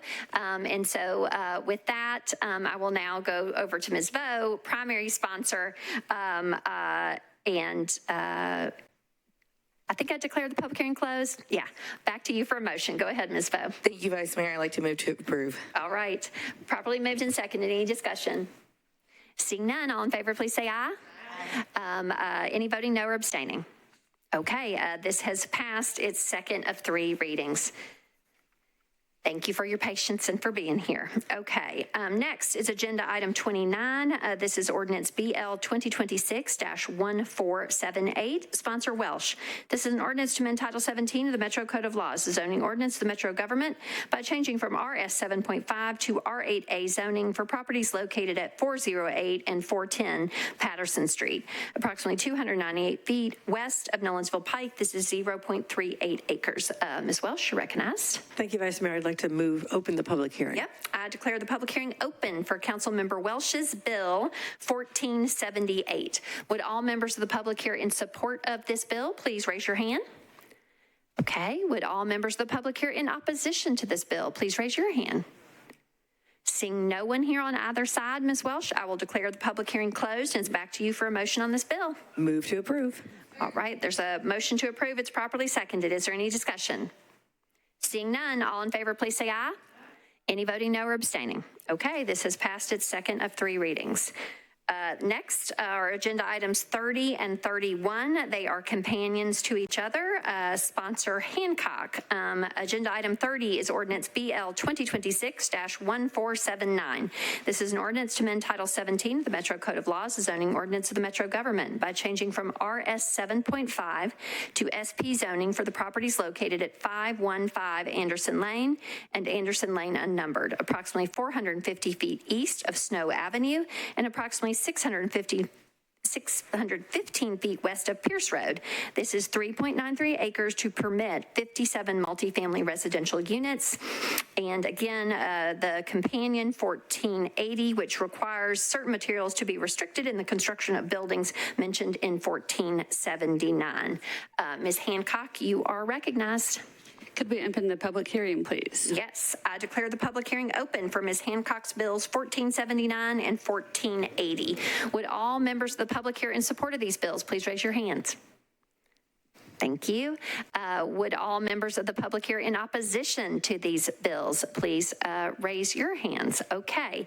I'm seeing 3 persons in opposition behind you. Would the persons here in support seek to be recognized and speak?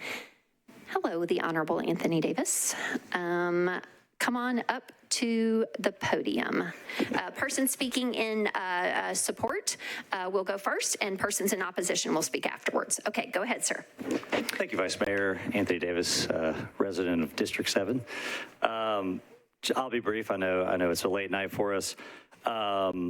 We've been working on this SP approximately a year now, and originally planning staff had recommended going the SP route. We originally tried to do a base zoning, but they recommended SP.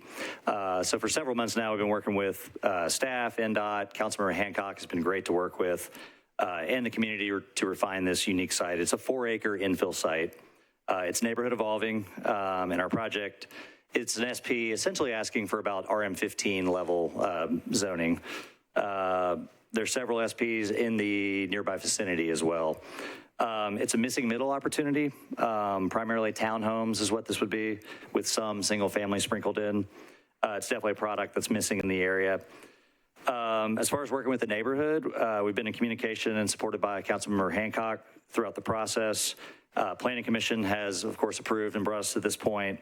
The councilmember did a great process going through her zoning, noticed her very large email list multiple times, actually. In addition to, of course, all the notices. We did a community meeting over the winter at Yazoo Brewing, and we had some neighbors attend, had some good feedback, all that kind of stuff. Made several changes to the SP at that point, and then even more recently, we've made a few more along the way. Having said that, just ask that you please support this SP that planning staff, commission has recommended at this point. We'll continue to listen to any concerns, of course. But please move this forward tonight so we can get this needed housing in Madison. Thank you so much. Thank you. Go ahead, you're recognized. Thank you, Vice Mayor, members of the council. My name is Michael Garrigan. I'm a civil engineer with Dell & Associates, 516 Heather Place. Just briefly to add to what Anthony just discussed, there are a couple SPs, a couple hundred feet to the north that are about 20 units per acre. There's the large Myatt Drive and Anderson SP 1 block to the east that's 20 units per acre. What we're proposing is 15, so it's slightly less.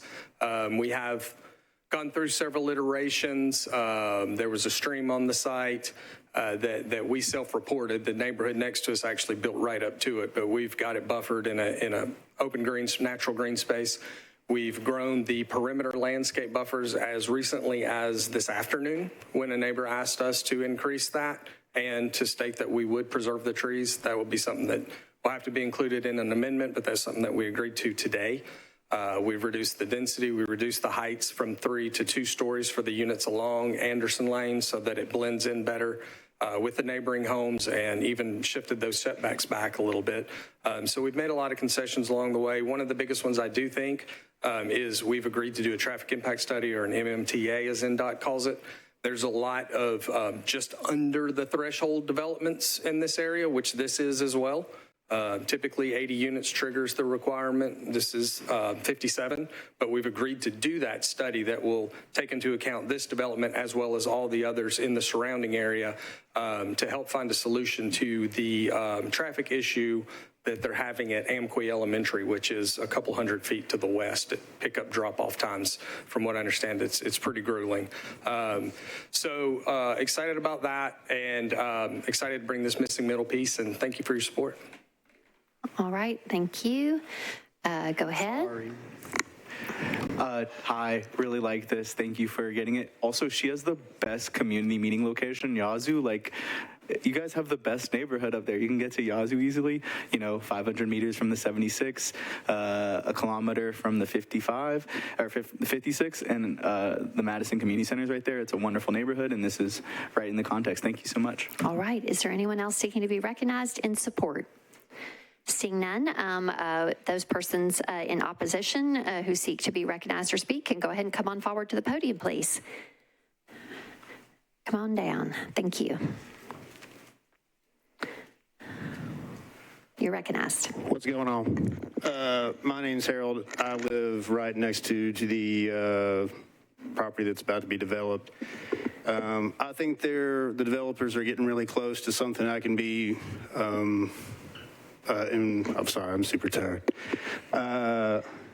I think they're getting really close to something we prove here, but they're just not there yet. I'm really hoping we divert this until we really have a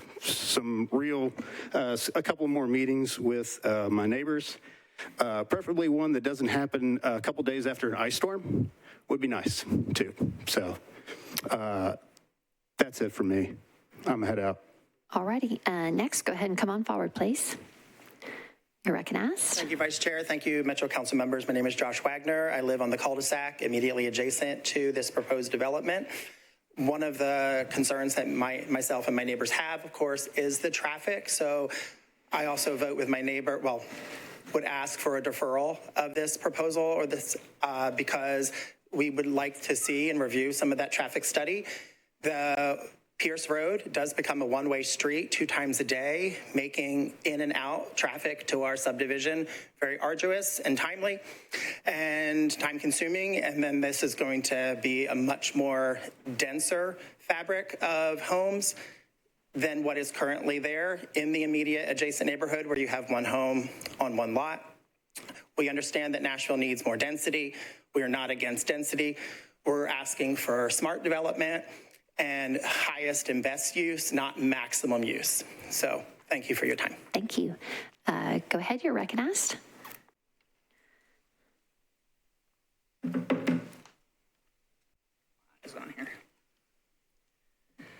Hello, thank you for accepting our time here.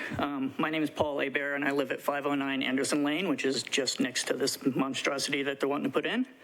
First, I had a whole prepared thing I was going to speak about, but I want to recognize Councilwoman Sykes. Your comments tonight have been on par. Everything that the community is asking for, you guys vote against. You don't listen to what we're saying, and that's completely wrong. We've had one meeting, and I hear all these other ones where they've had 4 or 5 meetings. We had one. It was at Yazoo Brewing Company, where many of us who are in recovery asked for it not to be at, and it was the week of the ice storm. Like, nobody could make that. I spent a week getting out of my house. But I wanted to read you a quote. It says, "We are currently building a lot of dense housing in Madison. There are very few trees left in this area. Madison is one of 3 hot zones in the entire county where we don't have enough tree coverage. We have a higher asthma rate, and Nashville is seeking to add more trees elsewhere. So if we're going to start extra densifying this area by removing the trees, we're going to be exacerbating the health crisis we already have in Madison. In my community, we don't need any more trouble with our health crisis that we have. We need to lower asthma rates. We need to plant more trees. We need to have good air to breathe.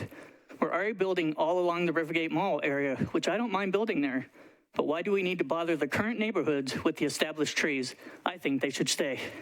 That's from Councilwoman Hancock earlier in support of number 9 and 10. Yet now she's wanting to take our trees in our community. Why the hypocrisy? I ask that somebody call a vote on the record by roll call so we can see who is opposed to this and who's in favor of it. And if we have to, we'll take this to the Chancery Court and we'll file an injunction to stop this until this traffic study can be done and seen before this is approved. Thank you for your time. Is anyone else seeking to be recognized in opposition?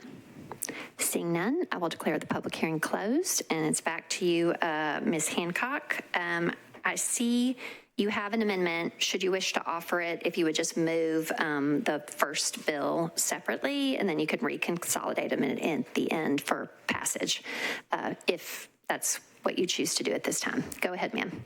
I'd like to move the bill with a brief comment. Just 1479 then? And then I can do the amendment separately, correct? Correct. If you move 1479, you got to move it by itself so you can amend it, and then you can reconsolidate it for passage if you would like to. That's fantastic. Okay. So there's a motion to approve 1479. It's properly seconded. Go ahead, ma'am. So first of all, I would like to thank all three community members that not only came out, but stayed through some very long public hearings. I know that it's not easy. I've been doing it for 7 years, so I feel the pain, and thank you so much for your dedication to the community. Second of all, we do have 2 meetings every month, and one of them is at Yazoo Brewing Company, where I actually drink the water that's like the brew water and not even any beer in there for myself, but I also have the meetings at Madtown Coffee in the morning. I don't know why they're always beverage places. If you don't want caffeine, there's also non-caffeinated tea and some juices and things. But I would love if you guys would come out. We have another 2 meetings planned next week on August 10th, 8 to 9, Madtown Coffee, and 6 to 7 at Yazoo Brewing Company, where there's also Grill Shack Burger and Fries and sodas. They have some really cool cherry Coke and some nice root beer in the jars, so they're kind of fun. My son likes to come out and enjoy that. It's a great family atmosphere.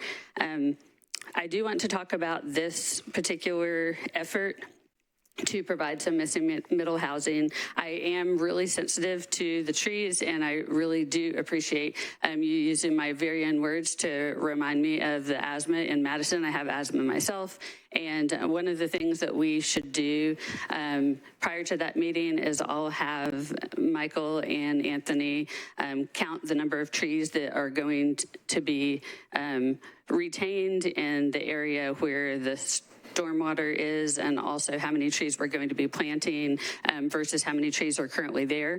And I'll commit to getting Root Nashville to come out and put in twice as many trees as we're losing in the areas around there. I know that we already have some planned at the Ford dealership on the Gallatin-Anderson Road, but we can definitely focus on making sure that area has even more trees than currently existing. As far as the traffic study, we do have an amendment that I'm about to run that will require a traffic study. Now, I understand that the community would love to have the traffic study prior to this, but the nature of the beast of zoning is that we can put a traffic study into the SP, and then once the SP is approved, then the traffic study has to be done before anything can be built. So we will get that traffic study done and then make sure that we know exactly what needs to be done based on not only this particular development, which does not technically on its own qualify for a traffic study, because I think you have to build 80 to have that, but also the fact that we have other developments that are coming along. Can someone else get in the queue and yield your time to me? I'm almost done. Ms. Allen, do you seek to yield your time? Go ahead, Ms. Hancock. Thank you. So in addition to the traffic study, and I just probably lost my train of thought, and where am I right there? We are going to consider another couple of considerations in tree height and buffering between the new development and the streets, Ellie and Sarver, that are behind it. Some suggestions from the community came up, so we'll add those into another amendment on 3rd. But for right now, I would like to move the amendment that I have today for the traffic study. There is a motion to amend. Is there a second? Okay. I believe you've already described the amendment. Is that correct? That's correct. Traffic study. Got it. Okay. Is there any discussion on the motion to amend? Okay. Seeing none, all in favor of the amendment, please say aye. Any voting no or abstaining? Okay. So at this juncture, if you would like to renew your motion to approve 1479 as amended and 1480. Is that your desire there? I would like to amend my motion. No, you don't have to say it. You can just say yeah. Yes. Okay. Is there a second? All right. Okay. Is there any further discussion on this bill as amended? One additional thing I did want to say about the particular area in the traffic challenge is there are 2 already approved SPs that were approved years ago on Shannon, which is on the corner of Shannon and Pierce, and that's going to enlarge that street. So we're working with MMPD and the traffic people at Amco Elementary to try to get that blockage of Pierce to cease and have it kind of wrap a little bit to do a little bit better job of managing the traffic in that neighborhood. All righty. Is there any further discussion on this motion to approve as amended on second reading? Oh, and we also want a roll call vote due to the request from the audience. Thank you. Okay. There were 3 people who said okay, right? Yes. Okay. All right. Mr. Clerk, would you please open the machine? There is a roll call vote requested. There is a motion to approve 1479 as amended and 1480 and a consolidated motion on second of 3 readings.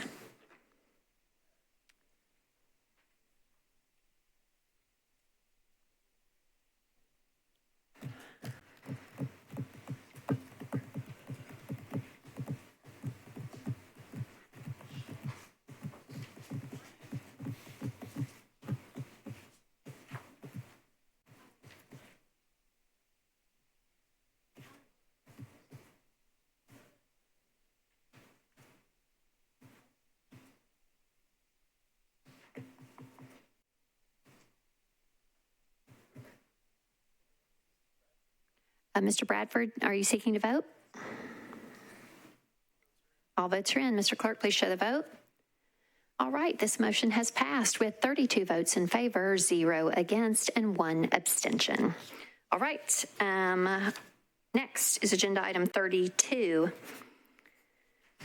Ordinance BL 2026-1481, sponsor Kimbrough. This is an ordinance to amend Title 17, the Metro Code of Laws, the zoning ordinance, the Metro government by changing from RS10 to R10 zoning for property located at 1814 County Hospital Road, located approximately 215 feet northeast of Doak Avenue.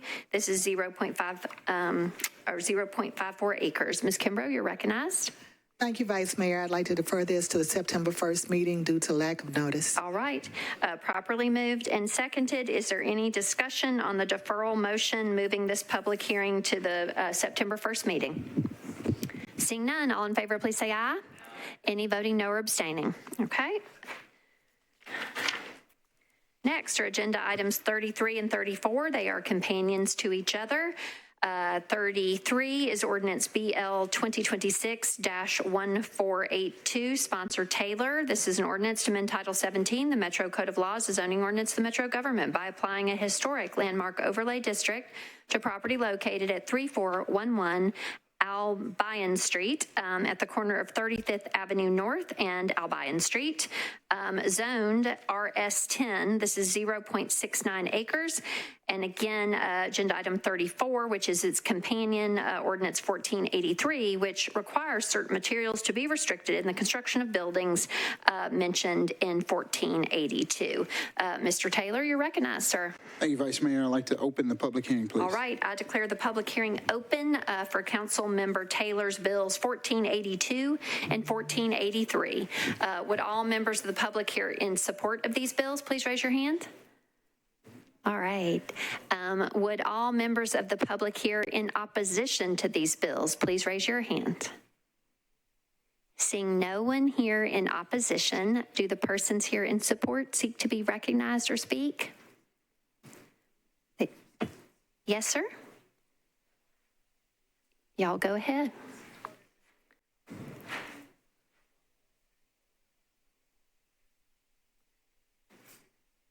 Welcome. Go ahead. You're recognized, sir. Oh, I'm sorry, sir. Go ahead. My name is Max Scott. I'm a member of this great church called Mount Olive Missionary Baptist Church. This church moved from downtown Nashville to the location at 34 and Albion Street, right across from Tennessee State University in 1955. I was a student there at Tennessee State, and I joined this church as a watch care member and a young officer there at the church. After returning from graduation, I came back to the university and also came back to Mount Olive, and I was made a official deacon for that church in 1955. So I've been a member of that church a long time. So we want to get approval here. We have met with the commission, and everything have been approved to put a landmark marker there at the church. And so that's why we are here today, to finish this particular project for this great church.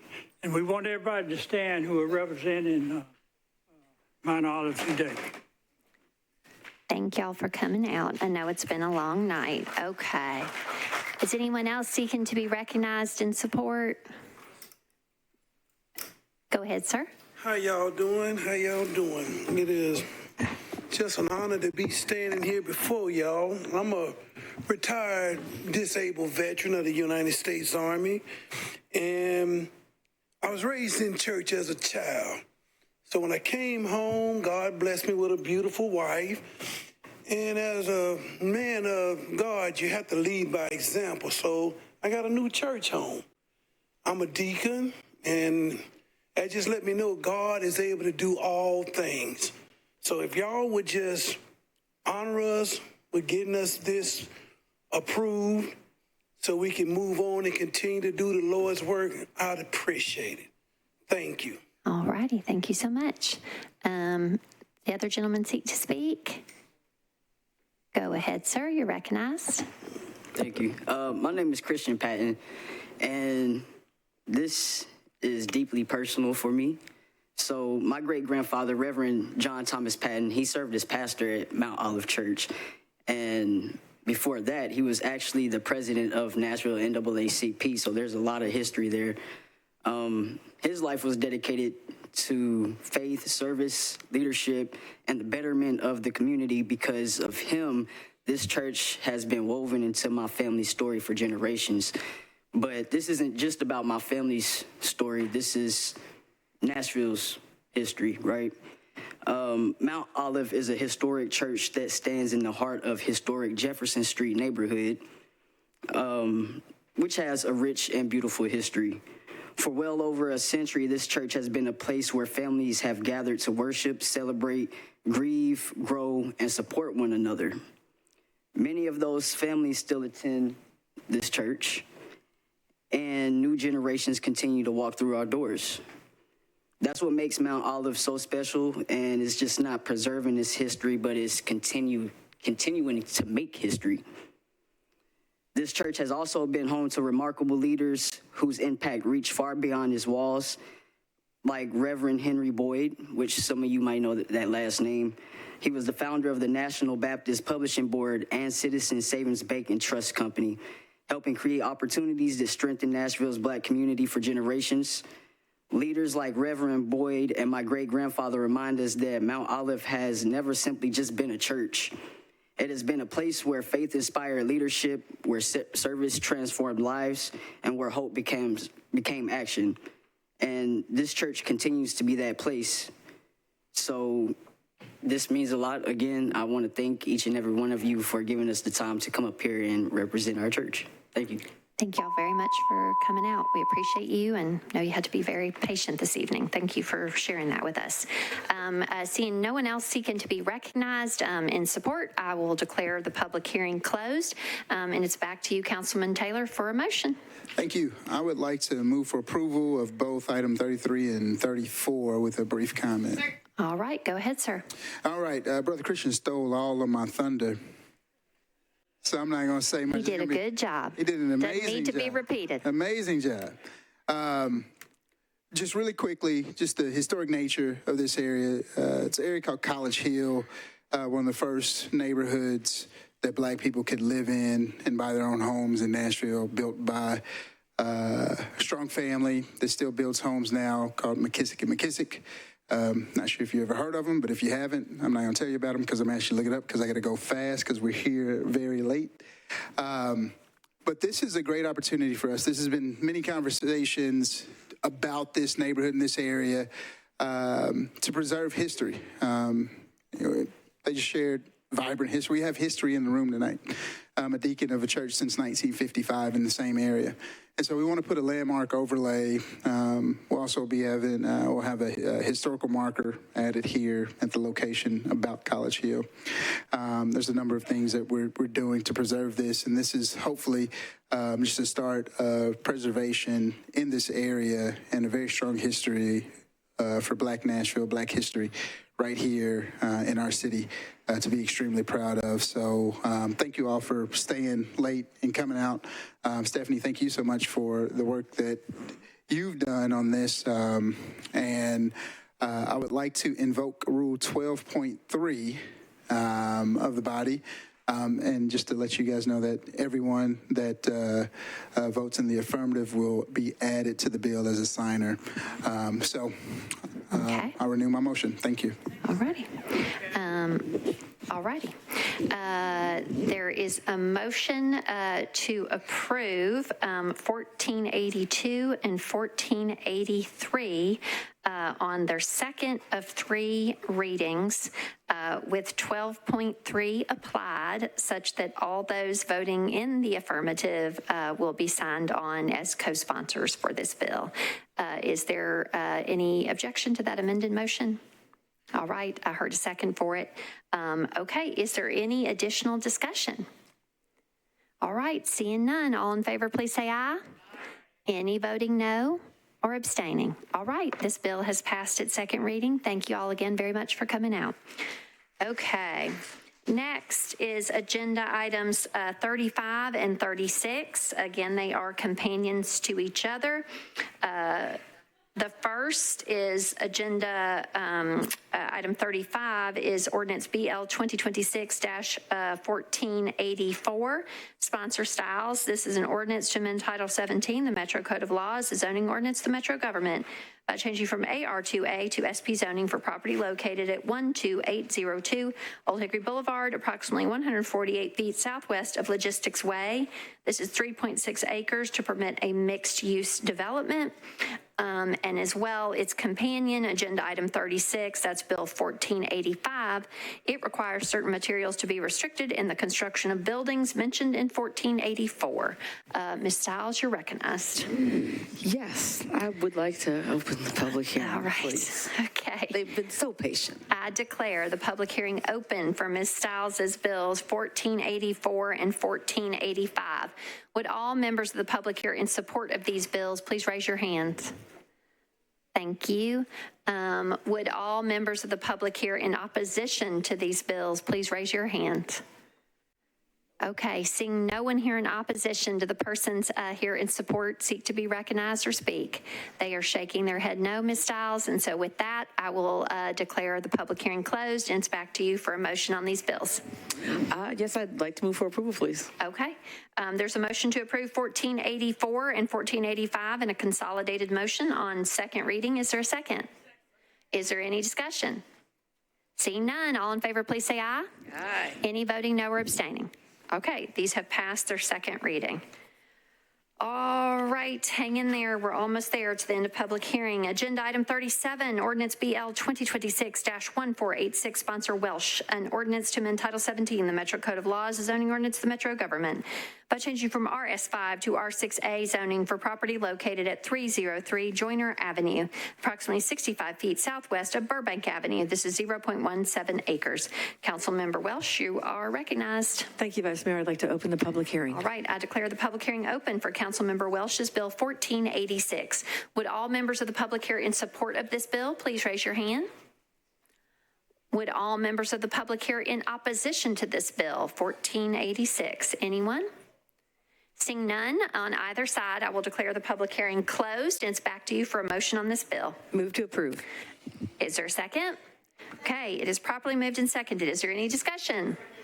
Seeing none, all in favor, please say aye. Any voting no or abstaining? Okay, this has passed its second of three readings. Agenda item 38, ordinance BL 2026-1487, sponsors Eastlick and Evans. This is an ordinance to amend Title 17, the Metro Code of Laws, the zoning ordinance, the Metro government, by changing from RS15 to AR2A zoning for property located at 981 Old Lebanon Dirt Road, approximately 1,777 feet northwest of New Hope Road. This is 5.01 acres. Councilmember Eastlick, you're recognized, sir. Request to open public hearing. All right. I declare the public hearing open for Councilmember Eastlick's and Evans's Bill 1487. Would all members of the public here in support of this bill please raise your hand? Would all members of the public here in opposition to this bill please raise your hand? Seeing no one here on either side, I will declare the public hearing closed, and it's back to you, Mr. Eastlick, for a motion. Thank you. I'd like to move for approval with a short comment from Aaron Evans. Okay. Councilman Aaron. Is there a second on the motion to approve?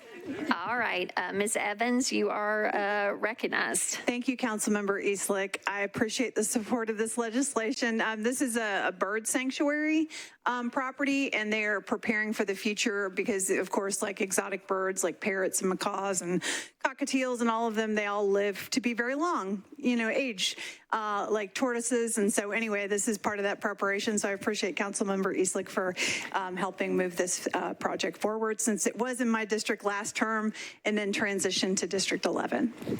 Did any of these birds get loose in your district and you had to search them down at any I do juncture? have pictures of me holding the birds and stuff, and Councilmember Eastlick has not been yet, but I can't wait to have a bird picture with Councilmember Eastlick for my, memories. Okay. I'm thinking we may want to get a group picture there. All righty. So we have a motion to approve. It's properly seconded. You've heard a little bit more about this legislation. Is there any further discussion? Seeing none, all in favor, please say aye. Any voting no or abstaining? Okay, that has passed its second reading, and now this is our last bill on public hearing on second reading, and then we're going to have one more bill on public hearing that is on third reading. So agenda item 39 is ordinance BL 2026-1488, sponsor Horton. This is an ordinance amending chapter 17.08 of the Metro Code of Laws to modify the zoning district land use table to reflect recent amendments to the zoning code. Council Member Horton, Mr. Chair, you are recognized, sir. Thank you, Vice Mayor. I'd like to open the public hearing, please. Okay, I declare the public hearing open for Council Member Horton's Bill 1488. Would all members of the public here in support of this bill please raise your hands? Would all members of the public here in opposition to this bill please raise your hand? Seeing no one on either side, Mr. Horton, I will declare the public hearing closed, and it's back to you for a motion to get the bill before us. I'd like to move for approval, please. Okay, go ahead, sir.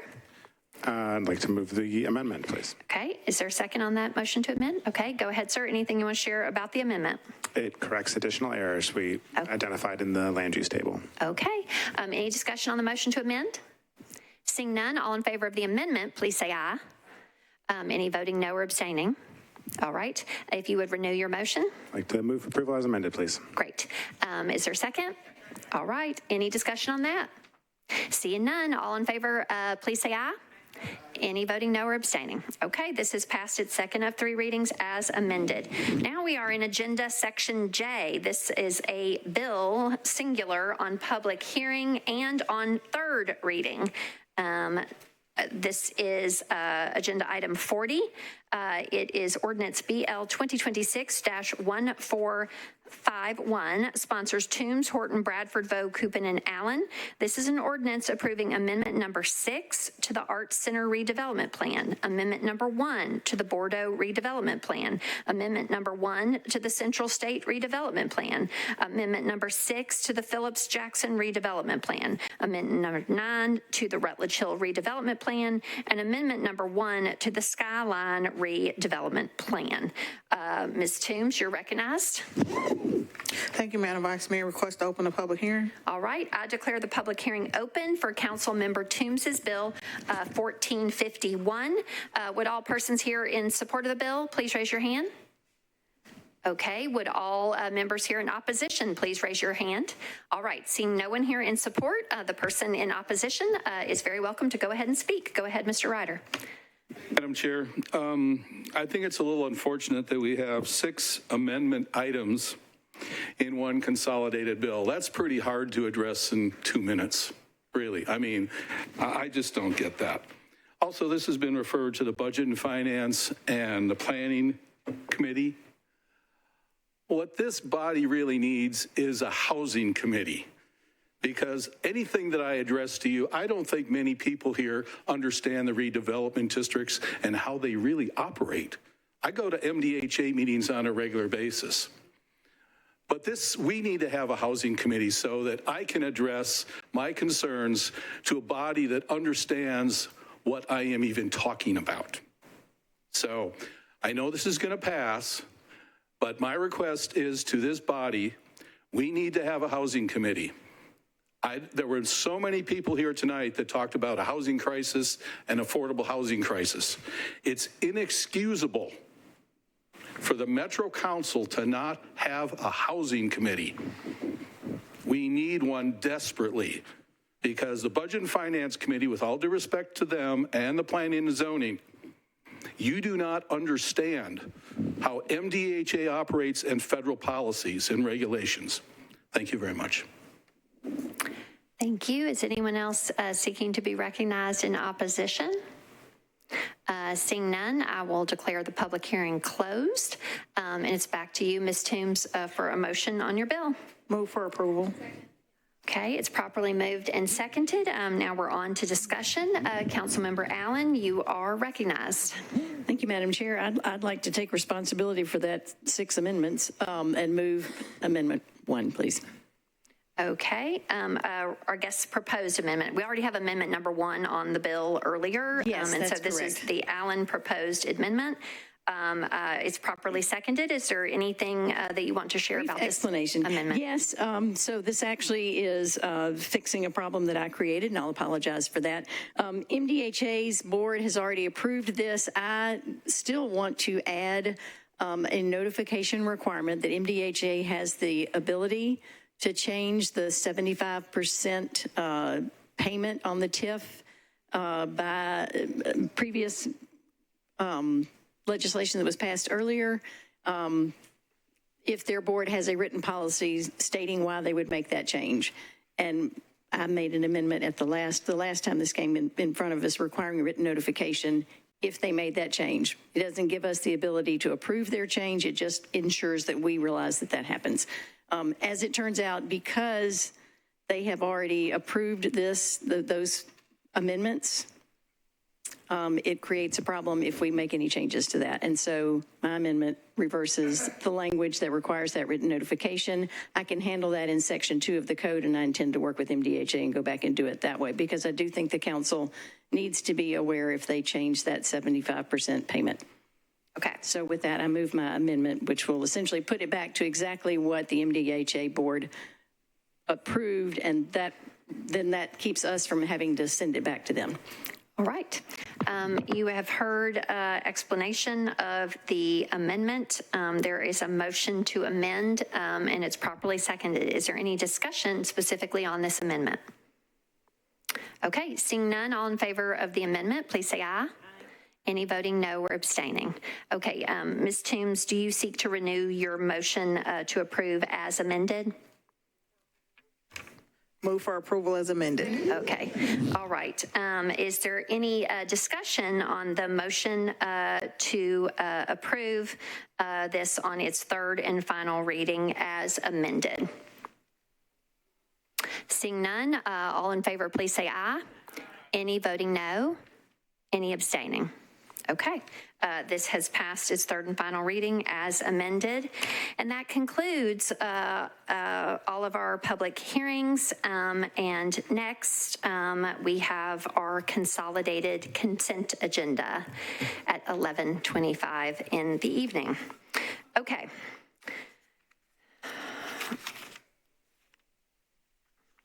As always, I know Mr. Prepty is always very conscientious of staff and members and everybody. So if anyone needs, we're not going to adjourn or take a recess, or no, I didn't even, that word shouldn't come out of my mouth. We are not going to take a recess, but if there is anybody who needs to take a personal break, feel free, and please let us know if that's needed by any member of staff or supporting staff. Okay. Section K is our consolidated consent agenda. All resolutions and 2nd and 3rd reading ordinances on this agenda are included on the consent agenda if recommended for approval unanimously by all committees to which the item was referred. Items on the consent agenda will be voted on at a single time. The item number, along with the resolution and ordinance number of the items on the consent agenda, will be read by me. Members of the council will, or may rather, remove any item from the consent agenda by request before the consent agenda vote is taken. All right, here are the items proposed for the consolidated consent agenda. First among them are the resolutions. Agenda item 41, Resolution 2026-2078. Agenda item 42, Resolution 2026-2079. Agenda item 43, Resolution 2026-2080. Agenda item 44, Resolution 2026-2081. Agenda item 45, Resolution 2026-2082. Agenda item 46, Resolution 2026-2083. Agenda item 49, Resolution 2026-2151. Agenda item 50, Resolution 2026-2152. Agenda item 51, Resolution 2026-2153. Agenda item 52, Resolution 2026-2154. Agenda item 55, Resolution 2026-2157. Agenda item 56, Resolution 2026-2158. Agenda item 57, Resolution 2026-2159. Agenda item 59, Resolution 2026-2161. Agenda item 60, Resolution 2026-2162. Agenda item 61, Resolution 2026-2163. Agenda item 63, Resolution 2026-2165. Agenda item 64, Resolution 2026-2166. Agenda item 65, Resolution 2026-2167. Agenda item 66, Resolution 2026-2168. Agenda item 67, Resolution 2026-2169. Agenda item 68, Resolution 2026-2170. Agenda item 69, Resolution 2026-2171. Agenda item 70, Resolution 2026-2172. Agenda item 71, Resolution 2026-2173. Agenda item 72, Resolution 2026-2174. Agenda item 73, Resolution 2026-2175. Agenda item 74, Resolution 2026-2176. Agenda item 75, Resolution 2026-2177. Agenda item 76, Resolution 2026-2178. Agenda item 77, Resolution 2026-2179. Agenda item 78, Resolution 2026-2180. Agenda item 79, Resolution 2026-2181. Moving now to second reading items proposed for the consolidated consent agenda.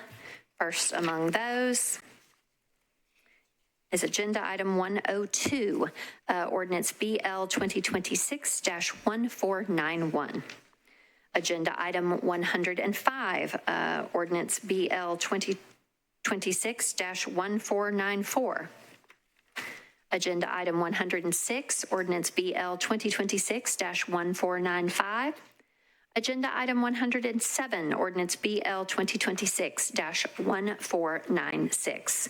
Next, for items on the third reading proposed for the consent agenda, first among those is agenda item 112, ordinance BL 2026-1442.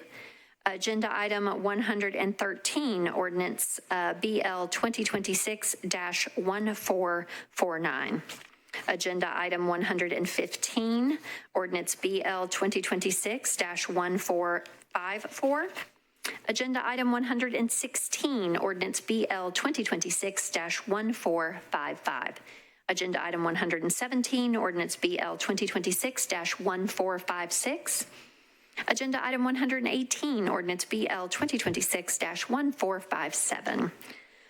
Agenda item 119, ordinance BL 2026-1458. Agenda item 120, ordinance BL 2026-1459. Agenda item 121, ordinance BL 2026-1460. Agenda item 122, ordinance BL 2026-1461.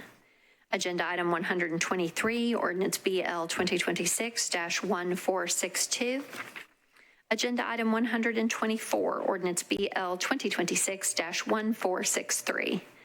Agenda item 125, ordinance BL 2026-1464. Agenda item 126, ordinance BL 2026-1468. Rather, 1465. Okay.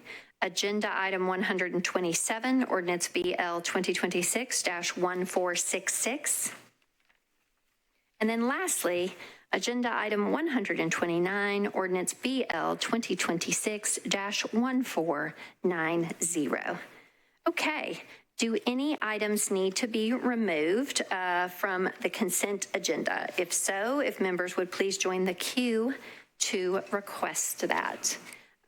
Council Member Kimbrough, you are recognized.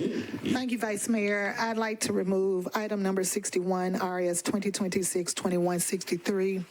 Okay, agenda item 61, resolution 2026-2163 will be removed from consent.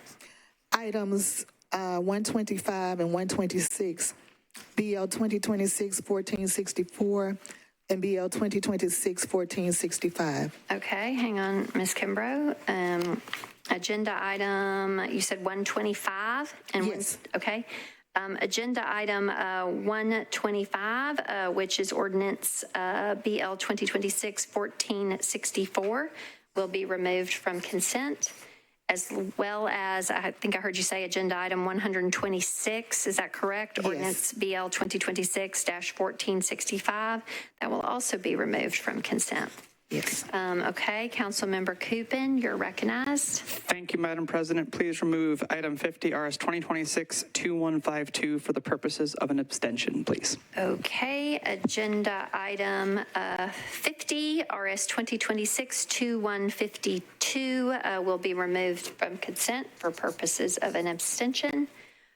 Next, Councilmember Vo, you're recognized. Thank you, Vice Mayor. Can we please remove agenda item 79, RS 2026-2181, please? Okay, agenda item 79, RS 2026-2181 will be removed from consent.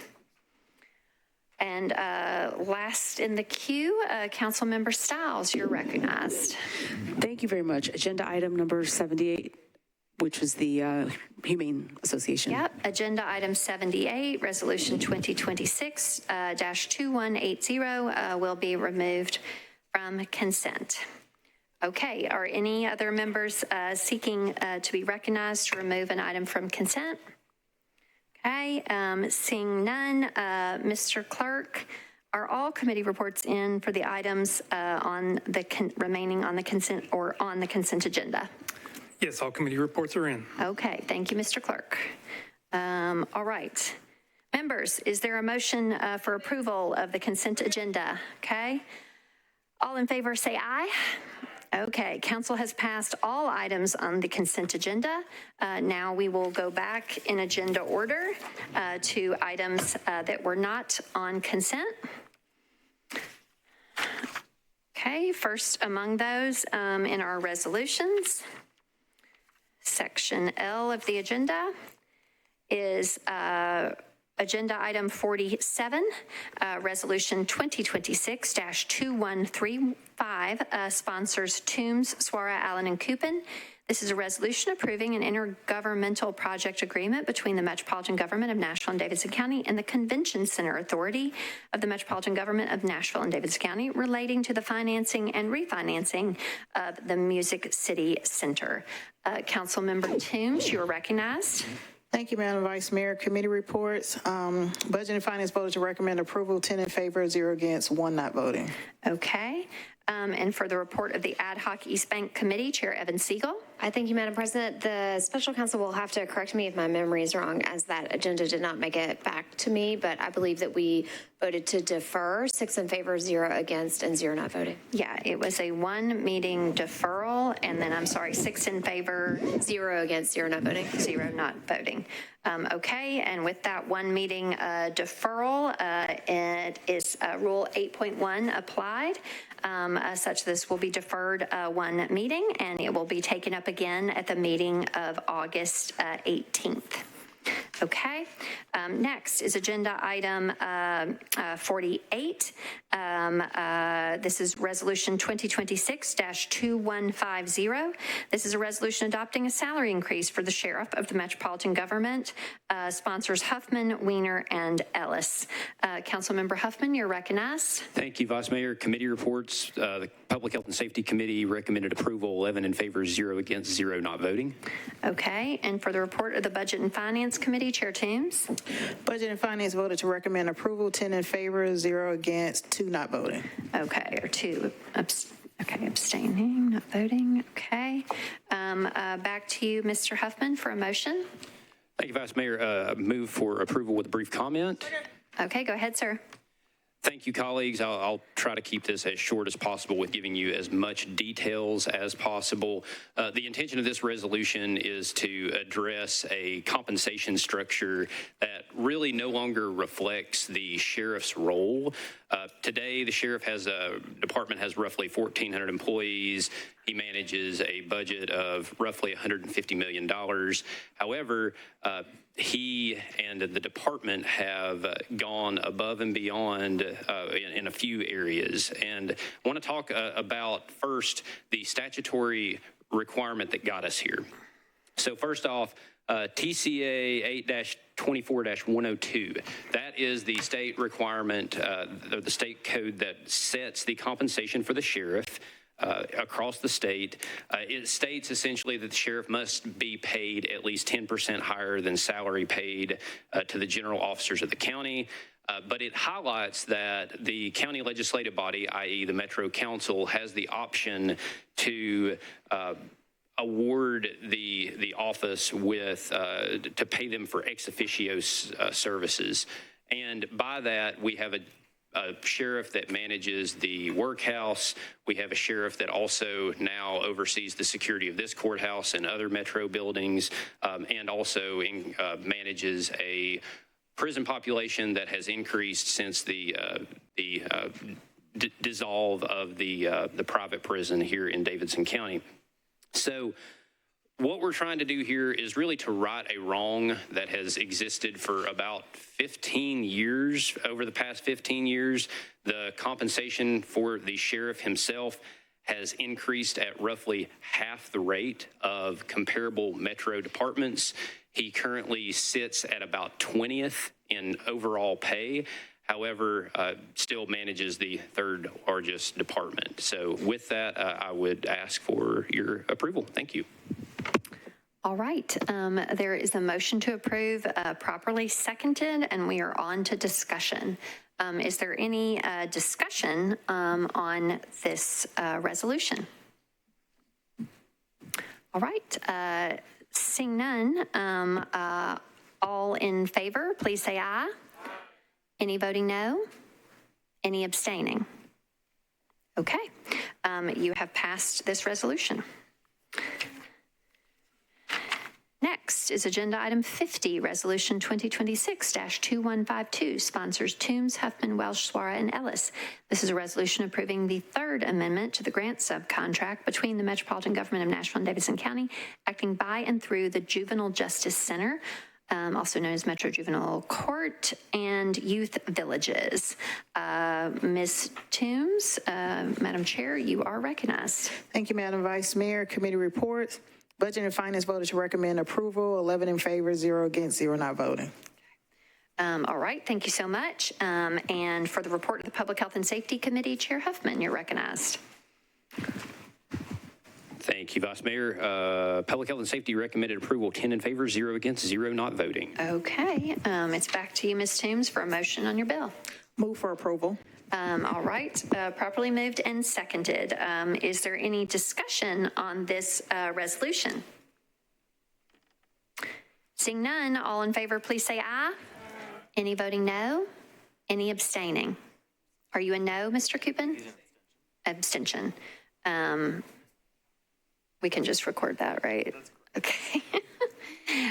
Mercifully, we do not have to go on the boards. That's only for a no on a resolution. Mr. Coupin will be an abstention. Okay, this has passed. All right, next is agenda item 53, resolution 2026-2155, sponsors Toombs, Huffman, Bradford, Welsh, and Hill. This is a resolution appropriating a total of $211,866 from the Metro government, acting by and through the Metro Board of Health to United Neighborhood Health Services, Inc., doing business as Neighborhood Health, Inc., and approving a grant contract by and between the Metropolitan government, acting by and through the Metropolitan Board of Health, and United Neighborhood Health Services, Inc., DBA Neighborhood Health, Inc., for the provision of outpatient services for participants in the Ryan White Part A program. Ms. Toombs, you're recognized. Thank you, Madam Vice Mayor. Committee reports. Budget and Finance voted to recommend approval, 11 in favor, 0 against, 1 abstention. Okay, and for the report of the Public Health and Safety Committee, Chair Huffman. Thank you, Vice Mayor. Public Health and Safety recommended approval, 10 in favor, 0 against, 1 not voting. Okay, all right. So it is back to you, Ms. Toombs, for a motion on this resolution. Move for approval. All right. Is there any discussion on this resolution? Seeing none, all in favor, please say aye. Any voting no? Any abstaining? Oh, okay. Ms. Suarez, you'll be recorded as an abstention. All right. Next is agenda, this resolution has passed. Next is agenda item 54, resolution 2026-2156, sponsors Toombs, Huffman, Bradford, Welsh, and Hill. This is a resolution appropriating a total of $452,444 from the Metropolitan government, acting by and through the Metropolitan Board of Health to Streetworks, doing business as Today's Hope, and approving a grant contract by and between the Metropolitan government, acting by and through the Metropolitan Board of Health and Streetworks, doing business as Hope, for the provision of emergency financial assistance, medical case management, nutrition services, psychosocial services, early intervention services, outreach services, and transportation services for participants in the Ryan White Part A program. Councilmember Toombs, you're recognized. Thank you, Madam Vice Mayor. Committee reports. Budget and Finance voted to recommend approval, 11 in favor, 0 against, 0 not voting. Okay, and for the report of Public Health and Safety, Chair Huffman. Thank you, Vice Mayor. Public Health and Safety recommended approval, 10 in favor, 0 against, 1 not voting. Okay, got it. Back to you for a motion on this bill. Ms. Toombs? Move for approval. Properly moved and seconded. Is there any discussion? Seeing none. Oh, okay, understood, sir. We'll get there. Any discussion? All right, seeing none. All in favor, please say aye. Any voting no or abstaining? Mr. Nash is an abstention. Any others? Okay, you have adopted this resolution. Next is agenda item 58, resolution 2026-2160. Sponsor Toombs, Huffman, Bradford, Welsh, Hill, Ewing, and Ellis. This is a resolution appropriating a total of $563,908 from the Metro government, acting by and through the Metro Board of Health to Meharry Medical College, and approving a grant contract between the Metro government, acting by and through the Metro Board of Health and Meharry Medical College for the provision of food assistance, medical case management, mental health services, outpatient services, and psychosocial services for participants in the Ryan White Part A program. Councilmember Toombs, you're recognized again. Thank you, Madam Vice Mayor. Committee reports. Budget and Finance voted to recommend approval, 10 in favor, 0 against, 1 not voting. All right. I am sensing a pattern. Chair Huffman, go ahead, sir. Thank you, Vice Mayor. Public Health and Safety recommended approval, 10 in favor, 0 against, 1 not voting. Okay, thank you, sir. Back to you for a motion. Ms. Toombs? Move for approval. Okay. Is there any discussion on this resolution? Seeing none, all in favor, please say aye. Any voting no? Any abstaining? Okay, Ms. Suarez, you'll be recorded as an abstention. Okay, council has adopted this resolution. Okay. Next is agenda item 61, resolution 2026-2163. Sponsor Toombs, Huffman, Welsh, Allen, or rather Hill, Allen, Ewing, Swara, and Ellis. This is a resolution appropriating a total of $750,000 from the Metro government, acting by and through the Metro Board of Health, to Dismiss Inc., to operate the Dismiss House and Harm Reduction Initiative, to focus on expanding linkage to and harm reduction services for men returning from incarceration who face an elevated risk of opioid use disorder and overdose. Councilmember Toombs, Madam Chair, you're recognized. Thank you, Madam Vice Mayor. Committee reports, Budget and Finance voted to recommend approval. 11 in favor, 0 against, 0 not voting. All right, and Chair Huffman, sir, you are recognized. Thank you, Vice Mayor. Public Health and Safety recommended approval, 10 in favor, 0 against, 0 not voting. Okay, thank you. Back to you, Ms. Toombs, for a motion. Move for approval. There's a motion. It's properly seconded for approval. Is there any discussion on this resolution? Okay, seeing none, all in favor, please say aye. Any voting no? Any abstaining? Okay, Ms. Kimbrough, you'll be recorded as an abstention. Okay. Next is agenda item 62. This is resolution 2026-2164. Sponsors Toombs, Huffman, Ewing, and Swara. This is a resolution approving Amendment 3 to an air pollution control program support grant from the United States Environmental Protection Agency to the Metro government, acting by and through the Metro Board of Health for the ongoing collection of data on ambient air conditions for fine particulate matter in Nashville, Tennessee. Councilmember Toombs, you're recognized, Madam Chair. Thank you, Madam Vice Mayor. Committee reports, Budget and Finance voted to recommend approval as substituted. 11 in favor, 0 against, 0 not voting. Okay. And Chair Huffman, I'm just not even pushing the buttons anymore. Just leave y'all both on. Go ahead, sir. That's a dangerous game. Thank you, Vice Mayor. Yeah, be careful. Yeah, Public Health and Safety recommended approval as substituted, 11 in favor, 0 against, 0 not voting. Okay, thank you, sir. Back to you, Chair Toombs, for a motion. Move for approval. Okay, there's a motion to approve, properly seconded, and we are on to discussion. In the queue is Ms. Allen. Go ahead, ma'am. Thank you, Madam President. I would like to move the substitute with a brief comment. Okay, go ahead, ma'am. Thank you. This just corrects the title to expand it beyond just particulate matter. This bill actually authorizes the collection of information on a number of pollutants, and that just corrects that. Great. Thank you for that housekeeping explanation. Is there any further discussion on the substitute itself or the motion to substitute? Seeing none, all in favor of the substitute, please say aye. Okay, and I assume, Ms. Toombs, you want to renew your motion to approve as substituted? Oh, guess what? It's Ms. Allen's bill now. Yep. Thank you, Special Counsel. Ms. Allen, would you like to renew your motion or the motion to approve as substituted? I move the bill as substituted. Okay. Is there a second? Okay. Is there any discussion on that? Seeing none, all in favor, please say aye. Any voting no or abstaining? Okay. This has passed as substituted, adopted as substituted. Next. Okay, agenda item 78, resolution 2026-2180. Sponsors Stiles, Swara, Coop and Gregg, Vo, Nash, Evans, Siegel, Allen, Wiener, Gadd, Webb, Lee, Druffel, Benton, Bradford, Gamble, and Ellis is a resolution honoring the Nashville Humane Association on the occasion of its 80th anniversary. Ms. Stiles, you're recognized. Thank you very much. I solely pulled this off just to apply the Murphy Rule 12.3 to it. Okay. So there is, I believe you need to get a committee report from Chair Cash. We approve 5-0-0. Okay, and so if you would just make a motion, please, for approval with 12.3 applied, Ms. Stiles. I'd like to move for approval with the Murphy Rule / 12.3 applied, please. Thank you so much. It's properly seconded. 12.3 means that all those voting in the affirmative will be listed as co-sponsors. Is there any discussion on this resolution?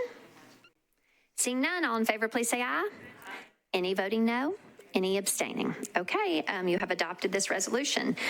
Last among the resolutions is Agenda Item 79, Resolution 2026-2181. Sponsors Vogue, Coopin, Harrell, Hill, Porterfield, Nash, Ewing, Suarez, Druffel, Huffman, Evans, Siegel, Gadd, Stiles, Benton, Hancock, Lee, Webb, and Ellis. This is a resolution recognizing the 78th Japan America Student Conference hosted in Nashville, Tennessee in August of 2026. Ms. Vogue, you are recognized. Thank you so much, Vice Mayor. Colleagues, it is my honor to present this resolution. Get a quick committee report from Mr. Cash. No big deal. I was so excited. I mean, I know. We got to, yeah. Committee reports, please. Approve 500. Okay, great. Go ahead, Ms. Vo. Thank you. I move to approve with a brief comment. Go ahead, ma'am. Thank you. Colleagues, it's my honor to present this resolution recognizing the 78th Japan America Student Conference on its return to Nashville next week. This conference is more than a student exchange. Since 1934, it has brought together young leaders from Japan and the United States to build understanding, strengthen friendships, and foster the kind of relationships that last a lifetime. Nearly a century later, this mission is as important as ever. And this year, its return to Nashville is especially meaningful because 2026 truly is the year of Japan in Nashville. Just a few weeks ago, our city had the privilege of hosting Japan's men's national soccer team during the FIFA World Cup. Next week, we are excited to welcome outstanding Japanese and American college students who will spend time learning from our community and sharing their own perspectives. Then in October, Nashville will host Japanese businesses and government leaders for the Southeast U.S.-Japan Conference, further strengthening the economic partnership between Tennessee and Japan. These aren't isolated events. Together, they tell the story of a relationship that continues to grow through sports, education, business, and people-to-people connections.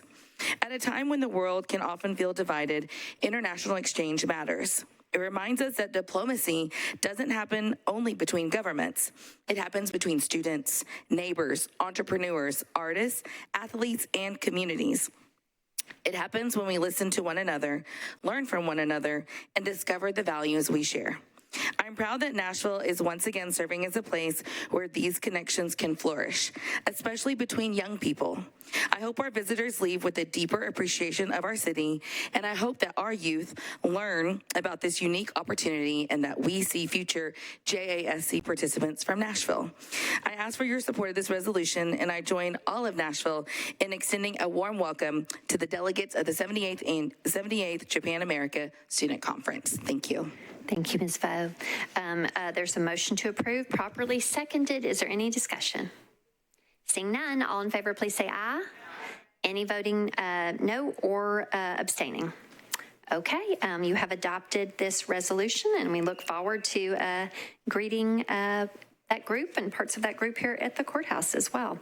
Okay, next is Agenda Section M. This is a late resolution, numbered as M1, sponsors Welsh and Johnston. This is a resolution approving a participation agreement between the Metro government of Nashville and Davidson County, acting by and through the Metro Department of Water and Sewerage Services and 563 Veritas LLC to provide public water service improvements for 563 Veritas's proposed development, as well as other existing properties in the area.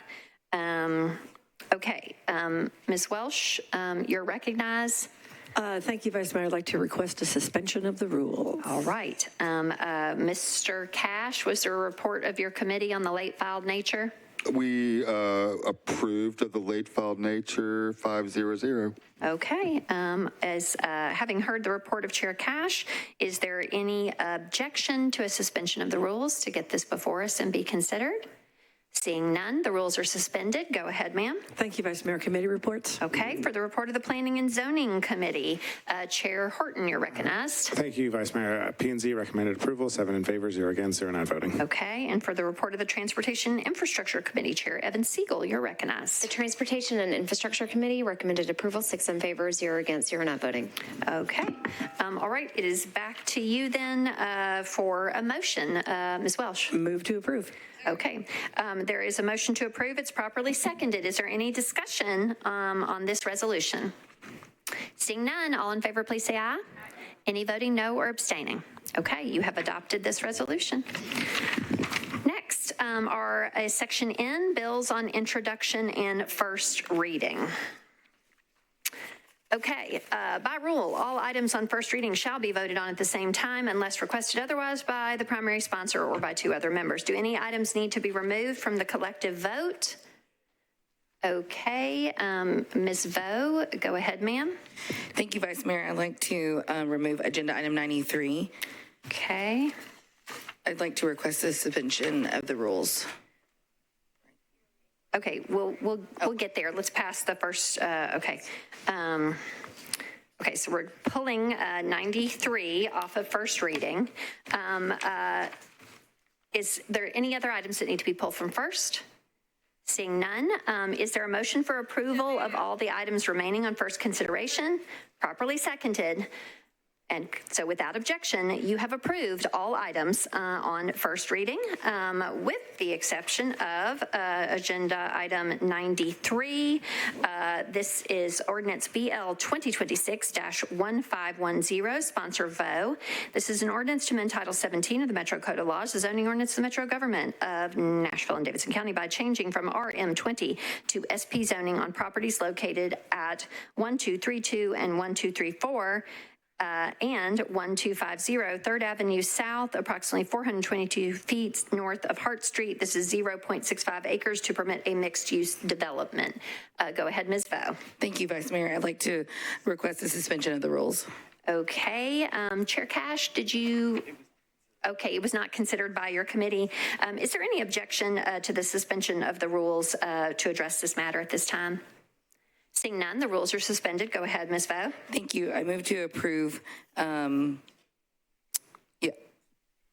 order to pass this bill on first reading, because it doesn't have a recommendation yet, but it will by the time it goes to public hearing. Okay, so it's going to the Planning Commission in August. Yes. And coming back here. Yes. Okay, you've heard an explanation from Ms. Vo.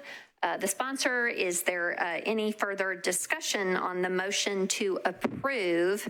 So that's just a straight approval motion at this juncture on first. Is that correct? Okay. Is there any discussion? Seeing none, all in favor, please say aye. Any voting no or abstaining? Okay, this has passed its first reading. Okay, next we move into bills on second reading. We're getting closer. Section O of the agenda, bills on second reading. Agenda item 96 and 97, they are companions to each other. Sponsor Parker. Agenda item 96 is ordinance BL 2026-1403. This is an ordinance to amend Title 17, the Metro Code of Laws, the zoning ordinance of the Metro Government, by amending a specific plan for various properties generally located west of Gallatin Avenue, east of Emmett Avenue, south of McClurkin Avenue, and north of Douglas Avenue, zoned SP, and changing the zoning on properties from RS5, CS, and OR20 to SP. This is 19.09 acres to permit a mixed-use development. And again, agenda item 97, I guess they will have to be taken separately, potentially for purpose. You're not going to be amending at this time, so that's great, because then we can also take up at the same time agenda item 97, which is ordinance BL 2026-1404, which is a companion to the other. It requires certain materials to be restricted in the construction of buildings in 1403. Councilmember Parker, you're recognized, sir. Thank you, Vice Mayor. The amendment requires a housekeeping edit, so I will move approval on second reading of both bills. Got it. Okay. So it is not your intent to amend at this time, is that correct? Got it. Okay. There's a motion to approve 1403 and 1404 in a consolidated motion on their second of three readings. Is there any discussion on that at this time? Okay, seeing none, all in favor, please say aye. Any voting no or abstaining? Okay, these have passed their second reading. Next is agenda item 98, ordinance BL 2026-1430, sponsors Bradford, Ellis, Johnston, Evans, Siegel, Welsh, Bow, Evans, Huffman, Coopin, and Weiner.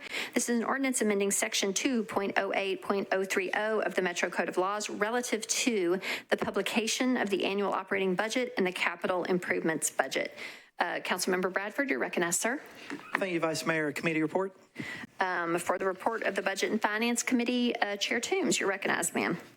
Thank you. Budget and Finance voted to recommend approval as amended, 11 in favor, 0 against, 0 not voting. Okay. Was this referred anywhere else? No, it was not. Back to you, Mr. Bradford, for a motion. Thank you, Vice Mayor. I'd like to move the amendment. Okay, let's make a motion just to get the bill before us, please, sir. Move the bill. Okay, go ahead now. Move the amendment. Okay, properly seconded. Anything you want to share about the amendment, sir? Yeah, so the amendment came about from some conversations during the Budget and Finance Committee about some of the restrictions that were placed in the original bill.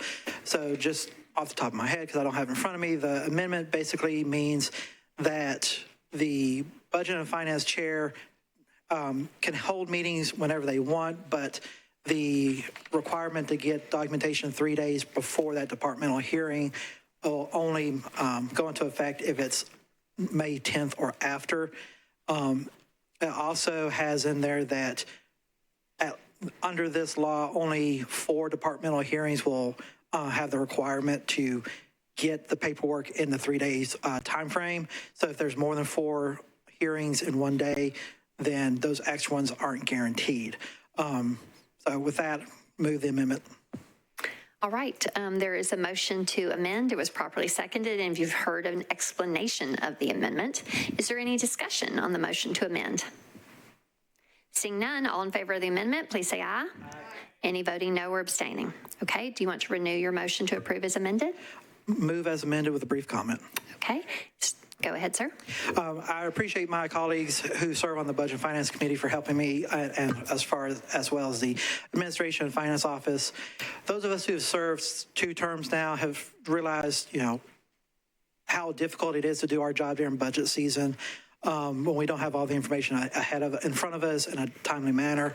And even this past budget season, we were getting departmental information the day of, and so I reached out and we had these conversations to try and get the information to us as soon as possible so that we have at least 3 days before a budget hearing to receive the information we're going to need to do our job and to make sure that we have questions, we can get the information we need and get those questions answered so that we can do a better job of monitoring our budget and protecting the taxpayer. So move for approval. All right, there is a motion to approve as amended. It was properly seconded. We're on to discussion, and Ms. Gamble is in the queue. Go ahead, council member, you're recognized. Thank you, Vice Mayor. I support the bill. I appreciate my colleague for bringing this forward. I just have a question clarifying what a copy is. Is that referring to a hard copy, an electronic copy, or is it? I didn't see it clearly in the bill, so just wanted to clarify that. Sponsor, do you want to address that question? Okay, go ahead, Mr. Bradford. So conversations with the administration, there's always a digital copy online, but this is to get us hard copies of not the budget book, but just the information for those departments. So we can do what we need to do. If there's anything I left out, the administration or finances, they're welcome to add to it. All right. I don't see anyone seeking to be recognized specifically on this. No. Ms. Gamble's question has been answered. Is there any further discussion on the motion to approve this on second reading as amended? Seeing none, all in favor, please say aye. Any voting no or abstaining? Okay. This has passed its second reading as amended. Next is agenda item 99, ordinance BL 2026-1434, sponsor Lee. This is an ordinance to amend section 13.20.020 of the Metro Code of Laws relative to required notice and permission for excavations in the right of way. Councilmember Lee, you're recognized, ma'am. Thank you, Madam Chair. May I have committee report, please? Yes, for the report of the Transportation and Infrastructure Committee Chair, Evan Siegel. This is Ms. Lee's Bill 1434. The Transportation and Infrastructure Committee voted to approve the amendment, 6 in favor, 0 against, and 0 not voting, and to approve as amended, 6 in favor, 0 against, 0 not voting. All right. With that, it's back to you, Ms. Lee. Thank you, Madam Chair. I would like to move this for the purpose of adding an amendment. Okay, so there is a motion to approve to get the bill before us. Is there a second? Okay, and it's back to you. Do you seek to move your amendment at this time? I would like to move the amendment, please. Okay, anything you want to say about the amendment? Just that the amendment came on board as a means of working with NES and water to try to get some guidelines in there that would not put restraints on them and what they had to do. This whole thing came up as a matter of entities working in the right of way and working on people's properties when they did not know who was there, why they were there, how long they were going to be there, that sort of thing. So I would just like to ask for your approval on this. All right, you've heard a description of the amendment from the sponsor. Is there any discussion on the motion to amend? Seeing none, all in favor of the amendment, please say aye. Any voting no or abstaining? Ms. Lee, do you want to? I would like to move the bill as amended, please. Yes, ma'am. Thank you. Any discussion on that? Seeing none, all in favor, please say aye. Any voting no or abstaining? All right. This has passed its second of 3 readings as amended. Thank you, Madam Chair. Thank you, Ms. Lee. Okay. Agenda item 100, ordinance BL 2026-1437. Sponsors Webb, Coopin, Evans, Bradford, Allen, Ellis, Benton, and Hancock. This is an ordinance requiring that all boards, commissions, committees, and authorities of the Metro government with financial authority or a fiduciary duty record and make publicly available the proceedings of their meetings. Mr. Coopin, you are the second sponsor, so I will recognize you, sir. Go ahead. Thank you, Madam President. Committee reports, please.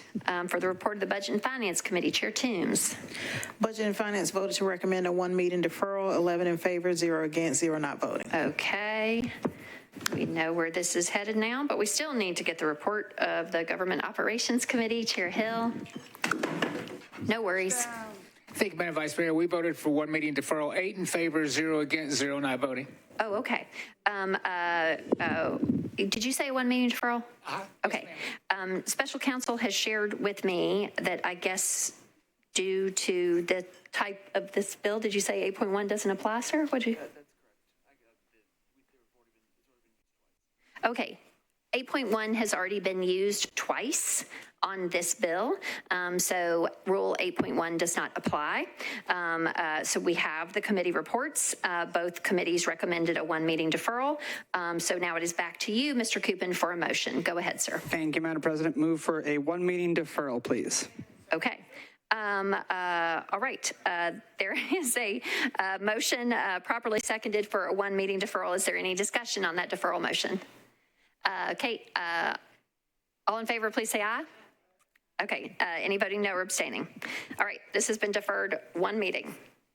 Again, by a vote, not by 8.1. Okay, agenda item 101, ordinance BL 2026-1452, sponsors Evans, Huffman, Spain, Ellis, Gadd, Suara, and Allen. This is an ordinance establishing the Opioid Settlement Steering Committee's role in guiding the strategic use of the Metro government's opioid settlement funds through a clear, transparent, and data-driven process. Councilmember Evans, you are recognized, ma'am. Thank you, Vice Mayor. Committee reports, please. Okay, for the report of the Public Health and Safety Committee, Chair Huffman. Thank you, Vice Mayor. Public Health and Safety recommended to defer this 2 meetings, 11 in favor, 0 against, 0 not voting. Okay. Thank you, Chair. And it's back to you, Ms. Evans, for a motion on your bill. Thank you. I'd like to move for a 2 meeting deferral, please. Okay. Is there a second? Okay. There's a motion to defer 2 meetings. Is there any discussion on that deferral motion? Seeing none, all in favor of a 2 meeting deferral, please say aye. Okay. Any voting no or abstaining? All right. This has been deferred 2 meetings such that its second reading will be at the meeting of September 1st. Yep. Okay. Back on second reading on September 1st. Next is agenda item 103, ordinance BL 2026-1492. Sponsors Gadd, Hill, Ewing, Coupin, and Ellis. An ordinance to amend Title 16 of the Metro Code of Laws to require diaper changing facilities in certain public restrooms. Councilmember Gadd, you are recognized. Thank you so much. I would like to ask for committee reports. For the report of the Government Operations and Regulations Committee, Chair Hill, you're recognized, ma'am. Thank you, Madam Vice Mayor. We recommended approval as amended, 9 in favor, 0 against, 0 not voting. Okay. All right. It is back to you, Ms. Gadd, for a motion to get the bill before us, please, ma'am. I'd like to make a motion to get the bill properly before us. Okay. There is a motion to approve. It is properly seconded. Now it's back to you. I would also, we have one friendly amendment, and I believe Councilmember Allen is in the queue and would love to have that considered. Okay. Anything else you want to say at this time, or you want to speak? I'll reserve my remarks. Sure. Councilmember Allen, you are recognized. Thank you, Madam Chair. I think the amendment's actually officially been moved, but I'll move it again. Move the amendment. Okay. With a brief explanation. Go ahead, please. So this simply takes the plumbing piece of this out. The bill itself is about changing tables, and the International Building Code covers that, and so it just cleans it up to take the plumbing part out. Okay. You have heard an explanation of this friendly amendment, and we're on a motion to amend. All in favor, please say aye. Aye. Any voting no or abstaining? Okay, and it's back to you, Ms. Gadd. I presume you want to renew your motion to approve as amended. I would like to renew that motion, and also just with one quick word and another request to enact Rule 12.3 for those that are voting in affirmative to also be added. Okay. And want to thank the council in our last body who made work to move this forward, and noticing we have a gap here, appreciating everyone's support to really focus on where dignity can actually begin, which is in some of the small things. One of those small things, it can be a very, very big thing when you have children with you and a diaper changing table. It tells everyone, every parent, every caregiver, that you're welcome here and your family matters, and that is a part of dignity that we can provide. So with that, I renew my motion. All right. So there is a motion to approve this ordinance on its second reading as amended, with the application of 12.3, such that all those voting in the affirmative will be listed as co-sponsors. Is there a second for that? Any objection to the application of 12.3? No. Okay. All right. That's properly seconded. Is there any further discussion on this bill? Seeing none, all in favor, please say aye. Aye. Any voting no or abstaining? All right, this has passed its second of three readings as amended. Next is agenda item 104, ordinance BL 2026-1493, sponsors Toombs and Coupin. This is an ordinance amending certain sections of the Metro Code of Laws relating to the apportionment, distribution, and allocation of revenues from tourist accommodation taxes to comply with the provisions of Public Chapter number 1079 of the 2026 Public Acts of Tennessee, and also to extend the levy and collection of the additional hotel occupancy privilege tax in accordance with applicable state law. Councilmember Toombs, Madam Budget Chair, you are recognized. Thank you, Madam Vice Mayor. Committee reports. Budget and Finance voted to recommend approval, 11 in favor, 0 against, 0 not voting. Okay, and for the report of the Ad Hoc East Bank Committee, Chair Evan Siegel. The committee voted for a one meeting deferral, 6 in favor, 0 against, 0 not voting. Okay, and with that, Chair Toombs, that will invoke Rule 8.1. Such that deferral is automatic without discussion. Thus, the second reading of this bill will be on August 18th. Okay? Next, we are moving into Section P, bills that are on third and final reading. Agenda number 108, ordinance BL 2026-1389, sponsor Stiles. This is an ordinance to amend Title 17 of the Metro Code of Laws, a zoning ordinance of the Metro government by changing from SP to AR2A zoning for properties located at 532 and 583 Bell Road, approximately 570 feet south of Murfreesboro Pike and located in the Murfreesboro Pike Urban Design Overlay District and Corridor Design Overlay District. This is 5.25 acres. Councilmember Stiles, you're recognized. Thank you very much. Committee reports, please. For the report of the Planning and Zoning Committee, Chair Horton. Thank you, Vice Mayor. Planning and Zoning voted in favor of a one meeting deferral, 7 in favor, 0 against, 0 not voting. Okay, and as such, Rule 8.1 is applied, and there is no discussion. It's Rule 8.1. It's one meeting deferral. Question. A point of order? Point of order, yes, please. Yes, ma'am. To save some time, is it possible, they deferred it one meeting, but is it possible for me to defer it until the first meeting in September? Since it's still a deferral? That would require a suspension of the rules. Then I guess I'm going to ask for a suspension of the rules so I can defer it till that first meeting. Okay. In September. Is there any objection to a suspension of the rules such that the sponsor can supersede Rule 8.1, which would be a mandatory one meeting deferral for purposes of a two meeting deferral to the meeting of September 1st? Is there any objection to the suspension of the rules? Okay, seeing none, the rules are suspended. If you would make that motion, please, ma'am. Thank you very much. I'd like to move for a two meeting deferral. So this would go to the first meeting in September. Okay, so that would mean that the third and final reading would be at the meeting of September 1st. Yes, thank you very much. Okay, any discussion? Seeing none, all in favor, please say aye. Any voting no or abstaining? Okay, that means that the third reading has been moved to the meeting of September 1st. That is a two-meeting deferral. Ms. Stiles, will you make sure the gentleman here understands when that is moved to? Okay, thank you, sir. All right, so next are agenda items 109 and 110. They are companions to each other. Sponsor Evans. 109 is ordinance BL 2026-1414. This is an ordinance to amend Title 17, the Metro Code of Laws, the zoning ordinance of the Metro government by changing from RS15 to SP zoning for property located at 6114 North New Hope Road, approximately 352 feet north of Central Pike. This is 3.0 acres to permit 44 multifamily residential units, all of which is described here in agenda item 110 is ordinance 1415. It proposes that certain materials be restricted in the construction of buildings in 1414. That said, Ms. Evans, I'm going to need you to move 1414 by itself for purposes of amendment, and then you can reconsolidate them in a subsequent motion. Go ahead, ma'am.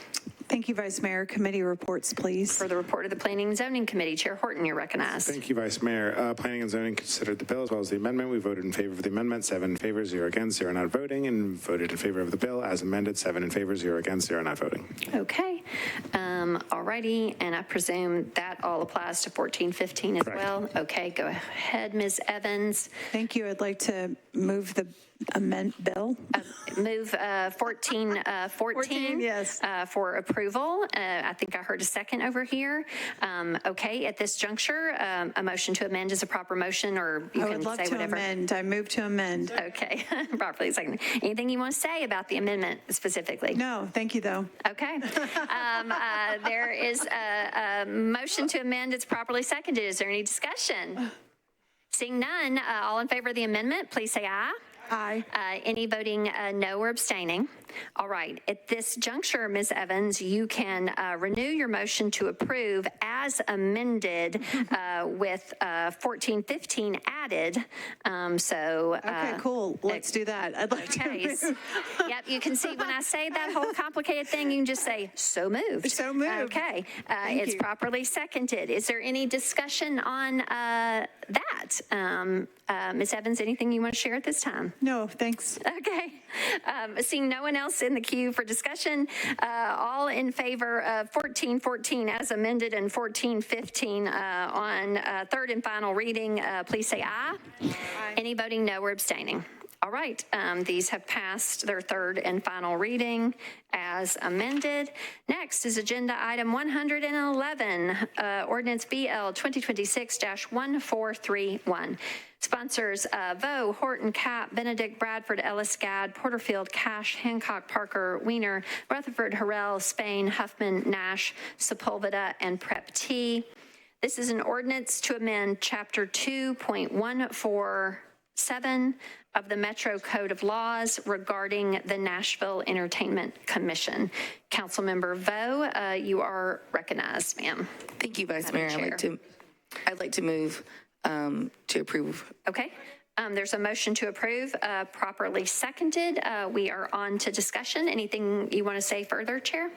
I'm happy to wait since I see, or can I have my brief comment now? You can absolutely. Okay. You are the sponsor. You can say whatever you want before we move on to others. Go ahead. Okay, thank you so much, Vice Mayor. Colleagues, I rise today to ask for your support of BL 2026-1431 on third and final reading. First, I want to express my sincere gratitude to everyone who's helped bring us to this point. Thank you to my council colleagues for your thoughtful questions, feedback, and collaboration through this process. Thank you to the Mayor's Office, the Entertainment Commission, and the many members of Nashville's entertainment community who shared their expertise to help shape this legislation. And, you know, for me, today's vote is not the finish line, it is the starting point. By passing this bill on third reading, we can immediately begin the important work of hiring the first executive director, someone who can build this office, bring stakeholders together, and turn the vision we've discussed into meaningful action. That leadership will be critical in ensuring this office is responsive, accountable, and successful from day one. I believe this legislation positions Nashville for long-term success while honoring the collaborative spirit that brought us here tonight. I respectfully ask for your support for BL 2026-1431. Thank you. All righty. We are on to discussion. First in the queue is Councilmember Stiles. You're recognized.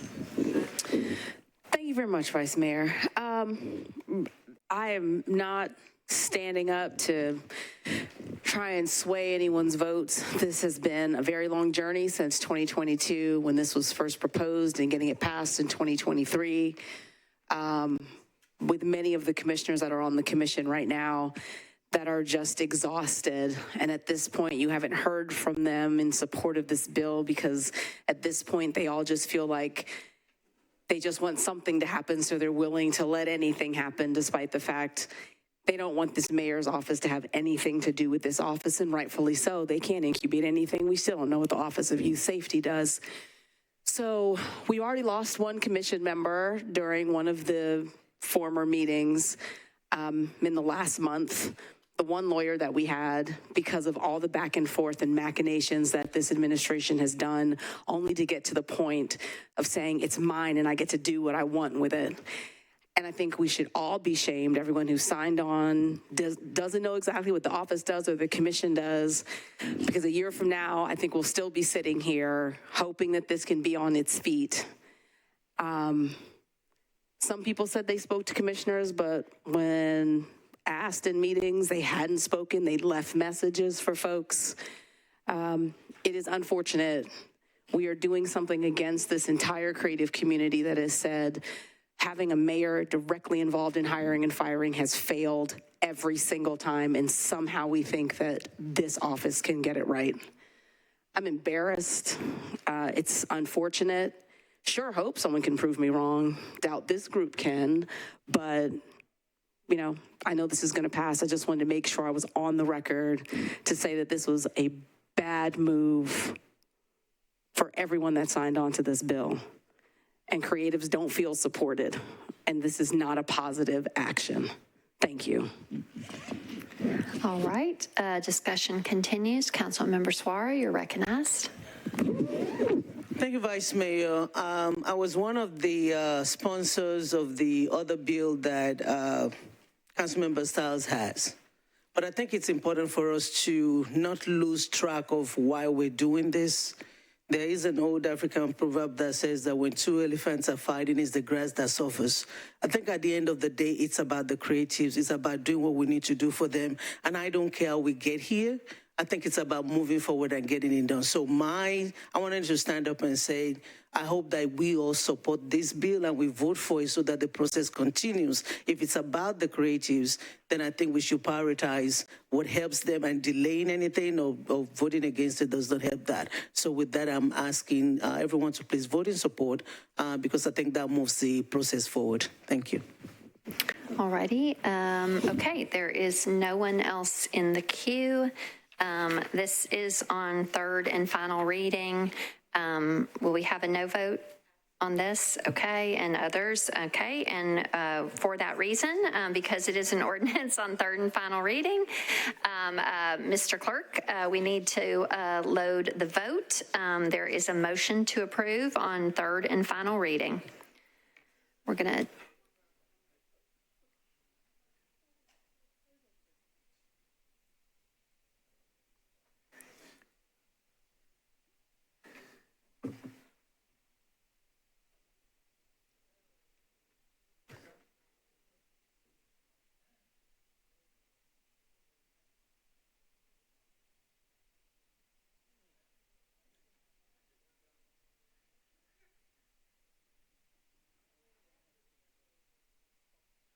all votes in. Mr. Clerk, please show the vote.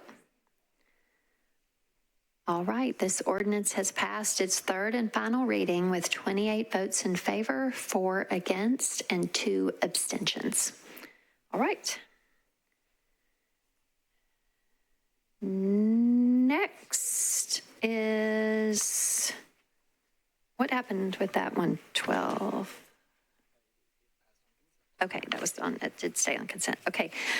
Next is agenda item 114, ordinance BL 2026-1453, sponsors Spain, Toombs, Horton, Evans, Siegelvo, Allen, Gadd, Welsh, Hill, Ewing, and Weiner. This 114. We good? Okay. This is an ordinance approving a greenway conservation easement between the Metro government through the Metro Board of Parks and Recreation and AHV Newsom BFR owner LLC for greenway improvements at 7800 McCrory Lane. Councilmember Spain, you're recognized, sir. Thank you, Madam President. Committee reports, please. Did we have a report from Planning and Zoning? I don't show. All committee reports are in, sir. Move approval. Okay. There is a motion to approve. It's properly seconded. Perhaps this was for purposes of an abstention, sir. I'm not sure. Is there any discussion on this bill? Anything that you want to say, Mr. Spain? No, ma'am. Thank you. Okay. All in favor, please say aye. Any voting no? Any abstaining? All right, it will remain a mystery. Okay, that has passed its third and final reading. Okay. Next is agenda item 125, ordinance BL 2026-1464. Sponsors Kimbrough, Horton, Evans, Siegel, and Ewing. This is an ordinance authorizing the Metro government of Nashville and Davidson County to abandon existing public water mains and easements and accept new public water and sanitary sewer mains, fire hydrant assemblies, sanitary sewer manholes, and easements for property located at 633 West Green Lane, also known as Hill Point Whites Creek Infrastructure. Councilmember Kimbrough, you're recognized. Thank you, Vice Mayor. I would like to move for one meeting deferral. Okay. For this and 126. Okay, I'm going to have to take them separate, but okay. Oh, actually, same address. Can I take them together? Okay. All right. So there's a one meeting deferral motion for 1464. Did I hear a second? Any discussion on that deferral motion? Seeing none, all in favor, please say aye. Any voting no or abstaining? Okay, so 1464, Ms. Kimbrough will be deferred to the meeting of August 18th. Now is agenda item 126, ordinance BL 2026-1465. Also sponsor Kimbrough, Horton, Evans, Siegel, Ewing. This is an ordinance authorizing the Metro government to accept new public water and sanitary sewer mains, fire hydrant assemblies, sanitary sewer manholes, and easements for property located also at 633 West Green Lane, also known as Hill Point Whites Creek Residential. Ms. Kimbrough, you are recognized. Thank you. I'd like to move for a one meeting deferral. Okay, it's properly moved and seconded. Is there any discussion on this deferral motion? Seeing none, all in favor, please say aye. Any voting no or abstaining? Okay, this is deferred one meeting to the meeting of August 18th. Okay, next is agenda item 128, ordinance BL 2026-1489. Sponsors Horton, Porterfield, Cupin, Parker, Spain, Gadd, Benedict, Cortez, Wiener, Rutherford, Gregg, Nash, Harrell, and Evans. This is an ordinance authorizing the Metro government to acquire the fee interest in a parcel of property. This is parcel ID number 133-000-13500 through negotiation or condemnation for office, warehouse, training, and other uses. Council Member Horton, you are recognized, sir. Thank you, Vice Mayor. Move for approval. Let's see. Do we need to get committee report? I think we have them already. Don't we? Pardon? Okay. For the report of, did it get re-referred to budget finance or something? I'm sorry. Committee reports. Yeah. Councilmember Toombs, this is 1489. I believe it was re-referred to your committee. Budget and Finance voted in favor of the amendment, 9 in favor, 0 against, 1 not voting, and then voted to recommend approval as amended, 8 in favor, 0 against, 2 not voting. Okay. All right. Got it. Okay. Back to you, Mr. Horton. Thank you. Move for approval. Okay. There is a motion to approve, and it is properly seconded. And now we are on to discussion. First in the queue is Councilmember Evans Siegel. You are recognized. Thank you, Madam President. I would request to suspend the rules so that I can move my amendment. Okay. There is a request to suspend the rules for purposes of offering an amendment on third reading. Is there any objection to the suspension of the rules? Seeing none, the rules are suspended. Go ahead.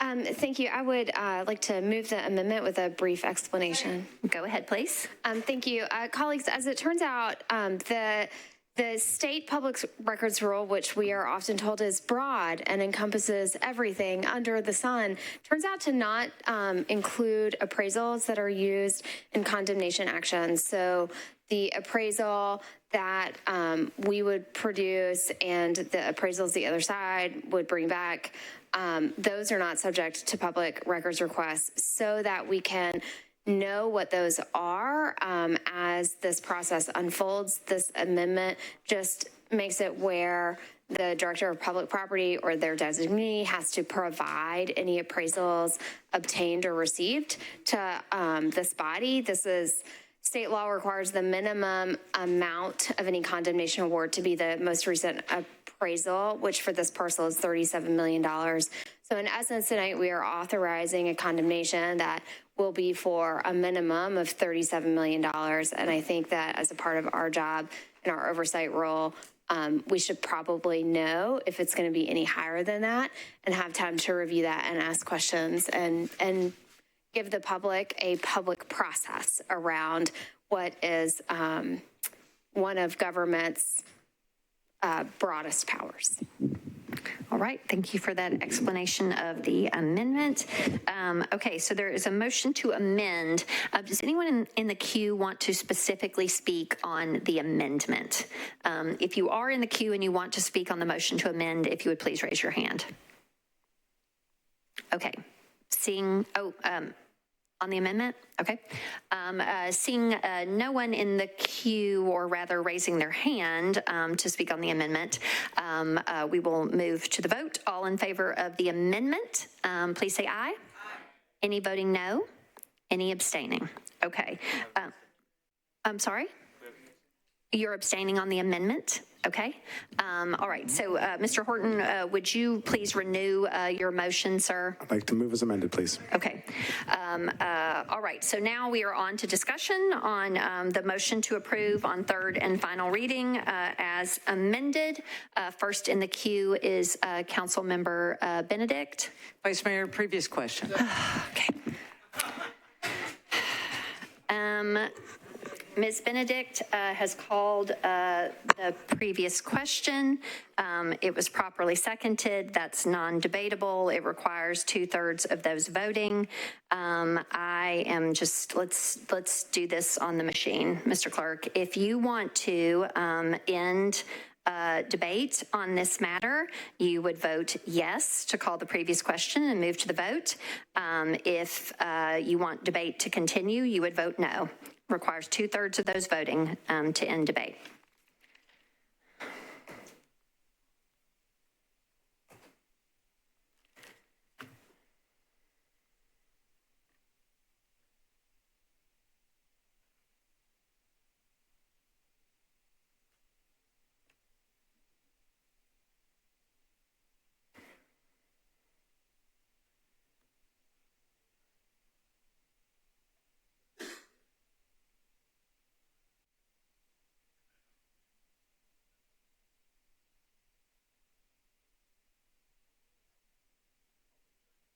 With all votes in, Mr. Clerk, please show the vote.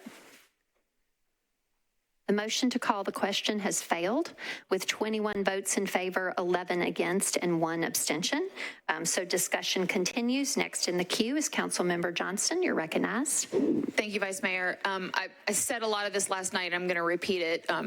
So I just think it's really important because we've been getting a lot of emails to point out that this legislation does not approve the purchase of the parcel next to the zoo. It does not inherently stop the data center next to the zoo. What it does do is authorize negotiation, which I think is sort of ongoing, and it authorizes a legal proceeding of condemnation, which is, as Councilmember Evan Siegel said, is one of the most broadest, I say, extreme things that the government can do. She also pointed out smartly that the minimum amount that we would pay for this is the appraised value, which is $37,400,600. That's a minimum. There's been a lot of people that have been concerned about the blank check that we're giving the government or giving Metro Legal to do this, but the minimum, we know that's the floor, and so people should understand that.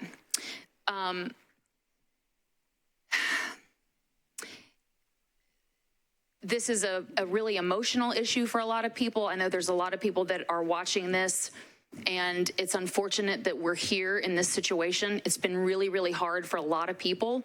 And I think there's a lot of things that are really important to people, and this is an important bill, but it is also one of the most consequential things that we've ever voted on, or that I've ever voted on in my 7 years.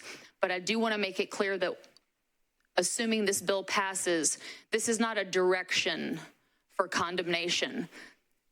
This is an authorization, and it is out of our hands at that point. And so we are entrusting Metro Legal in the consultation with the mayor's office to make a good decision for everyone involved, including the taxpayers that will be writing the ultimate check. All right, thank you. Next in the queue is Councilmember Bradford. You're recognized, sir. Thank you, Vice Mayor. So I want to talk about the benefit to the taxpayers that is part of our job. One thing I've noticed over the 7 years is how much money that we pay in rent for office space for public offices. At the end of this fiscal year, we paid a total of $7.7 million in rent. Next year, it's $8 million. The year after that, $7.9 million. 2030, $6.3 million. So between 26 and 30, as a minimum of $37 million that the taxpayers will have spent on rent. That's money that we're throwing away because these are not our buildings. We are giving this money to private industry. So if this building costs $37 million to buy, in 4 years, it's paid for. And then that money we save in rent can go back to the taxpayers. We can use that for other things in this city and not giving it away to private businesses. Any extra room, we could turn around and rent out to nonprofits or other entities and generate income. So for those in this body who are concerned about protecting the taxpayers, I'd say let's do what we can to provide a Metro-owned facility and stop paying and stop wasting our taxpayers' money on rent on buildings that we don't own. So I ask my colleagues to support this. Thank you. Right. Next in the queue is Councilmember Stiles. You're recognized. Thank you very much. I've been a no on the last two votes. I'll be a no again tonight. I think this bill just feels performative and kind of a Johnny-come-lately solution because everyone else was doing work coming up with solutions and the mayor decided to throw spaghetti against the wall. I think that if we are being good stewards, time and money and efforts, and the people that elected us to sit here in this body, when we hear numbers like 37 million, we should be extremely concerned. And if we have a money tree that no one told me about, please let me know where it is. I'd like to pluck some money off of it as well. But this would be an insane use of money when we keep saying we don't have any. Where are we getting this money from, even if we were going to talk about it in the future? It's nonsensical, and we should vote no. All right. Next in the queue is Councilmember Welsh. You're recognized. Thank you, Vice Mayor. I rise in opposition to this bill. This is a gross misuse of the power of condemnation. Condemnation is generally for projects that we need a particular property for something very specific that it cannot be done in any other way. This is a gross misuse because this is simply taking someone's private property because right now there's a very emotional issue surrounding it. The fear is when you start going down this slope is that we will just start creating other emergencies and very emotional issues where we are going to decide that we have, as a government, have a right to simply take people's property away. It's just a gross misuse of condemnation as far as I'm concerned. This is giving, I've heard rumblings from my constituents who said, oh, some of my colleagues have said they don't really believe that they will actually go ahead and go through with this condemnation. This is a huge power and authorization that we are giving to Metro Legal and the mayor's office to do something that I think is just, again, a gross misuse of condemnation. I think we need to think long and hard about using this particular power for this situation. This is a very, very unfortunate situation that we are in, but the zoo is not our property. We own the property the zoo is on, but the zoo itself is a private entity. We would be saving money if we simply moved the zoo facility to another location. I just think this is a dangerous thing for us to be doing. It's a misuse of our power, and I don't think that we should start taking steps that in using power in a way that it's not intended to be used, because ultimately that will come back to harm us in very, very serious ways. So I ask my colleagues not to support this. Thank you. All right. Next is Councilmember Eastlick. Go ahead, sir. Thank you. I love my colleagues' thought about owning instead of renting, and that makes me wonder, why don't we use one of the buildings that we already have that are empty at the moment? I know we have a list of them. We could move whatever it is that we want to move in there now. I get it. We're trying to save the zoo through the condemnation, and that makes me also believe if you're playing chess and we give you checkmate, it doesn't really matter if we move the rest of the pawns and rooks around. You've already won the game. You can quit it anytime you want, and I think that's very dangerous for us. The condemnation doesn't mean that we can buy it without any residual consequences. We could end up back in court losing money, and the 37 would just be the beginning of it. Right. Next, Councilmember Horton, you're recognized, sir. Thank you, Vice Mayor. I'd like to reiterate that the purpose of this legislation is to acquire this property for the use of office space, training and warehouse uses. Metro, as we all know, has a severe shortage of office space. That need is going to go even more acute with the looming closure of the Metro Southeast office complex. We don't have a surplus of empty office space sitting around. This parcel already has office space located on it, so it's ideally situated for to acquire for these purposes. I'd also say it allows us to acquire it through negotiation or condemnation. Condemnation is not a foregone conclusion. This also only grants Metro the right but not the obligation to acquire this property. And if the purchase price is unpalatable, Metro is free to walk away from it. And with Councilmember Siegel's friendly amendment, we will also be informed of it. And there'll be a 3-week period where we can reevaluate whether that's in our best interest. And with that, I'd like to renew my motion for approval, please. All right.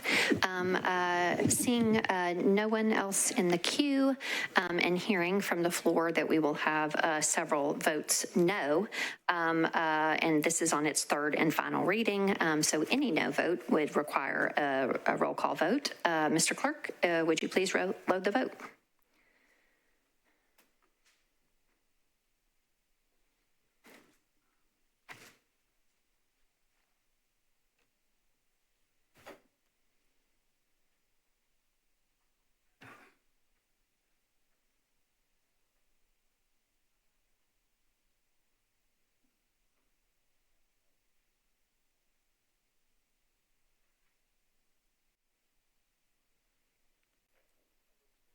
With all votes in, Mr. Clerk, please show the vote.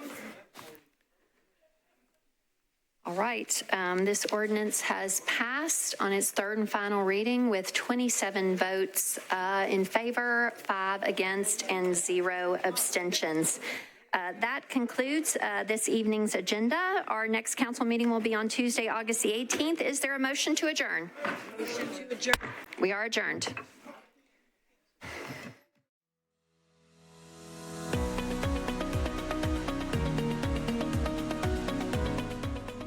This has been a service of the Metro Nashville Network.